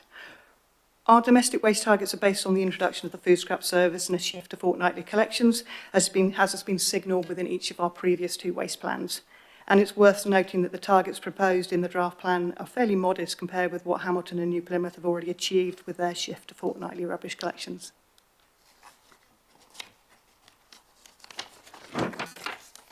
The evidence brought to committee in earlier years relied on experience from overseas, and since then 18 New Zealand councils have now transitioned to fortnightly collections with some impressive drops in their curbside landfill waste. In recent months, we have contacted or recontacted all of these councils to understand more about the drivers for introducing this change, the services they offer, the impact of the change and how their communities have responded. 2/3 of respondents to our survey cited reducing waste to landfill, and 1/3 cited improving the usage of their food scrap service as the primary driver for reducing collection frequency. Service cost reductions were also achieved by offering a comprehensive collection service based on need across all waste and resource collections. So in terms of waste minimisation, Hamilton and New Plymouth are the leaders in this space, with Tauranga fast catching up. But we've made some notable gains in Auckland, since the introduction of the food scrap service last year. Our curbside waste to landfill per year has dropped from 139 kilos to 126 kilos per person per year. But we also asked these 18 councils about their community's response. All councils reported that although there was some anxiety in leading up to the change, the service settled quickly as new routines were established. We also asked whether and how additional bin capacity was provided. Only 5 of the 18 councils offer larger or additional residual waste bins, and the main examples are listed on the slide. Similar options could be explored as part of an implementation plan for Auckland. So, for example, Tauranga, they offer 3 bags for their transfer stations. Thames Coromandel have weekly collections in peak holiday times. In Central Otago, larger families with young children are given the option of an additional medium-sized bin or to upsize their bin to a 240-litre bin after a 3-month settlement period. And Dunedin City Council allows an additional medium-sized general waste bin for residents with unavoidable waste needs, so like medical needs. So this additional bin is supplied via an application process that includes a sign-off with a relevant medical professional without disclosing any private medical information. So there's often misunderstanding or confusion about the different size bins available, including what's included in the targeted rate. So here gives us sort of 3 different options available. There are actually 24 different combinations of bin sizes that are available that are we've shown in our attachment. So we offer unparalleled flexibility to our residents compared with other areas. And then currently, about 88% of households across Auckland have that standard size bin, with 9% the larger and 3% the smaller. One of the most cited concerns that we've heard and we've explored is how large families would cope. And we know that although Auckland has proportionately more large households than other New Zealand cities, so 2% compared with 1% of the national average, only 8,000 of our 500,000 households would be classified as large, so that's 8+ people. We've spoken to this committee before about the large household study that we completed in 2022. In this household, we took these households through the introduction of the food scrap service and a shift to fortnightly collections over a 10-week period. We appreciate the sample was small, but the results were impressive, as are on the slide. And this backs up our recent audit of bins and an earlier study in 2009 of households with overfull bins in areas with a high proportion of large households, which found that over half the bin volume was taken up by recyclables and food. So we're already working with social housing providers, including Tamaki Regeneration and Kāinga Ora, to discuss how the needs of their tenants could be met in a fortnightly rubbish scenario. Both have already committed to providing adequate capacity for their bins and reflecting that in their policies. We also propose working with landlords associations and to assist private tenants in ensuring that available capacity meets their needs. But we acknowledge that there will be households who may be still too large or with too many young children or high medical waste needs who may need extra support. An additional bin isn't necessarily our preferred option because it undermines the underlying premise of limited capacity, but also triggers operational requirements. But we do have examples, I mentioned before, of where this has already worked. And so shift to fortnightly would definitely include options to look at how we would support households in this way, including potentially an option of waiving fees to ensure that these households are not left behind. And that's something that would need to be discussed further by committee. And we were also already working with the local health boards and the industry on options to deal with home medical waste, and it's an action that's outlined in the plan. But we know that extensive communications and engagement form part of any service change, as we demonstrated with the food scrap service, and a service rollout in February 27 would provide a 2.5-year lead-in time with plenty of opportunity to target increased diversion options for special needs. So, given the mixed public views and concerns related to the proposed move to fortnightly rubbish collection service, and based on elected member feedback at a workshop in July with the Planning, Environment and Parks Committee, we've put forward 3 options for the proposed fortnightly rubbish collection service, which outline it in paragraphs 11, 12 and 13 of the report to committee. So in short, these options are: option 1, proceed straight away, moving to a fortnightly rubbish collection as a priority action within the plan, and that would be subject to an LTP consultation starting in February 2027. Option 2, to agree to consult on a trial to inform a future decision on a region-wide implementation, which would result in a rollout from 2028. And then option 3, to retain that status quo of a weekly rubbish collection service across the region.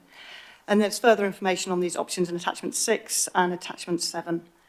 In the following slides, I'll just briefly outline these options in terms of both waste and emissions, as well as timelines for consulting and decision making.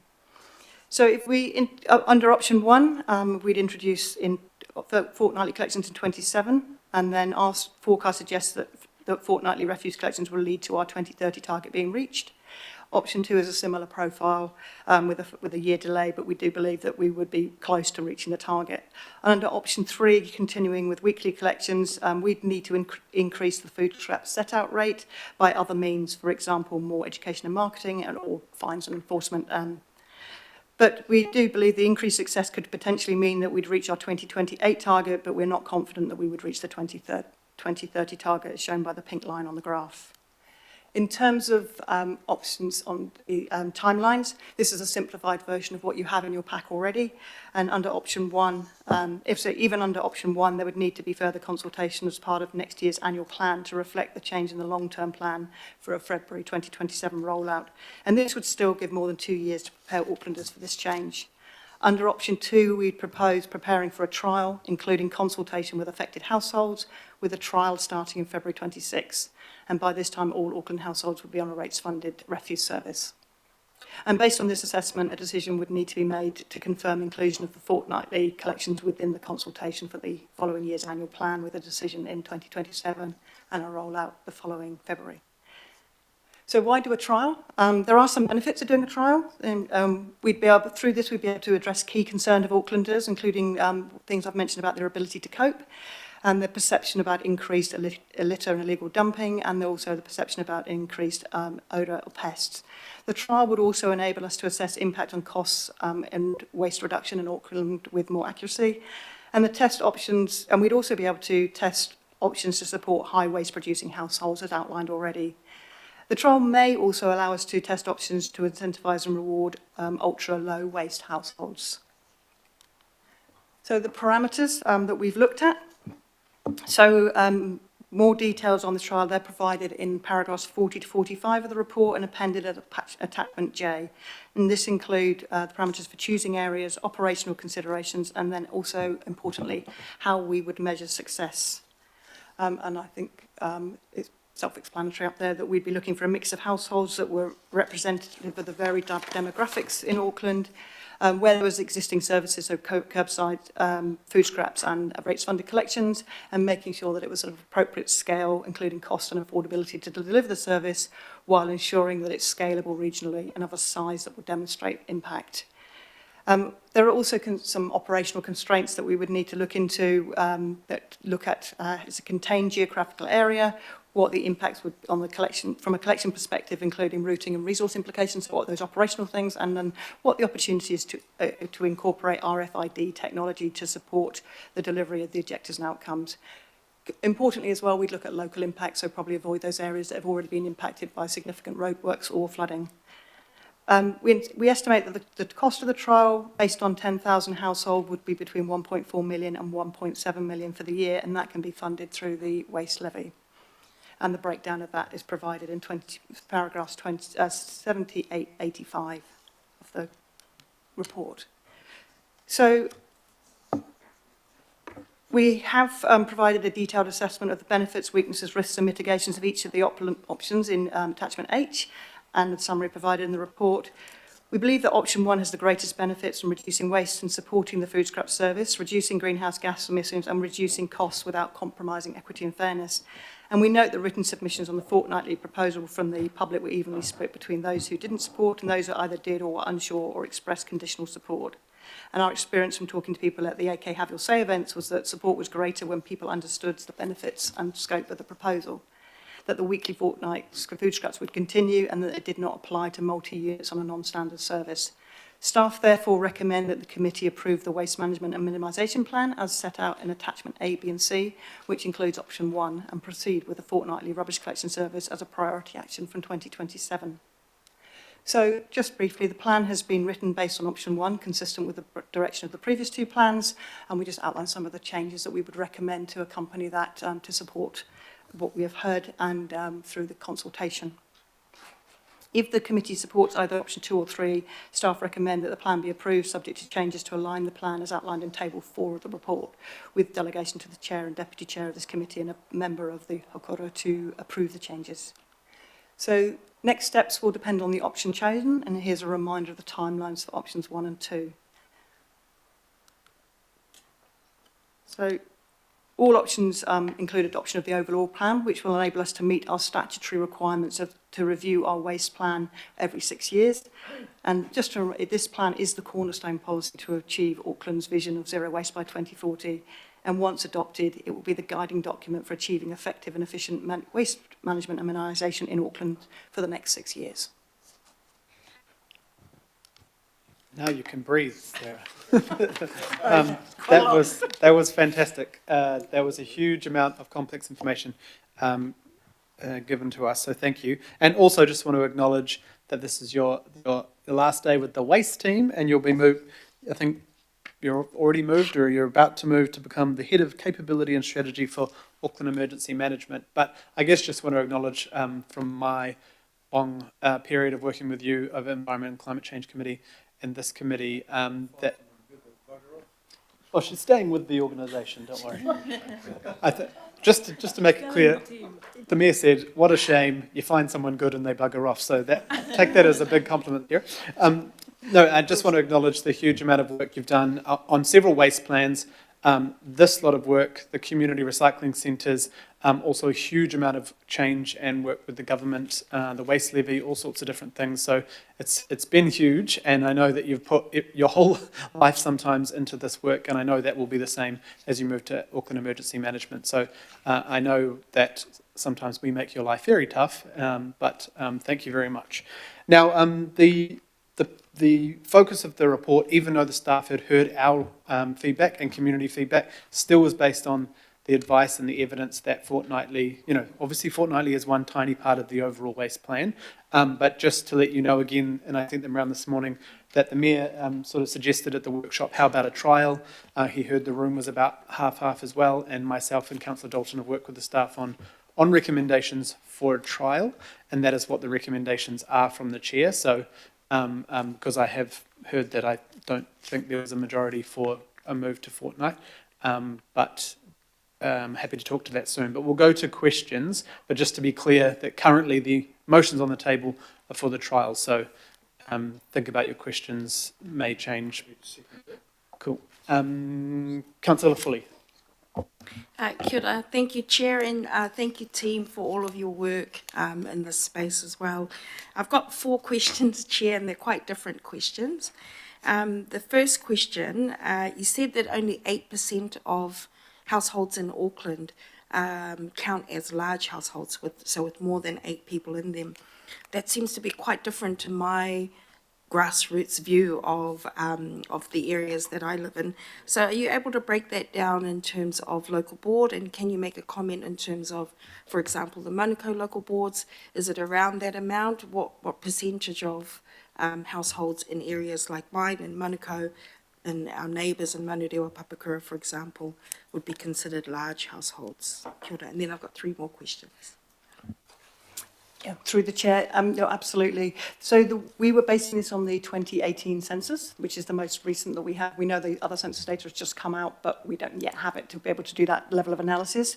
We do know that that for the Auckland as a whole, we're looking at large households of being 8+. That they are, for Auckland as a whole, it's 2% compared with the national average of 1%. But we also know that those large households are concentrated in South Auckland. So in Mangere Arahu, it's 7%, and in the census was just about 1,250 households. Manurewa is 5%, so just over 1,000, and Otara Papatoetoe is also 5%. So you are looking definitely at a concentration in those areas. And we reckon. Kia ora, thank you. All right, second question. You said that for some of the councils who've had success, the success of the food scraps was a primary driver for the reduction in the rubbish collection. So my question is, and I know we've only just rolled out the food scrap bins, for example, in Manukau recently. So what's the uptake of the food scraps so far in our city? What success rate have we had so far across the city, but also in particular in those areas of high deprivation where we've got larger families? Kia ora. Through the chair, what I would like to say for the councils that have rolled out food scraps outside of Auckland have done a very smart thing. They went fortnightly and they did food scraps at the same time. So for the residents or for the ratepayer, it was an easy decision to say, I have to put my smelly stuff out every week. So they took to food scraps better than what we have had in Auckland. We have, however, diverted over 30,000 tons of material, which has gone to our facility, which is a great success. And the other element of that success is because of our material going into Reparoa, that facility has actually diverted over 70,000 tons of material. And they are now looking to put biogas back into the grid.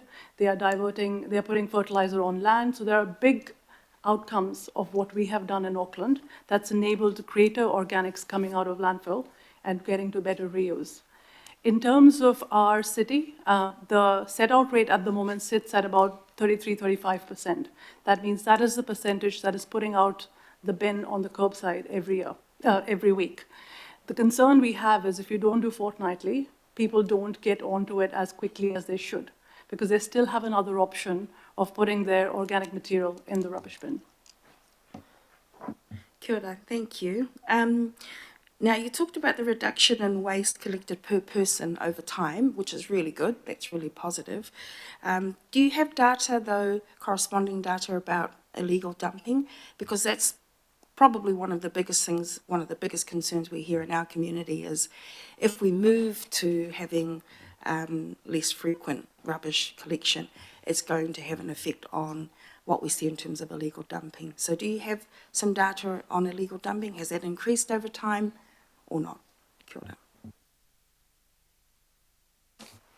Yep, we do have data on that, and we collect it both from requests for service and also by tonnage. What we are seeing is that we do, for requests for service, that we have seasonal spikes in certain areas, well, in most areas, and those occur around the time you'd expect, around a lot of the Christmas and peak holiday periods. We are seeing an ever so slight incline, a slight increase in illegal dumping at the moment, and we are looking at campaigns to then tackle that, and that's one of the reasons why it's a key activity and priority within the plan. So we've already got plans underway and again furthering to increase that. We also do see illegal dumping on private land as well, and we're working through the local board initiatives. We've got 7 local boards who've signed up to our Construction Excellence Programme, and that's probably going to be, we've had indications of a further 3, and that's really focusing on some of those quite annoying dumpings that we get on vacant building sites as well. So we are working in both of those areas. So in short, slight increase, but we have activities and we are putting more money, more levy money into combating that. If I could just add to that, whenever there's a change in level of service, we always see a change, a shift. But as an example, when we moved from multiple bags to bins out in Manukau, we did see a little bit of an increase that happened, but over time it comes down. So it's not a sustained illegal dumping increase that we see that happens because of a change in service. And I think that has been the experience that other councils have had as well. When it happens, and if it is how you manage that via communication or the support you provide to the community at that point in time, will actually tell us what will happen when you change the service. Thank you. And my last question is around the education, comprehensive education plan. I can see in your report that you acknowledge that that's what's needed and that, you know, that's part of the feedback you've gotten from the local boards as well. Now, you say in there that you are confident you can deliver that with your current funding. Can you explain how you will achieve that? Kia ora. Through the chair, we are quite fortunate that we get a good chunk of the waste levy that comes back from central government, which is there only for minimizing waste. And the idea or the intention there is to utilize that money to put towards a greater engagement at whole levels. Like we are not just looking at doing communication campaigns, but we are looking at working with community organizations to have that engagement at a different level. We also have a plan to expand our community recycling centers, and they also act as a really good hub in the community to have that engagement as well. So the plan is to actually get that element going up and having more resources and time put into that to actually have people more engaged in raising awareness around waste minimization. Thank you. Thanks, Chair. Kia ora, thank you, Councillor. We've got 5 questioners so far. Councillor Bartley is next. Thank you, and thank you for all your work in this field. I just want to ask about the large household study, because when I have raised concerns about our larger households, and I was told, no, there was this study, 10 households, and, you know, that had some good results. But I wanted to confirm, did some families drop out of that study?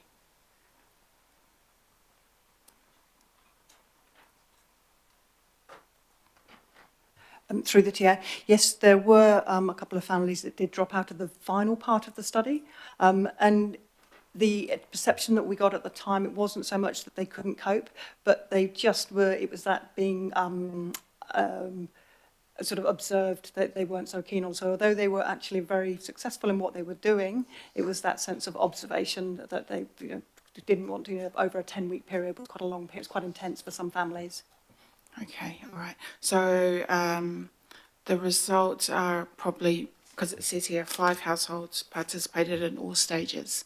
And I just want to ask about point 32, where it says the study found that although challenging to begin with, many large households could manage with a fortnightly collection. So how do you justify that statement if it was only 5 households that continued with this full study? Yeah, we've always acknowledged that it's a small sample, and that's one of the parts that we would need to, if we started in 2027 or 2028 with a trial, that we would need to expand that further. But the indications are, and the feedback we got, that it was possible with taking those 5 typical large families, working with them, that it is possible. So acknowledging it was, but some of the interventions that we were trying were very scalable, and we tried not to be to intervene too much, but just introduce the services over a 10-week period. Just to add to that through the chair, since then I think we've also looked at how do you increase capacity for the exceptions. If you've got most of the city that can work with the norm, but how do you actually cater for the needs of the exceptions? And whether we look at increasing capacity beyond the 240-litre bin, which is the maximum size, and you provide that, I think as Sarah mentioned, you could have a second bin. Although it's not collected weekly, it's collected fortnightly, but you still have enough capacity to put out for collection. Can I just ask one more? In terms of illegal dumping, does that pick up people who put their rubbish bags in your bin? And I'm wondering, are you seeing that increase when South Auckland went from multiple bags to bins? The stats do not pick up that material because that's actually gone into somebody else's bin and it's picked up as part of your collections. So we don't quite have an understanding of whether people are putting rubbish in other people's bins, but we do not get a lot of complaints in that space where you might have otherwise neighbors complaining about others. Thank you, Councillor Newman. Hello, Pearl, and good afternoon, team. And look, we'll start on this slide and we'll deal with this one first. I mean, you're in my ward when you're these families. I have to say to you, in the past 3 days, I have met with 6 times the number of families in my ward, just door knocking, so maybe I'm getting a different feedback to you. But I just wanted to confirm, where did you find those families that were subject to your qualitative and quantitative investigation?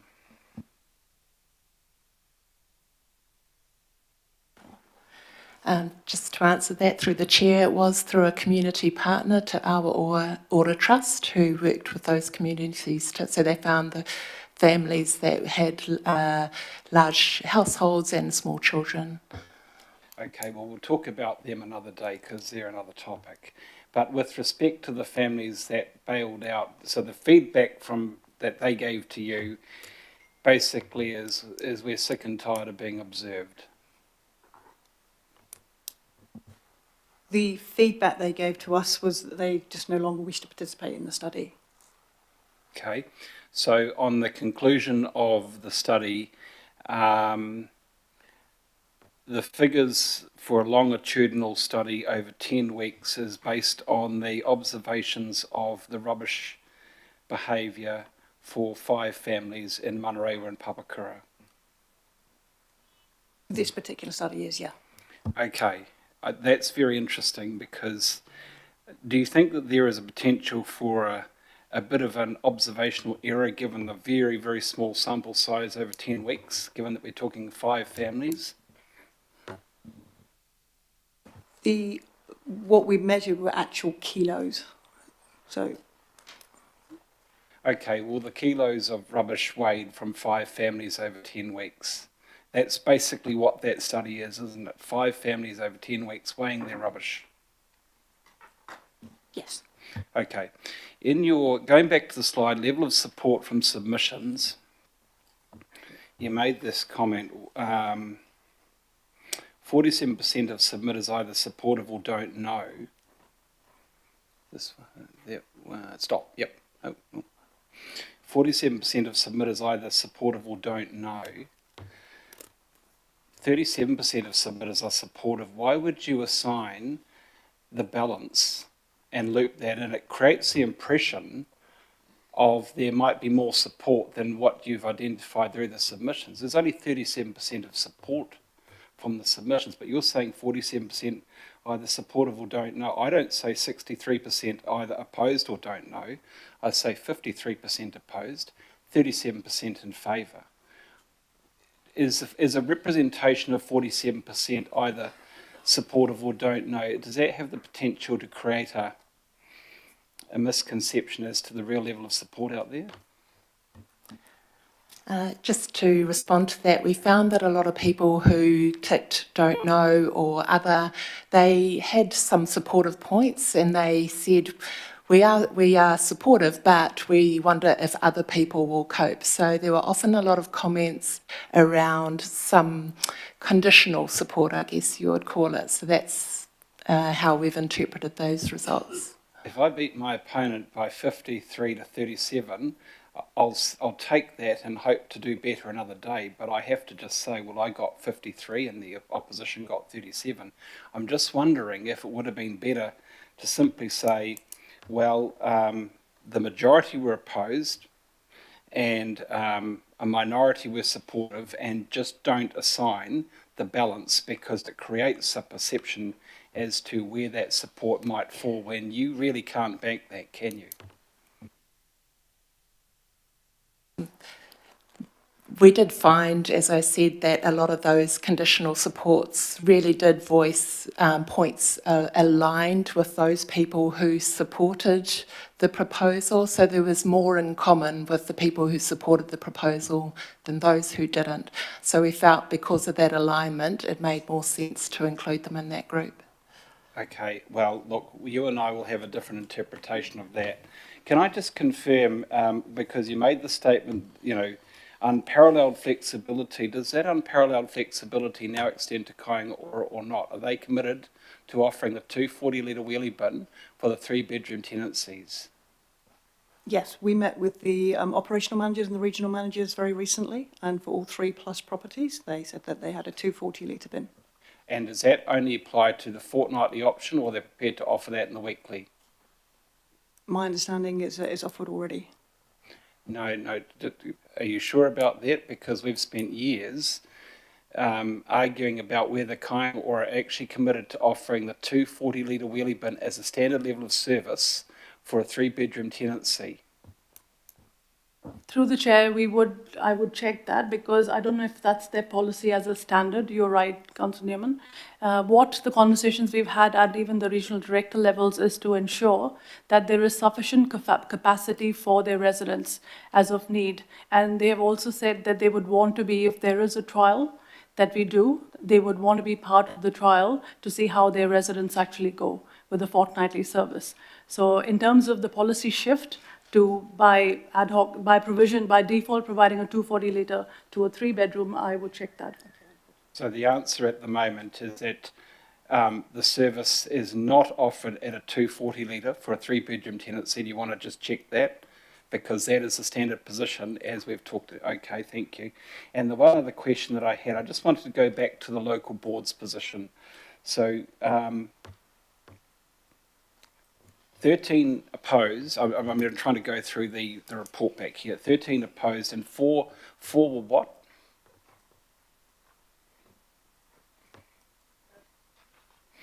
Thirteen were definitely opposed. 4 were, well, they weren't supportive because only 1 was supportive. Which local board was supportive again? Hibiscus and Bays, was it? Hibiscus and Bays, yeah. Okay. Well, maybe they can have the trial. But so the four. What did? What's their view? So through the chair, there were 5 local boards that did not support either for their specific area or for specific types of collections. So not, for example, in business areas or the city centre. So those kind of conditional kind of elements to their feedback. Okay, so is that sort of... Okay, so we'll just say 13 definitely opposed, 1 in favour, and 4 offering variations and yep, okay, all right. Thank you, Chair. Maybe others will have more questions. I've got some more to think up. Thank you. Councillor Williamson. Yeah, I just want to get a few things here. The food scraps bins at present, you're saying around 33% or so. Do you have that data broken down for local boards? No, unfortunately, we don't have it by local board area. We are working on that, however. We do have it by contract area, I believe. Because I'm not quite like Councillor Newman and Doorknock, but I do enormous walking with dogs. And every Thursday morning, I take a counter with me and go down different streets to count how many food scraps there are out, because it's our collection day, relative to red tops. We're running at about 26%. And I can tell you that the variation across the households that I've talked to, because it's the biggest talked about issue, is the plan to get rid of the week, is there are retired elderly people who live alone that said, I could cope easily with one every fortnight, for goodness sake. I can fill my bin about a quarter. But I can tell you there are heaps of families with university student kids and friends coming back or staying, or our house sometimes has 7 in it and sometimes 2, that just say, this is a fundamental service of council. If you were to list what are the roles and functions of council in a prioritised order, rubbish comes bloody close to the top. And we've seen a whole range of diminution of service. The parks used to be mowed a lot more than they are now. They used to be mowed with a catcher. They're not. There's grass everywhere on people's shoes and it's grass this long or else it's mowed and it's sitting everywhere. And people are now saying, I'm sick and tired of seeing our rates go up year on year on year, quite substantial increase. But you keep talking of taking away another service that's core role and function of what you're supposed to be there for. Now, I understand why there are some people that could cope easily with fortnightly. I bet you they would have no problem at all. But I will alert councillors around here. I've been in politics a long time and I've spotted bloody landmines sticking out of the sand. This will explode. In terms of public perception of a core role and function. Councillor Williamson, just a quick, make sure turn into a question. Okay, well then I want to get back to your surveys in terms of the sums of, let's go with the costs of money. Some locals have now done some inquiries that they've informed me to see if they can get a second size bin, a 240 rather than the whatever the little one is. There's a lot more cost to do that. It costs a lot more per year to do it. If you go to once every fortnight and let people have the bigger bins, will they be paying that extra cost? Through the chair, the different size bins will have a different price for them. So the fortnightly will be cheaper than a weekly collection, but it will be like if you say if your weekly costs $2.90, the fortnightly for the same size would cost lesser. But the variance between an 80 and a 120 and a 240 would exist. Okay, so I want to get that right. So someone who's got this, let's go, I'm going to go small and big. You've got a small and you're paying a certain amount per annum in your rates for that bin. Yeah. If you want to get the bigger bin now, forget the fortnight, you just get a bigger bin, you'll go up dramatically in terms of your cost. That's correct, Chair. There's a fee that you had agreed to that is paid for the exchange of the bin, yeah, which is about $40. And I think in terms of the size, the smallest is an 80 litre, which is 140 or something.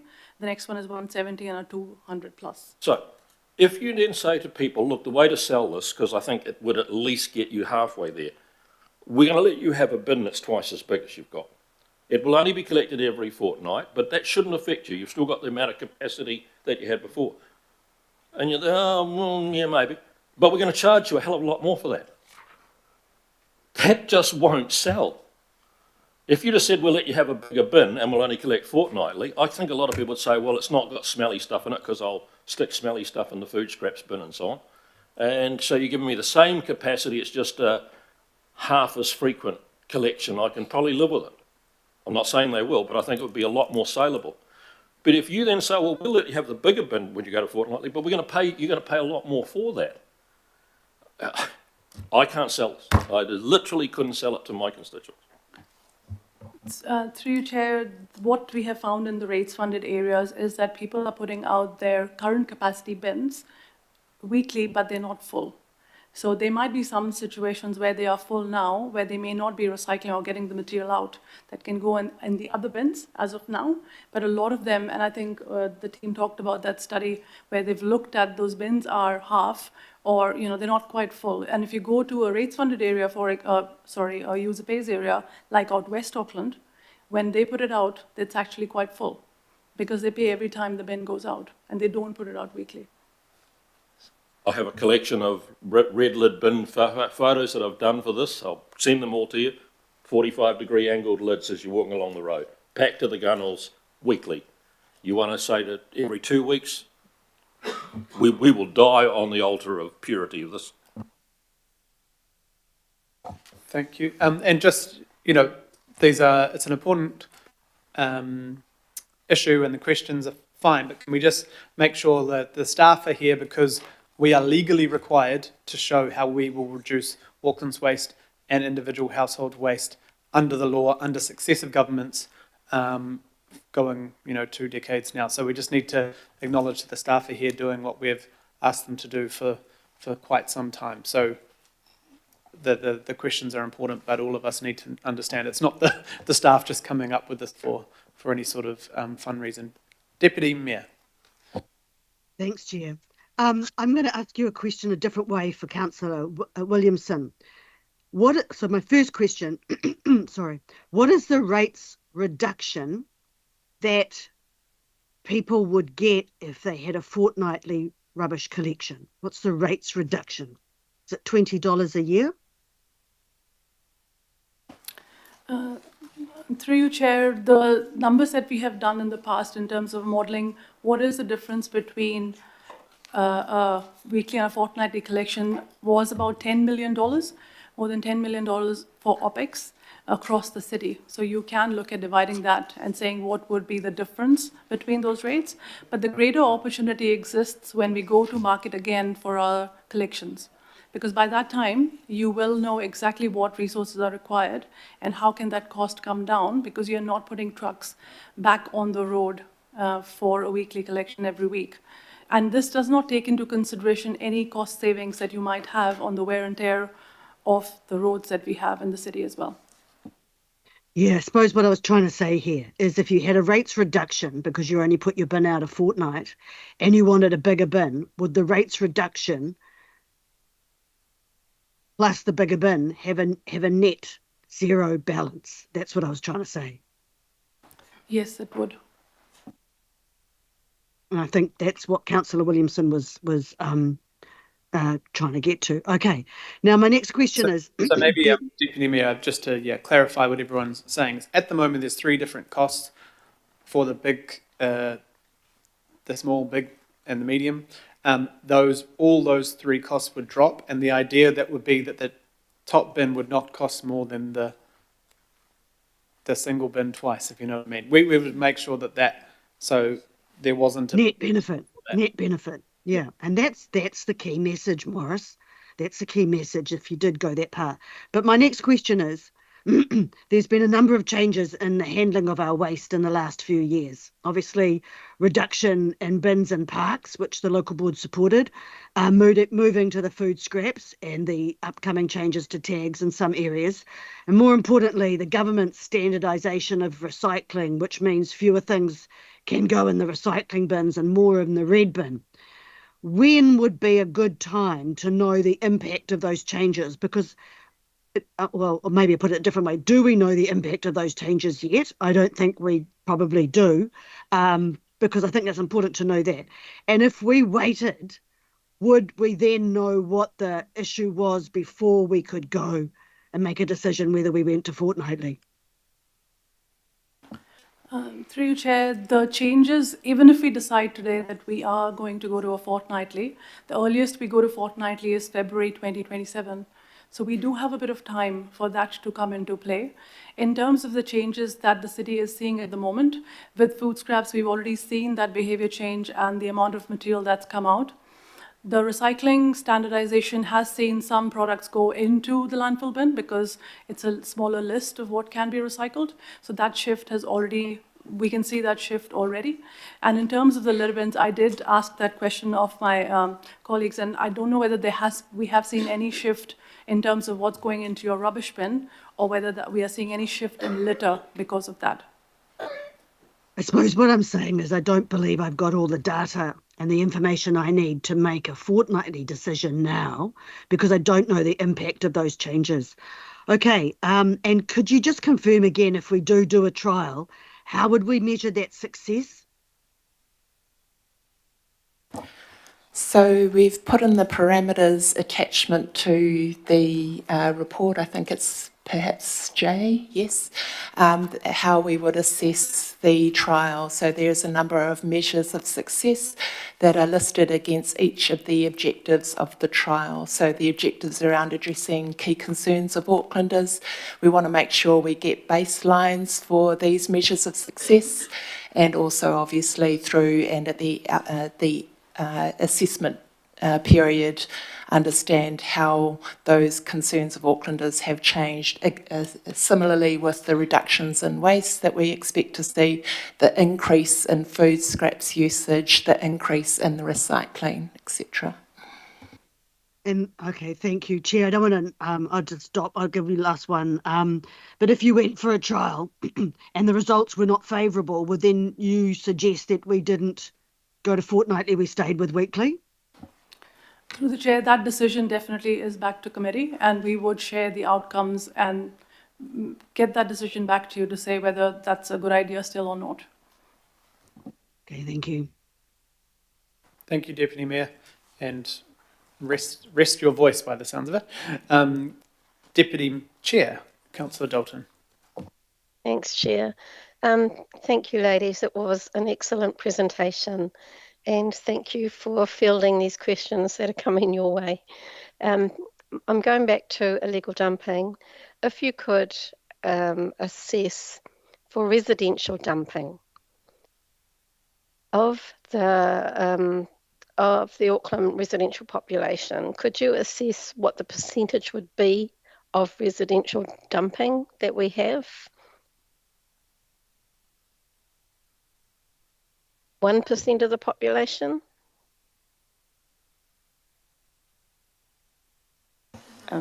Through the chair, we do have some stats. We're just pulling them up. Oh, thank you, Sarah. Just wanted to try and get some context because we're talking about the implementation of a policy. And if we're going to not implement a policy because only a couple of % of the population are not doing what the 98% of the population are doing, that would be flawed.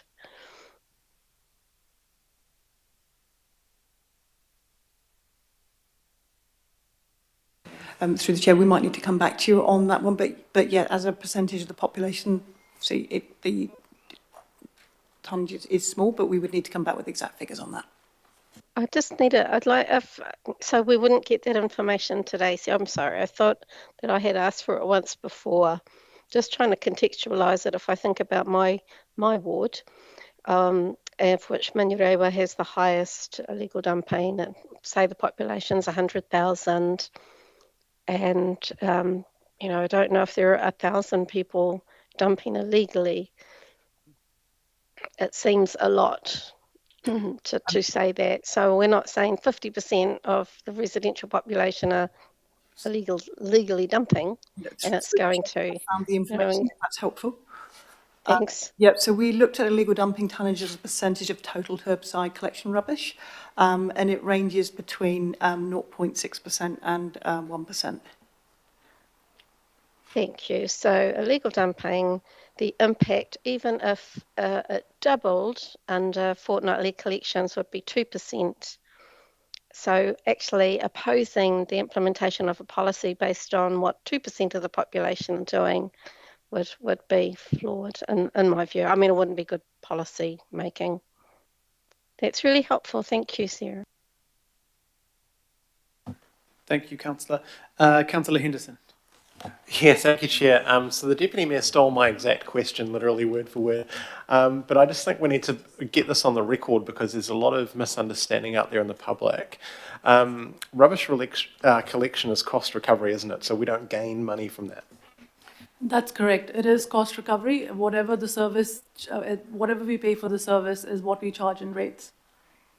Thank you. So if we're talking about saving $10 million annually, say, because I know it's complicated, right? But say 10 million annually, that would go pretty much straight to people's rates bills, right? And people would get a rates reduction. That's true, right? That's right. So as I said, if the service costs us X million, that is what we pay for in the rates. So we do not make any savings as a council, but that lesser cost is what is charged to the customer.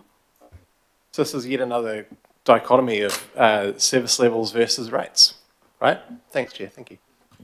Thanks, Councillor. Councillor Lee. Yes, thank you. Rates, roads and rubbish is the mantra I was told that local government is meant to be about.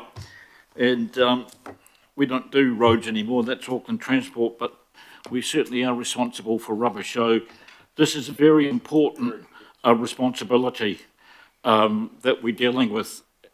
Now, I understand you've, in order to ascertain public opinion, you've used a special consultative procedure.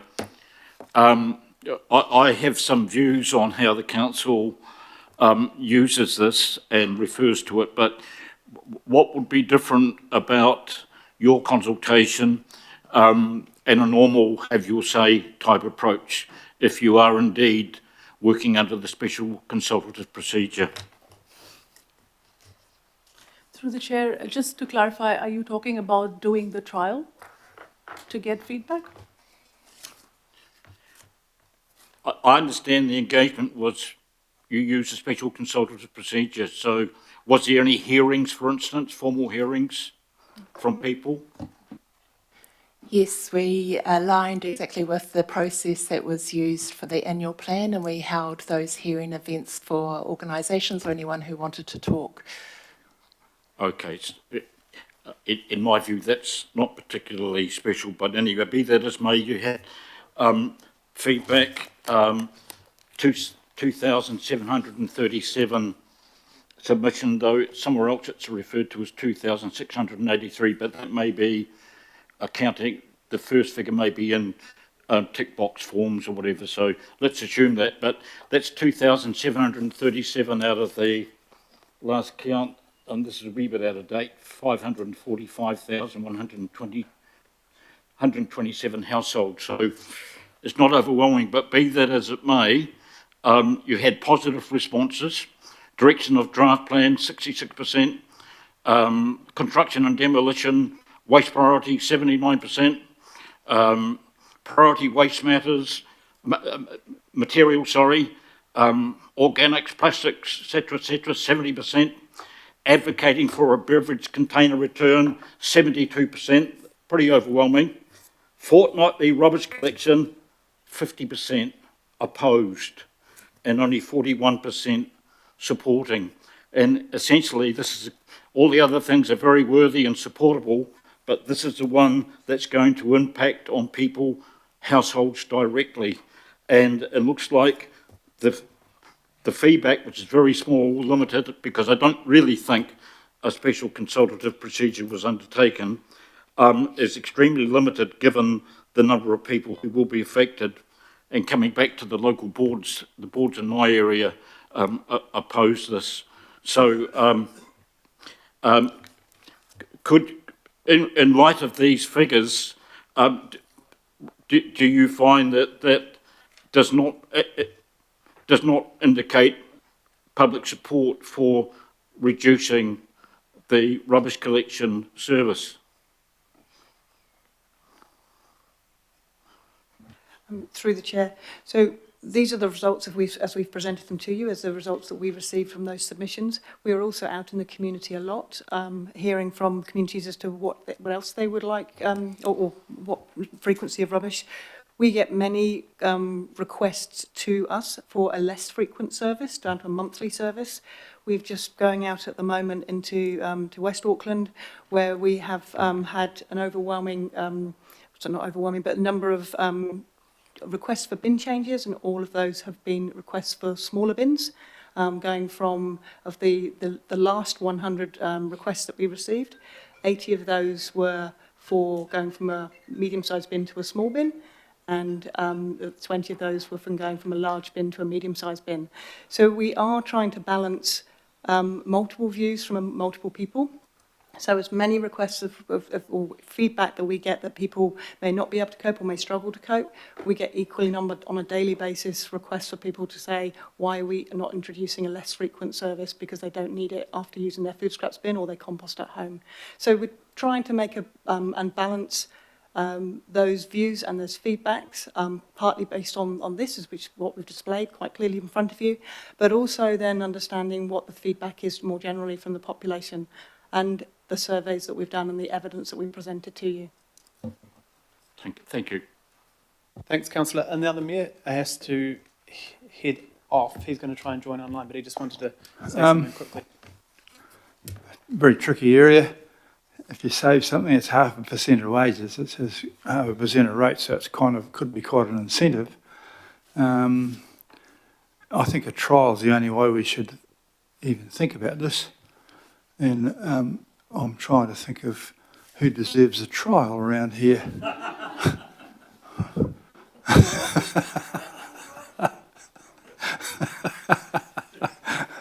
Be good or you'll get a trial. No. But then again, it's a saving or a not a saving, you know, and I just think about the dynamic lanes at Whangaparaoa that nobody wanted, but everybody loves them now, so a trial's not a bad idea. And if it turns to shit quickly, we'll really reverse it, you know, there'll be such a lot of noise, but you have to go for a little bit to get through. There's always going to be noise, and it'll settle. And we did some changes in another place where I used to live, and we have the advantages here. There isn't a nearby forest everywhere, as there is in Northland. And it's harder to get rid of a pile of stuff. But on the other hand, the people in Fowl Creek manage to put the same stuff in there every year, because when we go out with sea cleaners, we pull the same stuff in the same place in the same number. And you think, did we not pick this stuff up last year? And so we can't, just because a certain number of our population are going to behave badly, I don't think it is a reason why we shouldn't try something good on the rest of them. And if the rest of them behave badly, we'll know it's a dumb idea. So you've laid out something or other. A lot of councils have done it. I think that the picture you showed up that was most compelling was that all the councils that have done it, you know. Should we not try doing something new because we're a bit scared of it? Where was that? It was quite stunned, that. I've even heard of a lot of those places, so it's... 18 of them. Yeah. So I'm going to vote in favour of the trial.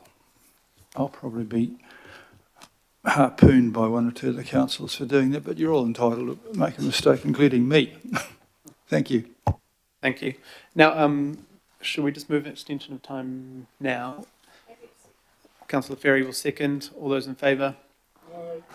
And now, I think we also have to move electronic attendance by the Mayor, because he'll join. Move. And Councillor Williamson would like to vote no to the extension of time.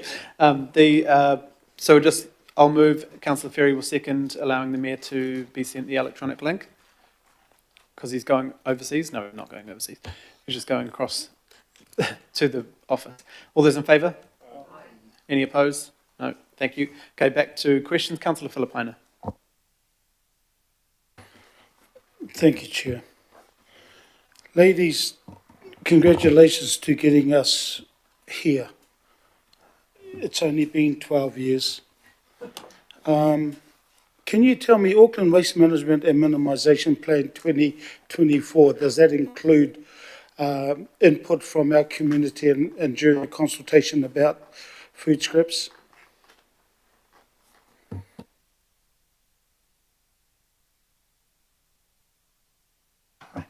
So in terms of the questions that we put out on the feedback form, we didn't have a specific question to the community on the food scraps, but there was certainly a lot of commentary on the food scraps. So some people finding it really good, some mixed views. And did you gather any statistics around the food scraps, whether it be local boards or anybody else around supporting the priorities? Because in the report that the majority supported the priorities, except for the fortnightly rubbish collection. So can you sort of let us know what the consultation was back, albeit general? So one of the priorities in the plan is around organic materials, and there was certainly a lot of support from the public and local boards around reducing organic materials in many different ways. So that attracted a lot of attention, of course, from a number of organisations as well who work in that space, something that iwi, Parakora, Marae were very keen to see. So generally very well supported direction. It's good to hear they supported the food scraps. I'm going to ask questions on the process that could be that could be done around a trial. Now, what would the process be to select the 3 areas? I mean, we've already heard some councillors around this table saying, no, I don't want it in our area. I'm and I've spoken to Council Fully, that Manukau Ward would be one of the areas to be trialled because of the demographics. I don't know whether there's any other wards that are going to put their particular ward through, but what is the selection process for the 3 wards or areas, sorry? So just as a sweetener, people will get a rebate on their rates if they are in the trial. So it's not that they will pay the same amount as the others are. So that's as a starting point. In terms of the trial, what we are wanting to do, the idea is to get a good mix and a good representative sample of where those communities are, because it's no point in doing an area where you've got food scraps happening really well and people have got less waste. There's no idea in doing that. The intention is to actually choose areas that give you representation of how well it can work. The second part is we also have to see operationally what is feasible, because we do not want to have a very costly trial. So to make sure that it's done well, we have to work with our operators to pick areas where we can do them really well. So those considerations are quite key, and I think the idea would be for the team to actually make those decisions in terms of where we feel it gives us the best results in terms of understanding what needs to happen, but also operationally is more feasible. I think, I mean, like I said, I just was more around the process, but there is a ward that has been put in front of you. Now, the process will be, again, around selecting the 3,000 to 4,000 households. Because I want to have a look at the criteria, because what I've been hearing so far and what I've read is that it's the bigger families that have concerns around their current 120 litre rubbish bin won't handle the extra rubbish on a fortnightly basis. So again, just the process around that is just going to be left to the team to select families or ainga who have 4 or more, 8 or more. I heard that mentioned earlier. What's the process for that, please? The challenge we will have is we cannot select properties based on how many people are there. We'll have to select an area, which would have a mixture of families that may be small, medium, large. And that is what will have to go, because operationally that is what will be feasible. But the areas in terms of process, what the team would look at is to say, here is a ward area that gives us that mix and gives us a representation of what we're looking for. My last one, Chair. Is there a possibility with those 3,000 to 4,000 households, but now it's in an area, that they would be given a 240 litre bin over the trial period to see whether in fact from them as families, and given for free, not to, hey, look, let's pay X amount. Is that a possibility? Because I think you'll have a better indication based on the consultation results that these family will have the bigger bin and over a 2-week period will end up saying, hey, this actually could work for us. So is that an option? Yeah, I think what we would try and replicate is what other areas have done. And so there's a settling in period where we may say, for example, try with your existing bin and maximise your recycling and food scraps and see how you get on. What we do know, for example, is when people have more volume, they fill more volume. So we do know that from evidence of previous experiences. So, but what we would need to do, because this is a trial, is then say, right, if after an amount of time you're really not coping, let's keep in contact and we'll make sure then we can then switch to a 240 litre bin. That works and then go that way. So this is an option to try different bins. If we do have families there that we know would fall into that category of which we believe wouldn't be able to cope, we would initiate that right from the outset. Thank you. Kia ora. Kia ora, Councillor. Thank you very much. Councillor Watson. Oh, a minefield, eh? And the first point I'd make, I think someone mentioned 12 years. I think there's a lot of progress has been made over 12 years when I compare the situation up where I am to what it was before, little blue bins. I don't know, Peru, if that was Rodney or Auckland was right. You know, it's a quantum change. So I think, and people have adapted over time, and there's a lot more stuff getting recycled now. In fact, that's the busiest bin. So just a couple of things that just occur to me. You know, generally in the past, if I've had complaints with changes, it's been two things. One, someone says I'm not going to use it. No, I don't need it to use it. And the other one, person has worked it out to the exact cent how much more they're going to be paying. You know, and increasingly now there's people on fixed incomes. You know, that's where their lives are. They do check those sort of things. So, in terms of the cost, then, so the cost with the fortnightly collection doesn't go up if you stay on your own. Stay with your 120 litre, what it is, and you go to fortnight. Your cost should come down a little bit. If you think, well, no, that's as a lot of people also are at their optimum. You know, they're pretty efficient in what they do, and they think, well, no, I can't work with that. I'll have to go up to the 240. Then they're going to end up paying quite a bit more. Did you give a figure to Councillor Williamson about on how the dollar term value of that? No, we don't have that yet.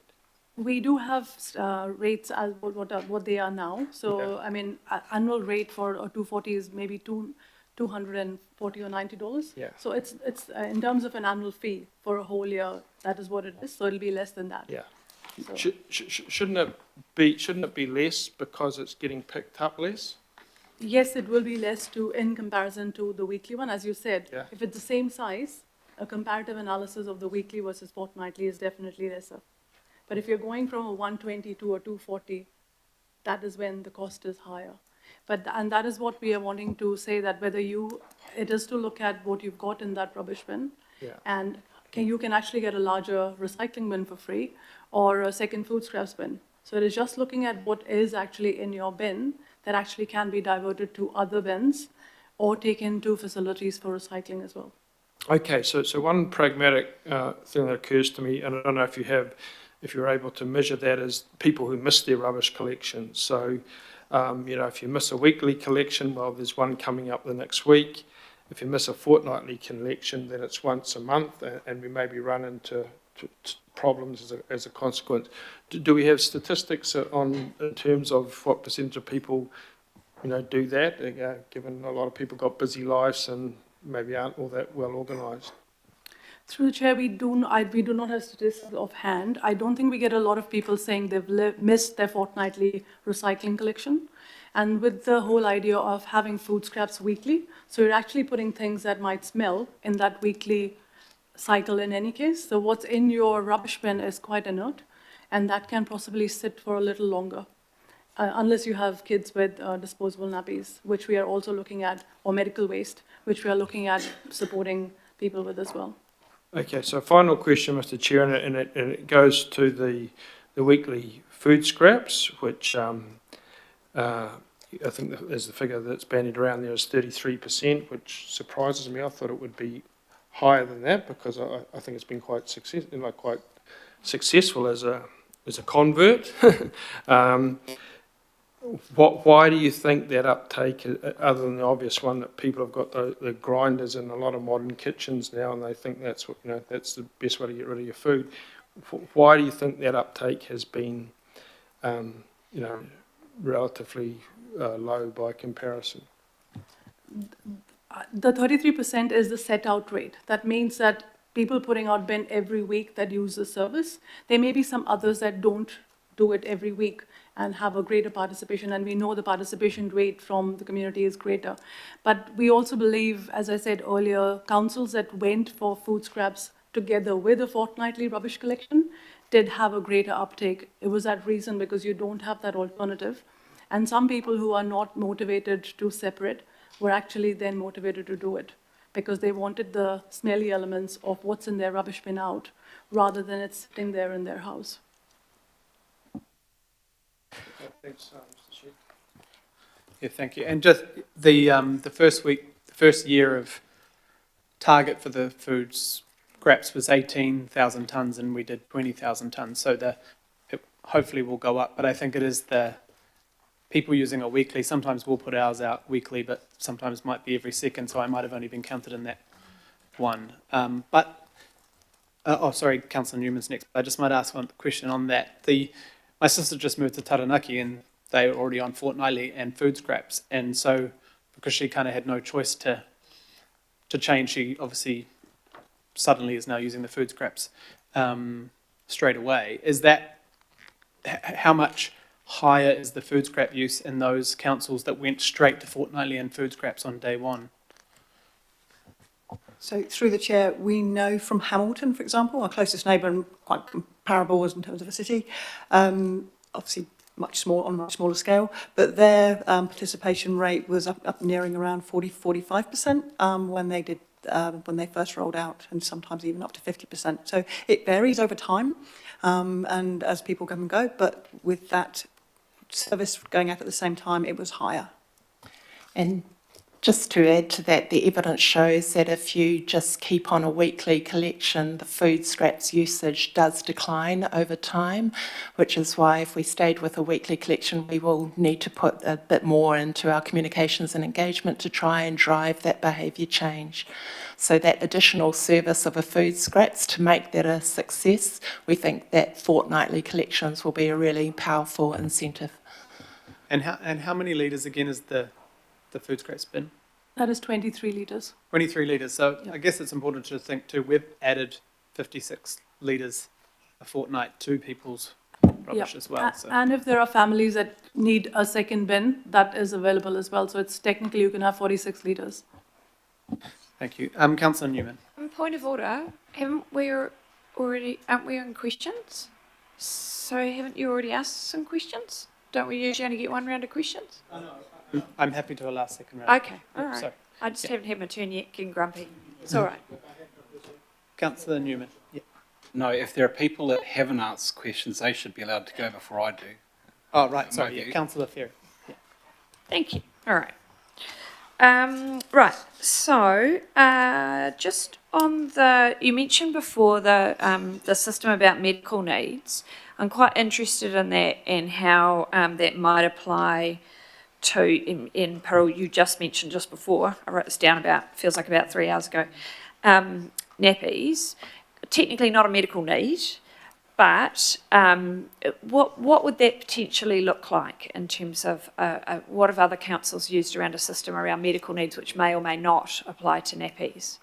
Because I think that's something I've had raised a bit, particularly nappies. Yeah, through the chair. So the example that we gave is from Dunedin City Council. They shifted all of their services on the 1st of July this year. So it's still early days yet, but what they have introduced is the option for having an additional medium-sized bin. They only have two size bins, 120 or 80, so medium or small. And on the presentation of a note from your doctor just saying, yes, there's a need. There's no personal information that's disclosed. It's literally just a process just to say, yep, there's a demonstrated need, and then they are given an additional bin. Okay, but it'd be unlikely that people would get a medical note for nappies. So for nappies, Central Otago, for example, what they do, they shifted the middle of last year, and what they did was then people with families, they asked them to try and cope for the first 3 months of the shift, and if they genuinely couldn't cope, to come back, and then they gave them the option of having an extra 120 litre bin. And I think to note there, for that end of life, obviously that need passes, the children grow up, but clearly there is also a need, for if you've got elderly people in the household as well. So it's just being sensitive, and the trial would enable us to trial that. Yeah, I'd be really interested in us understanding that better through the trial. Obviously, nappies are not, as you point out, not just necessarily babies. They can apply for adults as well. But also, one of the things I'm aware of, yes, is that there are other ways that people use nappies, and also actually technically, and I have to be honest, I never did this when we had nappies, but technically you are actually supposed to scrape out the smelly stuff and put it down the toilet, even with disposable nappies. Very few people do that, but yeah. So there is an education piece there potentially as well. I'd be curious as well, acknowledging that this Dunedin stuff is quite new. I'd be curious to understand as well whether people, one of the things we run up against in the benefit system is people having to, re-get a medical note, reprove that they have a disability, for example. And I think we would hate to end up in a situation where we had people who clearly were going to, had medical needs for the rest of their life, and every year they had to go and get a doctor's note. So that would be another thing I'd appreciate us exploring.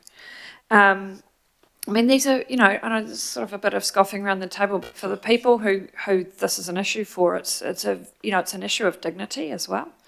And it's actually really important that we get this right, even though it might be a relatively small number of people. The next question I had was, there was a lot of concern when we changed the inorganic system. And I've seen, and I wasn't on governing body at the time, but I was on a local board, I've seen a lot of the concerns and around that sort of dissipate as people have found that the system by and large works. Is there, what have we sort of learnt from that and applied to this process? Because, on the face of it, the idea of a collection where you put everything out, people can, pick and mix and collect their own stuff before the collectors come around, that does look like quite a good idea. But then actually, the way that we've done it with, you book it and all that kind of stuff has actually worked out quite well. So what have we learnt from that we've applied to this? Through the chair, there wasn't a specific question in terms of asking the community on this, but if I think about the plan and what it is proposing to do is to move to that community recycling centres model, where people can take the material on an ongoing basis. And with the inorganic collections, we do push people to say, if you've got stuff that is actually good to donate, give to somebody, just please do that, because you don't want the rain falling on it. But if you still have material which is that you want to put out for collection, it is put out in a neat manner, and it is actually taken away, as you know, by a 2-truck model where you've got product that is going to warehouses or even to CRCs directly to then be rehomed, and then you've got the other rubbish that actually gets compacted and goes to landfill. The participation rates are not massive there, but not everybody has got material every year. So you might have inorganic material, you might have a bed to dispose of this year and nothing next year. I think the participation rate at the moment sits at about 21%. So that's just how many people book it, but they are reminded quite regularly. So if you've booked it once, you'll get a reminder in your email next time. So it's quite an easy process to do that. Yeah, I've found it very easy. Just checking then the link with that with illegal dumping, because that was the other concern around that, and that is a concern that's coming up again with this. My observation is that a lot of illegal dumping is items that are the kind of thing you would need to get rid of in the inorganic. You couldn't actually get rid of through your bin, your rubbish bin. Mattresses and TVs are the classic ones. So did we see with that inorganic, did we see an impact on illegal dumping? And in that space, because I know that we've got other initiatives around illegal dumping as well. Are we prepared to ramp those up if we do find that there's an increase in illegal dumping in those trial areas? I can just address one point, that what that inorganic collection did when it was on the curb, it actually attracted people from outside to come and dump. And sometimes we found commercial material dumped alongside a residential, and suddenly we went, this can't be coming out of this house. So that stopped because it was no longer on the curb and it went into the property. And in terms of our illegal dumping stats, they've kind of, as we said, remained in a bit of a rhythm rather than having a peak. But we are very keen through this plan, but also with the new set of the council structure, to see how we actually do things collectively for illegal dumping. That's quite a key aspect in the plan, and looking at how we do it better for the city. So that is a absolute priority. Yeah, and does that include, I'm pretty sure it does, but just remind me, does that include cracking down on some of that more commercial illegal dumping? So we had a whole lot of tyres dumped in a park. Nobody has 50 tyres on their residential property. Are we doing more about that kind of stuff as part of the plan? Yes, absolutely. And I think we're also looking at what can we do with dumping on private land, which I know is a pain as well. So working in with licensing and compliance, also with community facilities and the waste team as a collective to see what can we do better with our contractors, which may at the moment have boundaries, but actually how do we make sure that is not happening that way? Yeah. And we have a much more seamless service in that space. Just as an example of tires, we've had the tire product stewardship scheme that's come in, which is really good, which we have actually advocated for many, many years, because you want to put the right design to actually have product go back for recycling or disposal rather than it getting dumped. So that's a good way to address some of those elements. Yeah, and acknowledge we were waiting for some central government leadership in the tyre space. It's a really tricky one. I've just got two more questions, one of which is hopefully very short, because I just am checking a figure because I don't think I heard it properly before. I'm not sure if I got it right. So for people who go for the 240 litre bin instead of the 120, and this is the rubbish bin, not the recycling bin, how much extra do they pay per year on their rates? Was that, I think I heard $40, but I just want to check. The $40 is for the exchange of the bin size. That's a one-off fee that you pay. But the ongoing charge we're just checking, I think that charge is there in terms of what that is. Yeah, so the 120 litre bin is 174.77 in your rates, and the 240 litre bin is currently 287 3 . And that's annually? Yes. Yeah. Annually, yeah. Okay, so $40 to swap bins, and then there's an ongoing charge that sounded like it was about 110. Yeah. Yeah, so it's not double, but it's just... No. Yeah, thank you. That's helpful.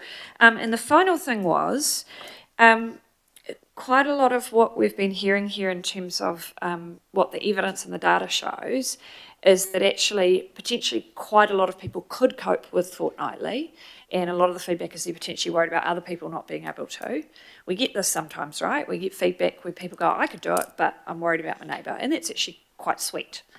What I was wondering is, during the trial period, if that's what goes ahead, and I think it should at this point, is it possible that we could put out some messages outside of the trial area, or even identify some secondary trial areas or something, where we said to people, hey, this change could be coming, we could be shifting to fortnightly, why don't you try only putting your bin out on the weeks it's full? And get people to sort of start that mentality of I don't need to put it out every week if it's not full, and we could potentially do a bit of measuring then about actually, we in those areas where we are doing that piece of education work, are we seeing people able to take that up? Or are they still having to put out full bins? I think that would be a really useful point of comparison. And I know that on the Waste Political Advisory Group, which I've been on, you've shown us some data about 80% or more of bins going out less than half full, I think it was, off the top of my head. No, so yeah, testing that. It was only about 2% of all bins going out full. It was something like that, yeah. But if we potentially had a sort of secondary trial, which was actually just a messaging trial, where we said, hey, in these 10,000 households, how about we test that message? Then that would be another soft way of testing it. Does that sound like something we could do to turn that into a question? Yes, we can definitely consider it. Great, thank you. And just to add to that, if you were to go ahead later on with a region-wide rollout of fortnightly, it would be subject again to further consultation. Yes. So that would certainly help spread that message, I guess, and the buy-in to that. Yeah, great, thank you.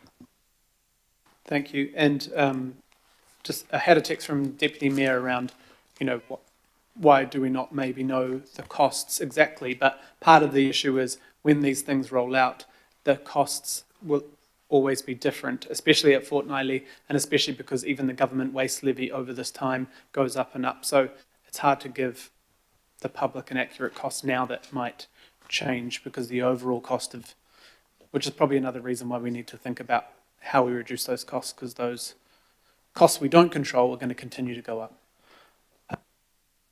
Councillor Newman? Yes, back to me. Hello. A couple of points. So you just responded in your answers to the opportunities with the inorganic collection service and the community hub. Going a little bit wide here, but the old service was available and very convenient to 100% of households involved simply by dropping their inorganic rubbish at the berm, which would be picked up. When we switch to the new service, that's based on a booking. So, I mean, what's the percentage of households are taking that up? Is it 10%, 20%, 30%? Approximately what is the percentage of households that are taking up the option of booking for a collection? So the percentage of participation rate at the moment sits at 21.4%, as I said earlier, and that's at 131,000 bookings. But as I said, not every household has material to put out every year. So you might have people coming back, using it 1 year and maybe not having it the next year. In terms of how many people used it previously, I wouldn't be able to give you that, but also the fact that I may have put some material out, my neighbor may not have, but then you've got others that have dumped material that is on my berm and not actually mine.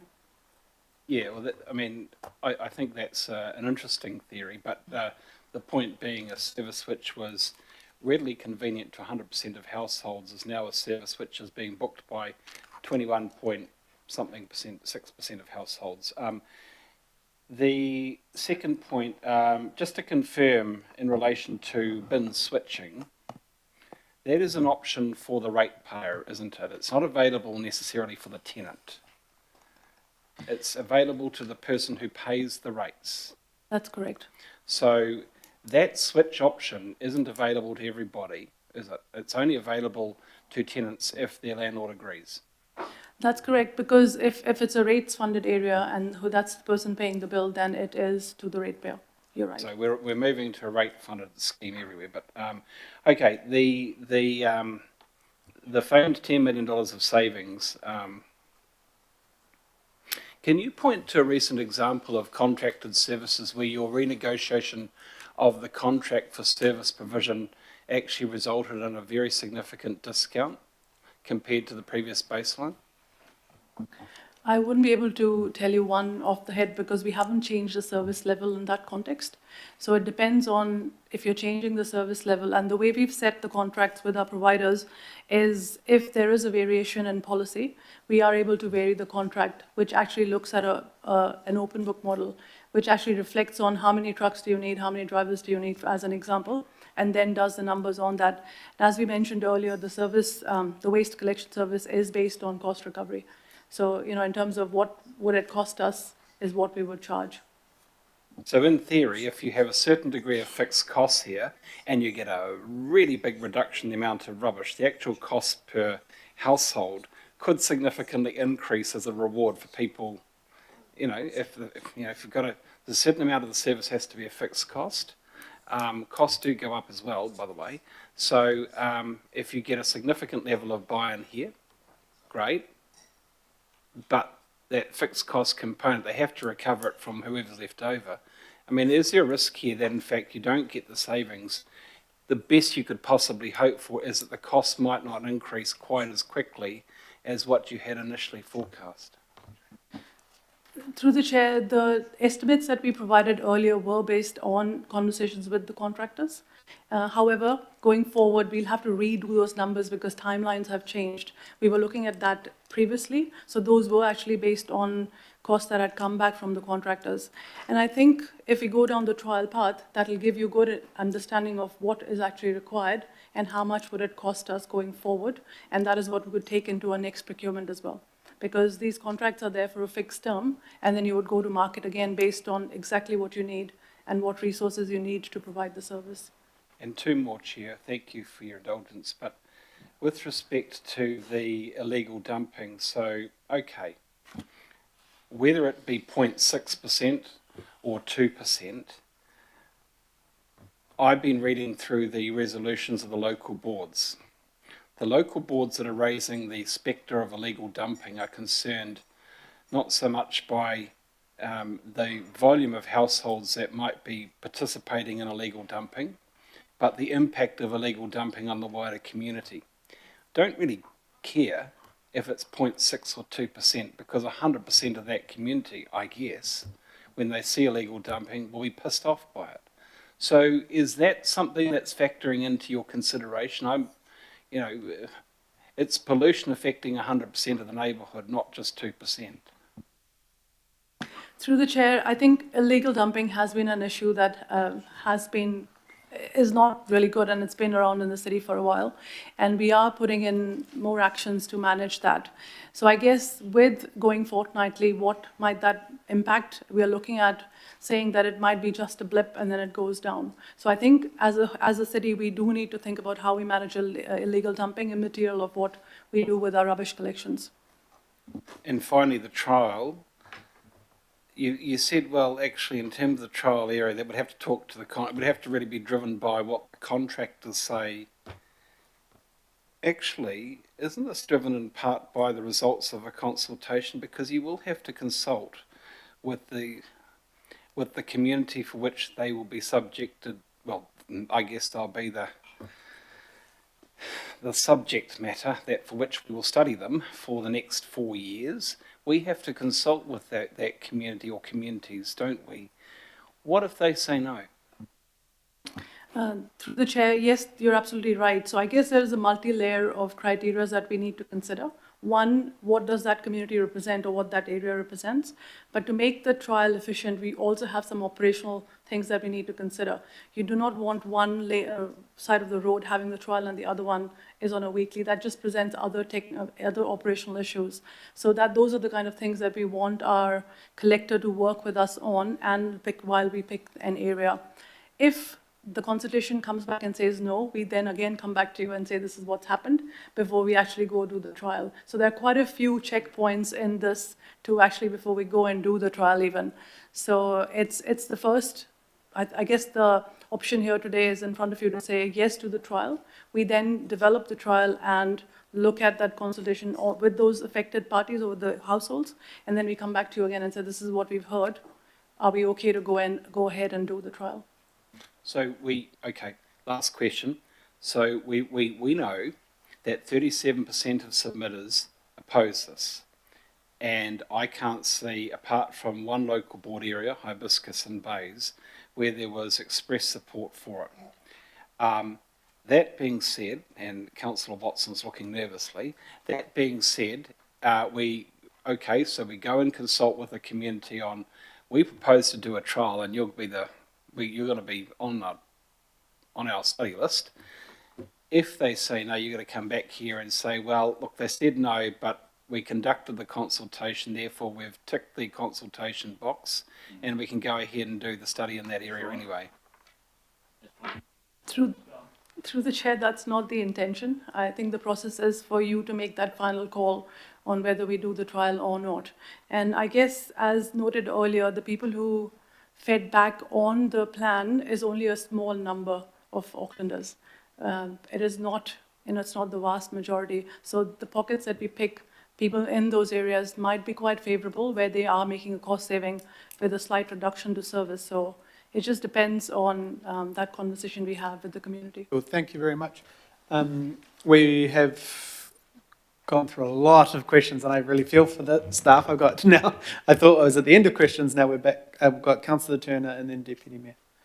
Very quickly, you said earlier that we have a legislative requirement to show that we're trying to reduce waste. Does not the pay-as-you-throw system in West Auckland satisfy that?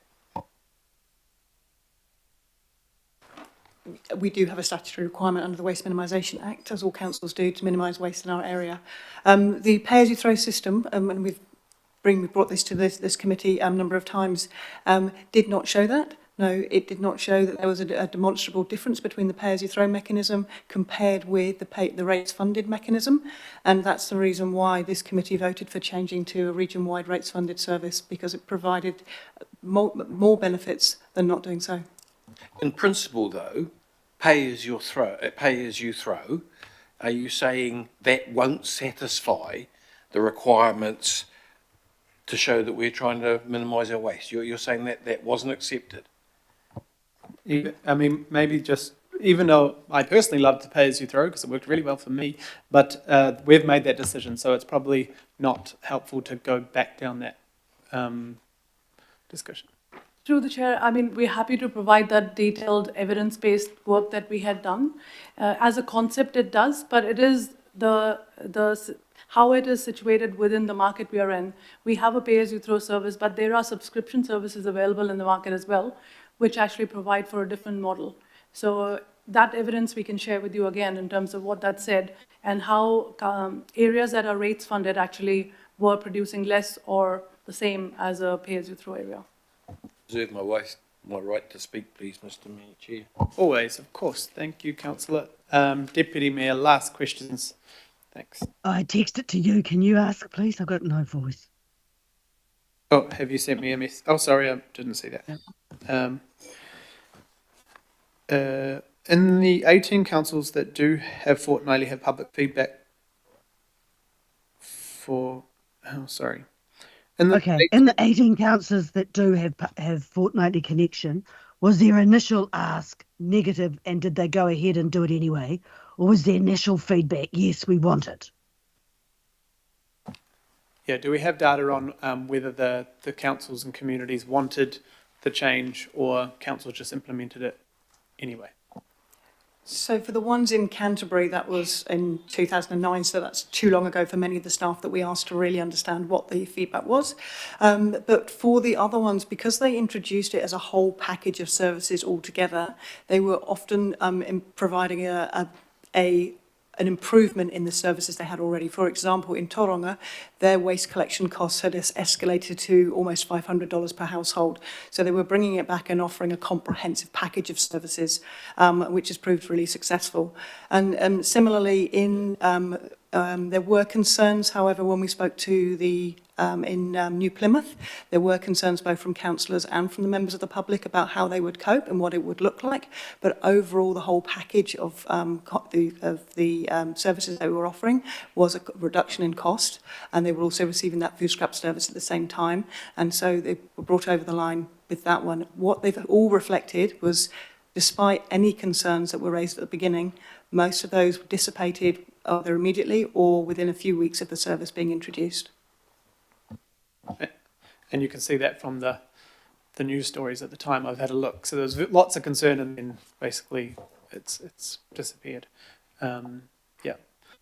Right, we will, thankfully, we've definitely exhausted all your time and energy, but thank you very much. We'll get you to step back and then we will have a debate on. Remember, we are debating the trial now, so that the Chair's recommendations are no longer moved straight to fortnightly. The recommendations we have are around the trial. Obviously, anyone can move an amendment to move straight to fortnightly. That's open to people. But right, I've got Councillor Turner first up to speak. And please put your hands up. Thank you, Mr. Chair. There is no such thing as zero waste. That's right. And, you know, we can pretend with all these fancy slogans, but there's no such thing as zero waste. You know, if we were queuing up at McDonald's and holding our hands out and someone's giving a couple of fistfuls of chips, then maybe so. But that would send us back in a pathway to time of pestilence and disease. That's why councils were invented, to clean up the rubbish. How complicated can we make just plain cleaning up the rubbish? And I wasn't mocking the idea of poor people who had to get a health certificate to get their rubbish bins, bigger rubbish bins at no charge each year. I just thought, how can we make this complicated? West Auckland's been telling me clear and simple. We like pay as you throw, it works, and they don't want fortnightly rubbish collections. I know there's a bunch of other things in this debate, but that always happens. We throw in a whole bunch of other things when the only real contentious thing in there is one contentious thing stitched into the middle of it. You know, I told everyone with great pride when I first came into this place that I was a pig farmer for 26 years, and I was. And there was about 45 of us around Auckland processing food waste. Just go back to simplicity of life and it's cheaper. Thank you. Thank you, Councillor. Now to the other side of the West, Councillor Henderson. Straight after, my goodness. Yeah, look, I mean, it's quite a sad discussion, really. I actually agree with my co-councillor in one respect that it is maybe a little bit unduly complicated, right? At the heart of all of this is a simple and a mature discussion about service levels versus your rates that you pay for them. You pay more, you get more. You pay less, you get less. No, don't interrupt me. This happens all the time, and I'm Councillor so Lee. annoyed about it. No one else. I never interrupt you.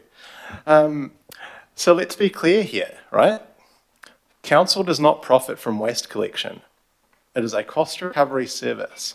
That needs to be made very clear to the public because there is some misunderstanding there. Okay? I get it, right?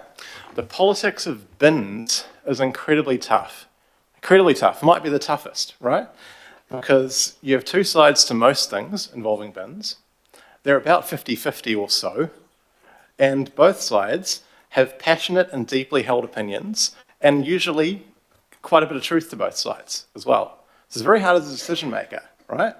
I'm simultaneously here to give voice to some of my constituents that want to keep the frequency they know, and in some cases they actually need, and just have the system that they've always had and be done with it, right? But I'm also here to give voice to the side of my constituency that think the exact opposite, that they're excellent with their waste minimisation. I have so many people contacting me saying, mate, we got worm farms, we got compost, we got all this kind of stuff, right? I think they'd rather like the savings that they'd get in their rates from adopting a waste minimisation strategy and allowing that minimisation across the city in greater number. That's what they feel. Both sides of that debate have valid opinions and passionate, deeply held beliefs, as I've said. So it's hard. It's very hard. I think the best way forward is to have a look at a trial, gather some more information, and then see how it goes, right? The benefit to that approach as well, let's not lose that, is that it also is in line with the rollout of rates-funded collections, right? It's sad that we have these really passionate, aggressive debates. I mean, we talked about pay-as-you-throw as well, right? I would advise us to look at the submission numbers actually, which said that a majority of my ward, very thin majority, but a majority, said they actually wanted a rates-funded collection, and most of all, they wanted standardised services across the city, whatever it was, right? That was very clear, right? So, you know, there's no right answers here. The more we can fill in the information, the better. And so I just commend you for that kind of middle-of-the-road approach and that pragmatic approach, Chair. Thank you. Thank you, Councillor. Just warning everyone that Councillor Foley is the last speaker, just in case. Councillor Foley? Just in case other people are wanting to speak, we might go to a vote before you put your hand up. I think Councillor Foley. Oh, kia ora. Thank you, Chair. Look, I just want to start by commending our staff. You know, they've been at this for a long time, we know, and, you know, I admire their fortitude and dedication to the work in this space. And I do want to say as well that, in principle, I'm really supportive of where we're trying to go. I'm supportive of the aspiration here, and I'm supportive of the end goal of trying to reach zero waste or closest to zero waste, if it is an impossibility. But I'm also really mindful that we have to take our community with us on this journey. I'm really mindful that this is a very complex issue. We're trying to change cultural norms. We're trying to change behaviour. We're trying to ask our community for quite a big transformational cultural shift. So that does take time. It's not easy. It takes time and it takes resources as well. And the challenge I think I'm putting out to everyone else around this table, as we've heard also from Councillor Henderson, is we've got to put the resourcing behind it. I really commend the staff for the education program, the comprehensive education program that they are putting up. I don't think that the current funding that's there is going to be enough, but I am totally open to looking at increasing the resourcing and the funding going into that, because I think that's going to be the game changer that will help our community to come along this journey with us and to change their behaviour. I do have to say, Chair, that, you know, I had to be really honest with myself because I do support this personally. You know, for myself personally, I supported going to the fortnightly shift. I support less frequent, rubbish collection and things like that. But I had to take off my rose-coloured glasses of privilege, and I had to really acknowledge that I am sitting in a position of privilege in relation to the community that I live in relation to my own family. Because I do have the privilege of all this information, all of this data that is available to me as a councillor, all of the resources I have available to me as well, and the fact that I have lived overseas and I've seen this work in other countries that have a population 20 times the population of Auckland. And when I took my rose-coloured privilege glasses off, I was struck by the reality that the people in my community face.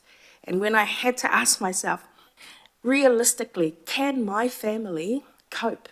My own family, my own ainga of 15, that's the bubble in my household in Otara. Could they cope with a fortnightly pickup? And the answer was no. They can't cope now. It's unlikely they'll be able to cope in a year's time.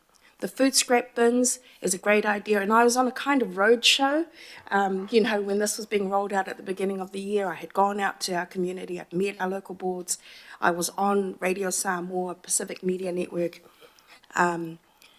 encouraging people to engage in the process. But the more I met people in our community and the more that people came up to me and Pack and Save and tackled me and talked to me about their worries and their concerns, the more I realised that actually our community is not ready. We are not doing enough as a council to get them ready. And so I am supportive of moving to the trial. I'm mindful too of the very strong voices from our local boards, especially the local boards in our area, in the Manukau ward area. And even going to the trial, there are concerns and worries about that. But I'm confident that our staff will engage with us, engage with our local boards, engage with mana whenua to ensure that the trial will be robust and it will be honest and we will get good results from that trial, and we'll have a clearer way forward. I am glad, Chair, that this is being pushed out a couple of years to 2028. I think we'll be able to measure from now even to 2026, the change. The food scrap bins, I hope by that stage, will be, picked up by 60, 70% of our community or more, because currently even my own family, like I said last time, even my own mother, she uses that food scrap bin for everything except for food scraps. But I'm hopeful that in a couple of years' time, we'll see that shift happen, and that will be a positive step towards what we are trying to achieve. And so, Chair, I'm going to vote in support of your changed recommendation, and I applaud you for doing that as well and listening to the strong voices of all Aucklanders. Kia ora. Thank you. Kia ora, Councillor. Thank you very much. Councillor Lee.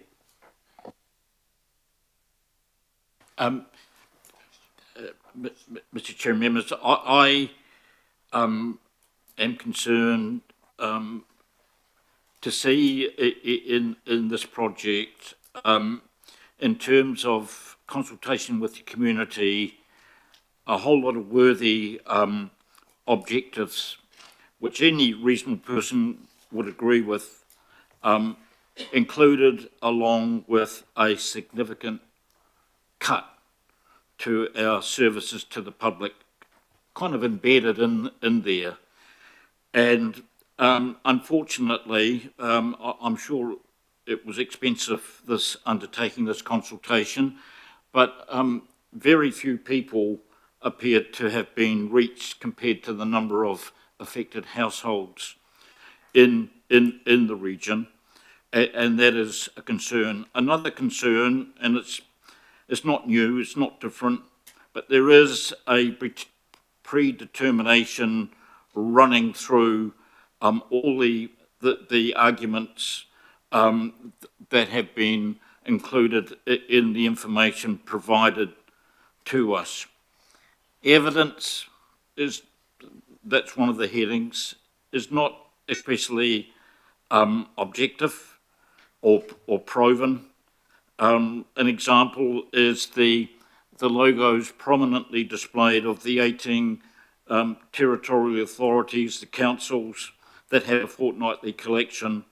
But obviously 18 out of 67 you might call it evidence, but it's not particularly compelling if the evidence is meant to convince us that we need to follow the example of the 18. I made an interjection. I didn't realise it was going to be heard, but to the comment one of the members made about you get more, you pay more, you get less, you pay less. Well, I recall in the early days of this council, and it related to a decision that I had absolutely nothing to do with, but in the legacy Auckland City Council, during one of their annual plans or long-term plans, they did a round of consultation regarding grass berms out on the streets, and they came up with a deal, if you like, with their community boards and with Ratepayers Association and the public, that the council would levy a surcharge to keep these lawns looking good on the roadsides, and the ratepayers would pay a bit more. Well, when it came to the amalgamation, it was decided that this service, which only related to the old Auckland City area, would be terminated. But actually, there was no refund of that surcharge. The rates didn't go down, they actually went up, and as they inevitably seem to do. So that was why I questioned this mantra that was used in our long-term plan about pay more, you get more, pay less, you get less.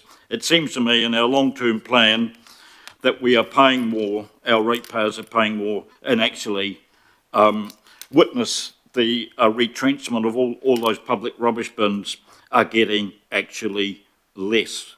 I see the special consultative procedure invoked, but not really, doesn't appear to be really understood by council management. Section 77 is very clear about how we make decisions, and again, I have to say that I don't believe that we are adhering to our obligations under the Act when it comes to decision making. For instance, we are required to assess the options in terms of their advantages and disadvantages, and again, we don't really see that. You know, there are a number of worthy things in the waste minimisation plan. Zero waste, as Councillor Turner points out, sounds good, but actually it is a physical and biological impossibility. But, you know, we talk about zero race and zero emissions and zero whatever, zero accidents.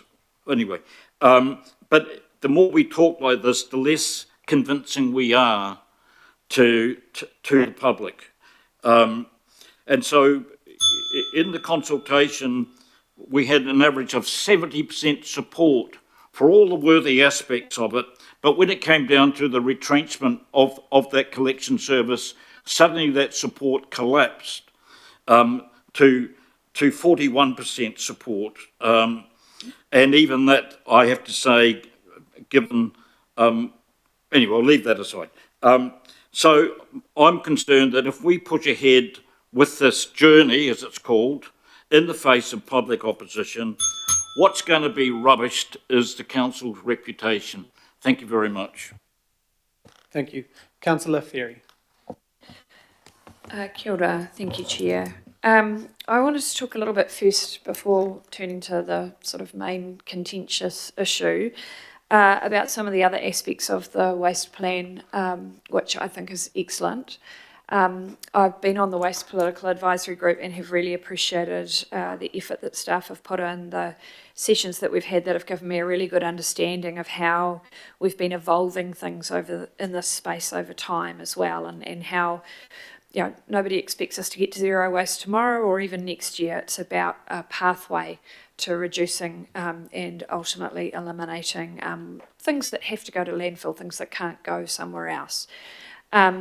So I am particularly encouraged by what I've seen in the last 3 years around a building culture around repair and share and reuse. The community recycling centres are becoming really cool little community hubs in a lot of places as we open those up. People are being quite creative and innovative and artistic even with what they're doing with what's someone else's waste, but for them is actually a resource. And in a lot of ways, and I did raise this in the advisory group, I'd love it if we could change the name of this piece of work away from waste, because that would reflect, I think, more accurately the concerns about zero waste. We're actually talking about resources and making sure that they get reused, they go round and round in that wonderful cycle that potentially they can if we get this right. But legally, I know we have to use the word waste, so we do. I think a mind shift set that acknowledged that would be really helpful and is indeed what we're building towards. I was interested in the discussion around the comparison with the inorganics, which I asked about. Another one where people thought it was going to be quite disastrous. It actually, in terms certainly of people being unhappy with the service, I got a lot of people concerned when I was on the local board about the change, and don't hear any of that now, which is a good result. But also, I don't think we're necessarily getting a lot more illegal dumping either, was the takeaway from those questions, which was the big fear when we made that change.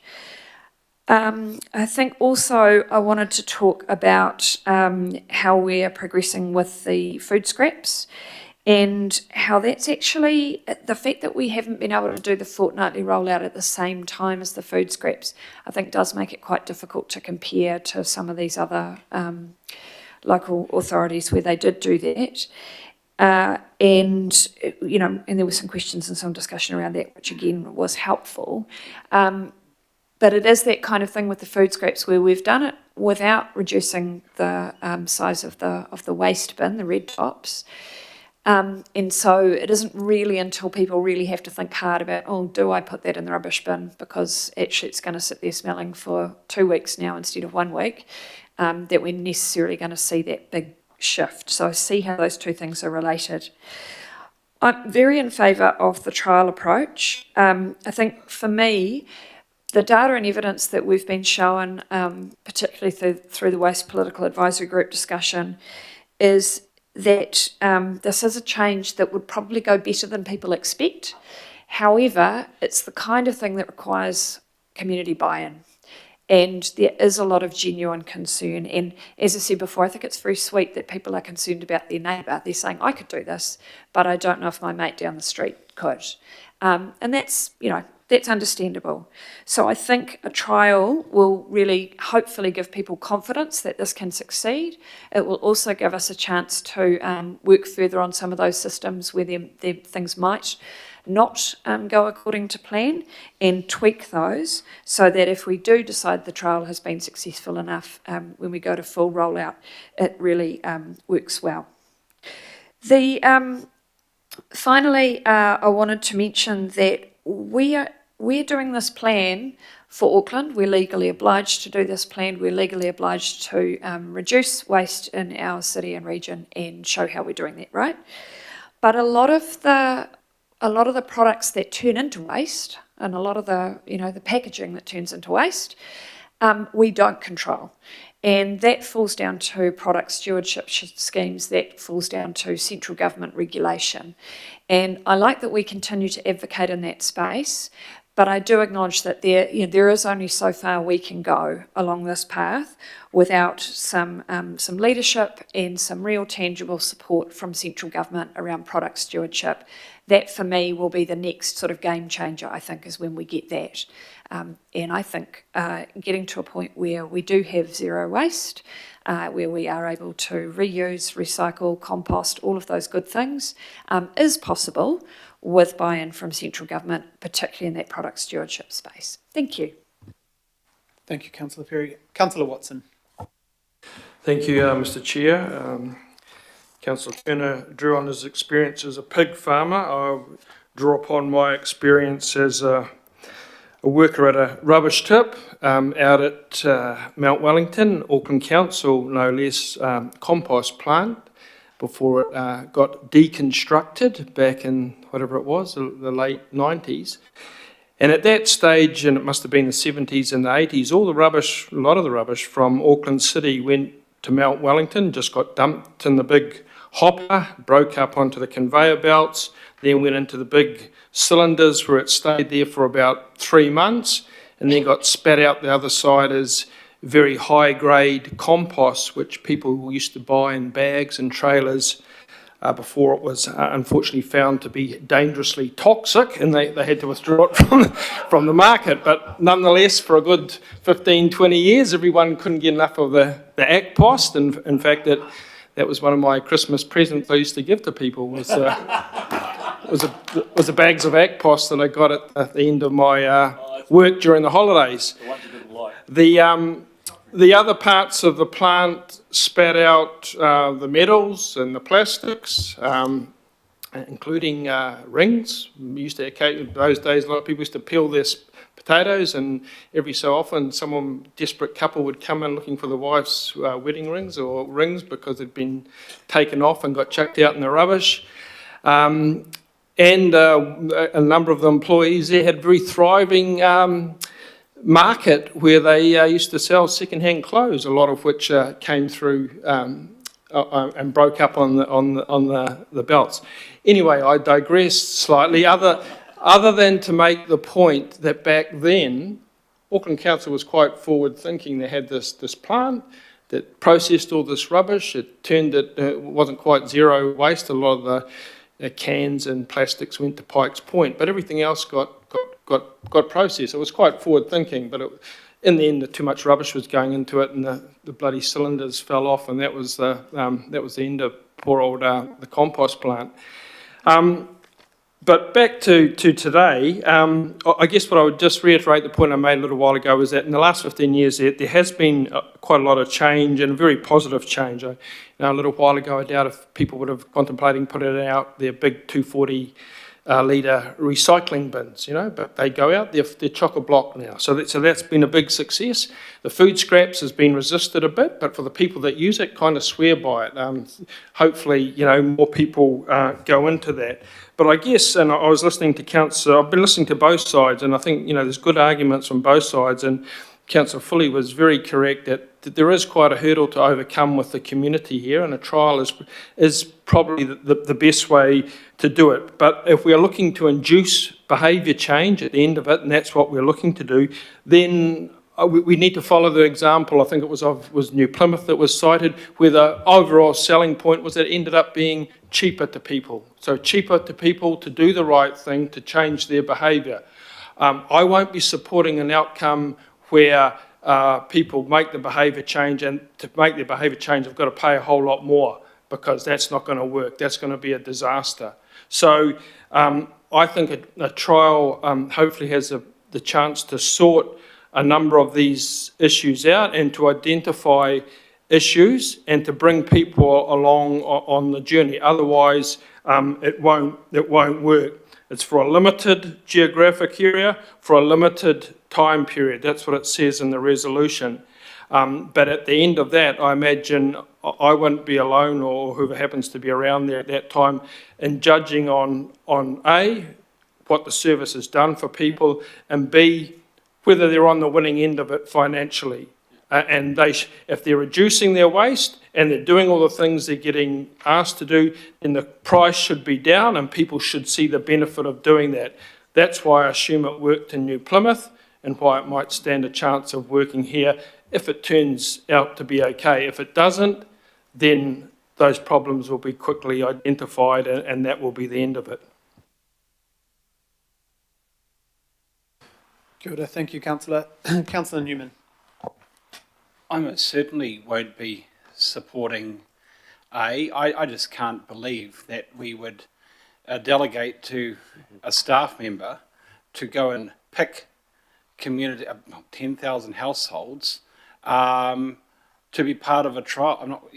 To be part of this trial, and when you look at the resolution, you know, when the division's called, well, I will call for a division on this, but what is the reason for the trial? Well, the purpose of the trial is to gather data to inform subsequent decision. It's not for, quote, convenience and the quiet enjoyment of Aucklanders, because what we're talking about is an inquiry whereby Aucklanders will be subject to an investigation at a time when we have not established if there is any majority support for this option in any part of Auckland. And I think, Chair, the great problem here is that, look, I accept that some people believe that their role around this table is to change Aucklanders. I come from the perspective of I think that we should be here to complement Aucklanders so that they can have quiet enjoyment and convenience in their lives. Right. And I have been reading through this. I've been reading through the local board resolutions, and I know what my board said. But here's another one: do not support transition to a fortnightly curbside rubbish collection once the curbside food scraps collection is well established. Noting that the majority of submitters in that, now it doesn't say Manarewa, it doesn't say Papakura, where does it say? It says the Henderson Massey local board area, Councillor Henderson and Councillor Turner, did not support the transition to a fortnightly rubbish collection service. The truth of the matter is that but for one local board, there is really big concern about the direction that this proposal is heading. And I think that whilst it is true that Aucklanders are owed the good judgment of everybody sitting around this table, I think that the feedback on this occasion from these boards is actually quite interesting. It is compelling, the concern that's being raised, and I think they're being raised primarily because of the convenience to those households in those local board areas, and there is a real concern about fly tipping. And it is not about 0.6% or 2% of households committing illegal dumping. It's about the visual pollution to everybody in the neighbourhood that's affected. And I know that, Chair, because notwithstanding the slides that have been presented about support and, 47% either support or support or don't know, the feedback that I am getting when I am knocking on those doors in my ward, and by golly gosh, I'm going to knock on a whole lot more between now and October next year, the feedback that I'm getting in my ward is absolutely compelling. And that is that there is a convenience for that weekly collection service, and there is no strong desire to move away from it. And that is why people in my ward, actually, when it comes to paying rates, are more likely to pay those rates because they want this service, because they regard it as a pretty valuable service to them. And the idea that we are going to move from weekly to fortnightly doesn't enjoy their support, and I expect that that position won't change notwithstanding this trial. So if there is a trial, Chair, it would appear that there is support from a number of other communities based on what I'm hearing around this table, but certainly I'm not putting my hand up for my neighbourhood, for my community, because I think that there would be real concern about that trial affecting the residents in Manarewa and Papakura. Thank you. Thank you, Councillor. Councillor Filipaina. Thank you, Chair. I want to mention Councillor Watson first. And Councillor Watson, there was a comment after I asked the question about 12 years, and your comment back was not to me but to the staff, and your pātai was a lot has happened since then. And you're right, I totally agree. A lot has happened over the last 12 years, and I'm glad you mentioned it because it then reminded me of the review that we had in 2018. Then it reminded me of the new plan in 2024. But it also reminded me of the late Fessel Collins and myself in 2017 when we had let's bin the bags. You know, we went out to Manukau City, the old Manukau area, and, you know, just getting that out there with why we should get rid of the bins. And when you go back to your whakapapa around, you know, what you're doing at school, I remember with my late brother Olsen and Piggotts, you know, and Piggotts used to go around south side picking up all the rubbish bags, and why we ended up binning those bags and putting them in, you know. So I'm glad you mentioned it to me, because looking at not only the consultative documents, I can tell you now that this trial is the best option we have. And I want to quote what Procedural said. And Procedural said, "We will come back to you." I agree, Councillor Watson. I agree in regards to what you said around having those incentives around costing less money would be that incentive. So I want to have a look at this. But talking about incentives, I've been looking at the website, and Puru, thank you sort of to get me to have a look at the website, and that's about recycling, not recycling bins, but sorry, the rubbish bins. And if I wanted to swap from a current 120 that I have for the rubbish bin to the bigger one, I'm going to wait until June of 2025, because for me to increase from 120 to 240 is going to cost me $48.35. So I'm going to wait till June 2025. And the other one I asked, sorry, that's the rubbish bins. What am I talking about? Yeah, that is the rubbish. But I mean, for me, the $40 is the one that I want Puru to have a look at. Is to have a look at that fee, that one-off fee. Have a look at it, because that's an incentive. If we can get options around getting that bin you want to take from 120 to 240, let's have a look at an incentive and reduce that money, and even give the option for the people who wish to go to 240 to take it back to the recycling centre. And they may not be able to sort of fork out $40. So that's the stuff I want the team to have a look at. I will definitely be supporting this trial. And as I said through this, one of the key things is Manukau Ward. My fellow councillor, Councillor Fully, mentioned both our local boards. I've been texting Taua Nu'u Nick Bakulich, who's the chair of Māngere o Tāhuhu, and I know that Councillor Fully's been doing the same with our Pulu Ruis, Hautanga Vaia. Now I know that Taua Nu'u has said, Alf, if there's a trial, we will be very supportive of it.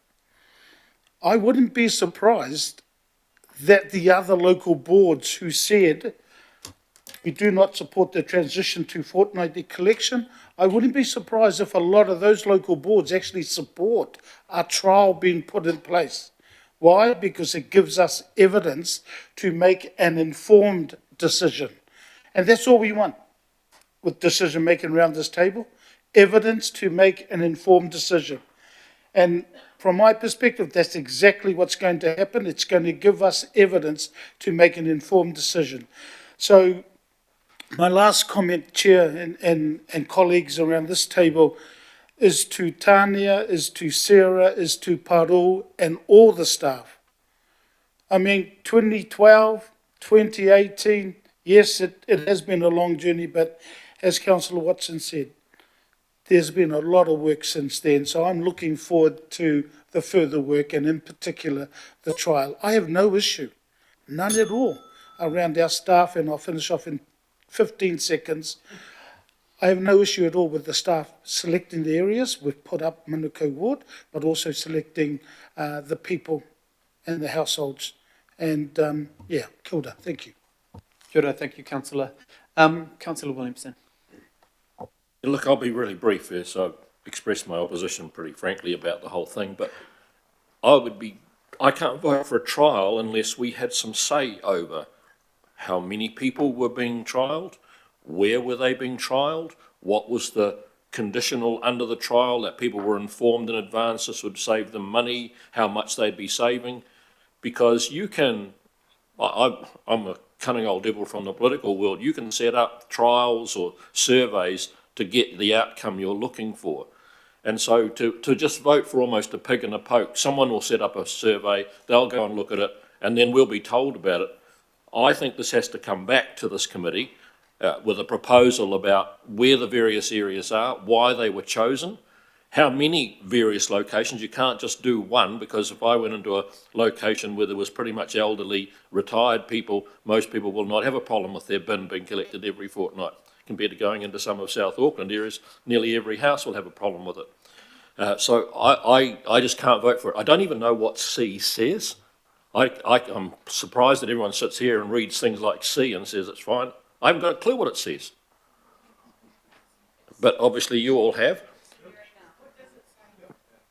Okay, but all I'm saying is that I would vote for a trial if I thought we had a bit of say or a bit of oversight or a bit of concern about what were the numbers and the options and so on. I can't just, that's a pig in a poke for me, and I'm just going to vote no for a trial if that's what we're left with. Thank you, Councillor. And yeah, sorry, I did send all the resolutions around this morning, just in case. Councillor Bartley. Thank you, Chair. I do acknowledge all the work of the officers on this, and I acknowledge the plan as well and the work that's been done to get our city to aim for being zero waste. I am very happy when I see my family members, especially my aunties and my uncles, with their food bin on the counter. We actually have a supplier in church who supplies us with the pink bags, all our church members, so that's pretty cool. So I can support the food bins because I understand the reason why. 50% of our red bin is food waste, and so this is trying to reduce what goes to the landfill. I get that, but I don't have the same feeling or understanding in regards to going to fortnightly. I don't have that same thing. I heard today that it was so that people will keep using their food bins, but I don't think that's a good enough reason to do some kind of overhaul like this to fortnightly. I questioned what people were saying to me, that there was this larger household study and it said that larger families would be able to manage. I question that because that's not my reality, that's not what I see from the circles I move in and the family and friends, and I just really couldn't believe it. So I appreciated Margie Watson commenting on my Facebook post that actually 5 families had dropped out of it, and then she emailed me the local board presentation that they got about it. So I asked on Facebook, I didn't go door knocking. I just put it on Facebook. It's quicker, it's easier. And I wanted to hear from people on there, and people who are waste conscious commented, people who are, about a better city and doing things, responsibly. They were all commenting that they would struggle. They already struggle with trying to deal with their rubbish, and they compost and they recycle, but they still have a lot in their red bin. Then you've also got a lot of packaging that goes in there, because some schools, you can't take packaging to schools, so then that adds to your red bin. And then we also tell people, take your rubbish home, because we've removed some bins from the park. So if they take it home and then we cut them down to fortnightly, what are they supposed to do? I just have an honest belief that we will see an increase in illegal dumping and more burning. I already have neighbours that burn their rubbish behind us, and the other neighbours complain because of the plastic smells and can't hang up your washing, and then they come to me and complain, then I've got to do something about it. I just see more of that happening.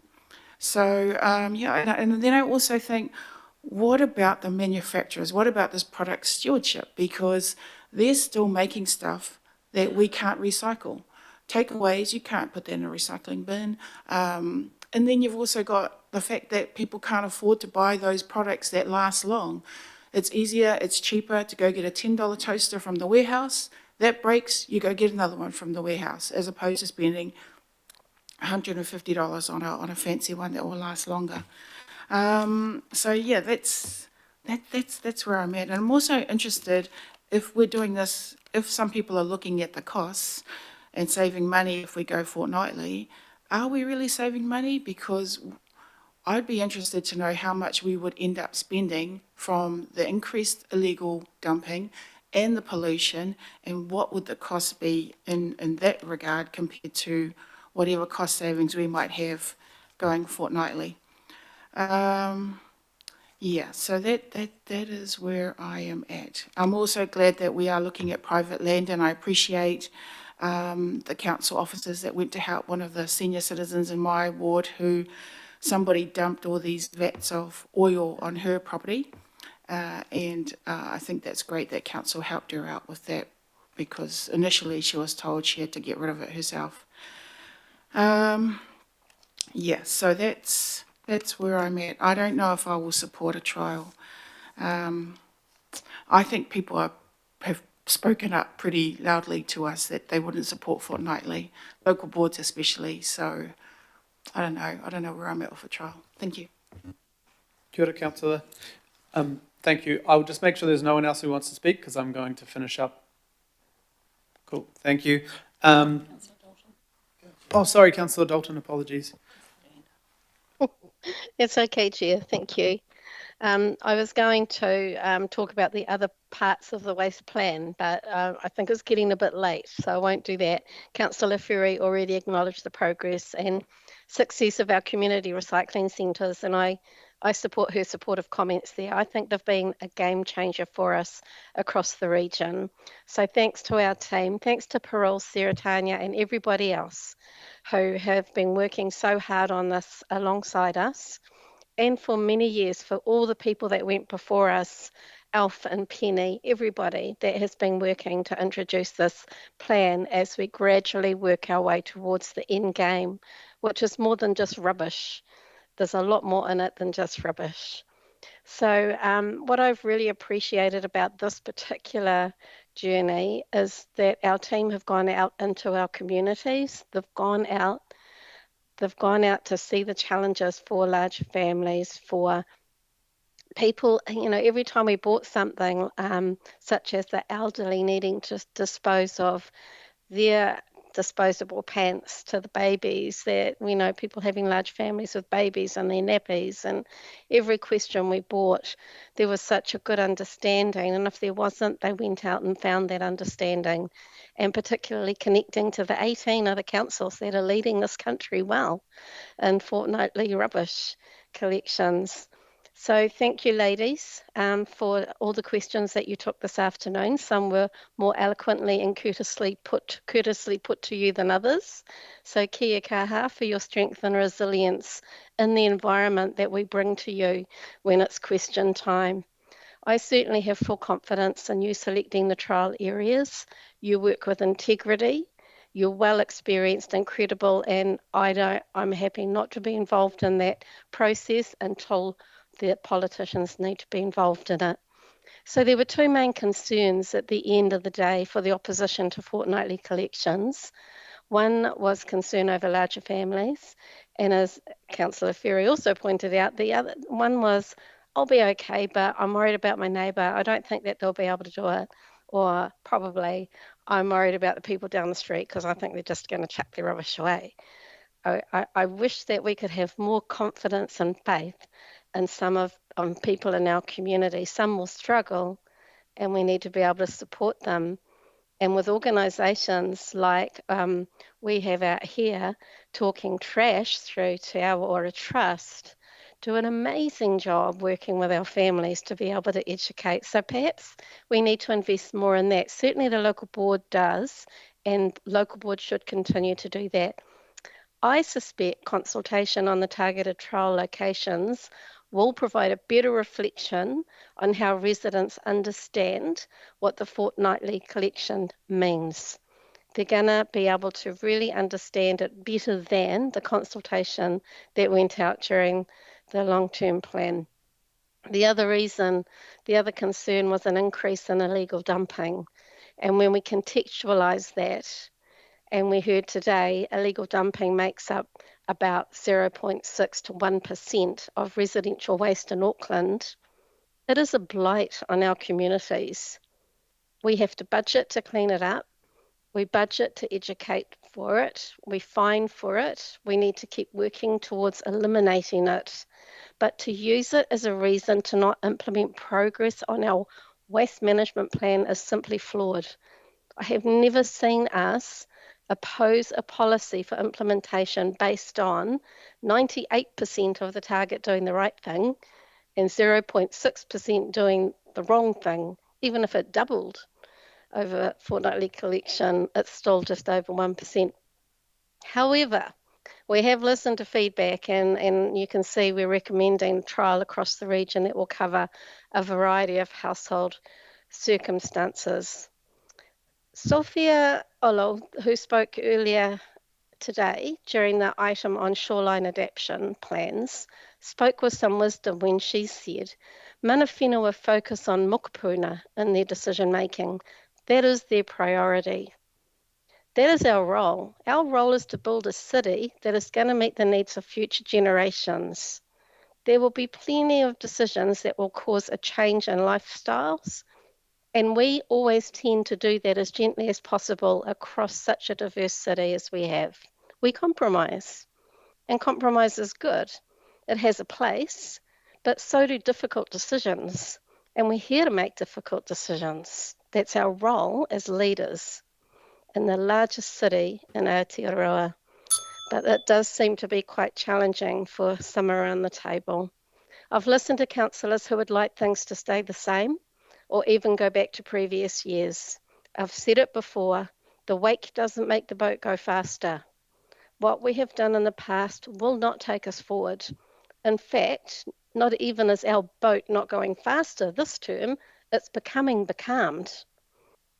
We have some regressive decisions happening this term for our city. I welcome the division on this vote. I won't be here when you take the next vote on the implementation because I am not seeking re-election, but I know I will be on the right side of this argument once you come to that vote. Of that, I have no doubt. And there are neighbourhoods in my ward who will be willing participants in the trial. I have spoken with many residents about this, and you know what they want? They want to make change. They want to be part of the solution. And more than anything, they want to contribute to the well-being of our environment. So thank you to all councillors who will support this trial, as I will be. Kia ora, Chair. Kia ora, Deputy Chair. Thank you very much. I'll just speak briefly. Just want to acknowledge the teams. Again, huge amount of work. And, for those who say, why do we do this or put all this money into it? First of all, we have to do it. Second of all, we want to do it. We want to be responsible for regional decisions for our city. And for Councillor Lee, the Zero Waste 2040 and other parts of it didn't come out of nowhere. It came out of two plans that you also supported as a councillor in 2018 and 12. Those goals we approved, and the council before I was here around this table. Also, it comes from Te Tarakia Tāwhiri, our climate plan, which some seem to pretend we didn't support, but that was a unanimous support a couple of years ago to basically make sure we are pulling our weight as a city as part of the Paris Agreement that the rest of the country has to enact as well.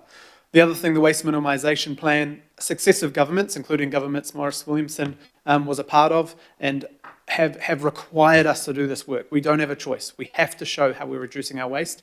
Some of that doesn't feel good when it's foisted on upon, feels like it's being foisted upon us, but we do have to show our working.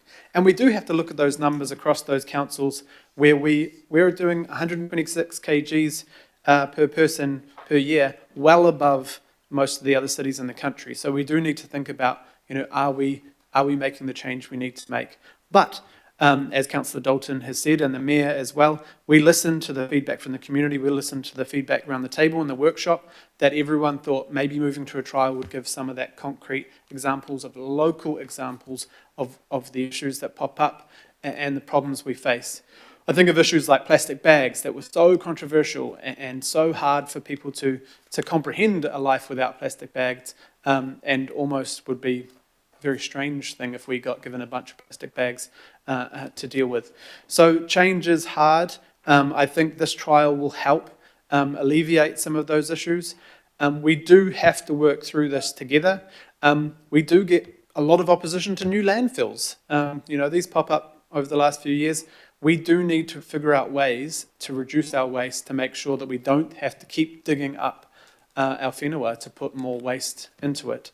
So this will be a trial. This will go forward. This will help deal with the issues that we're talking about today, because we don't want to make our community feel like that they are being done to without the proof that there are issues and ideas and examples that we can help them with today. So this has been a long journey, as Councillor Filipaina says. This hasn't just come because our staff want to do this work. It's because we've asked them to do it many times. So I really hope that we can support at least a trial and go forward and see those results. And then the trial will actually take place next term anyway. So it's not as if something we're going to experience in the next few months to upset us all. So thank you very much for a long debate and a long committee. All those in favour? Oh, sorry, there was a division. We wanted to do division? Sorry. Thank you. Through the chair, division's been called on the resolution which is on your screen. Councillor Hills. In favour, thank you. Member Ashby. Aye. Councillor Baker. Aye. Councillor Bartley. All right. Sorry? Thank you, sorry. Mayor Brown. Yes. Councillor Dalton. Yes. Thanks, Mayor. Thank you. Oh, thanks for saying yes for me. Thank you. Yes. Councillor Darby. Yes. Councillor Ferry. In favour. Councillor Filipaina. Aye. Councillor Fuli. Yes. Councillor Henderson. Yes. Councillor Lee. No. Councillor Leone. In favour. Councillor Newman. Deputy Mayor Simpson. Yes. Councillor Turner. Yes. Councillor Walker.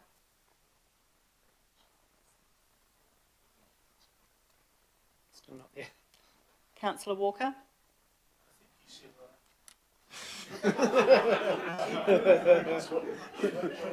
Councillor Watson. So you put him as out, eh? Councillor Watson. Thank you. Councillor Williamson. No. Thank you. So that vote is carried, 14 votes to 4. Kia ora, thank you very much, committee. Now we'll quickly move to 17. I'll move. Councillor Filipaina second. Councillor, all those in favour? Aye. Councillor Foley would like to move the next one. Councillor Bartley second. All those in favour? Aye. There's no extraordinary business. Right. Unahia, unahira. Ke te uru tapanui, ki wātea, ki māma, tēnā ako, te tinana, me te wairua, e te ara takutu, ki ora rā I rongo. Whaka e rehihia, sorry, I'm really tired, apologies. Aka ki ronga, kia tina, haumie, huie, tai ki. Apologies Well done, Chair. tongue-tied. Difficult meeting, but you chaired well. Thank you. Kia ora, thank you.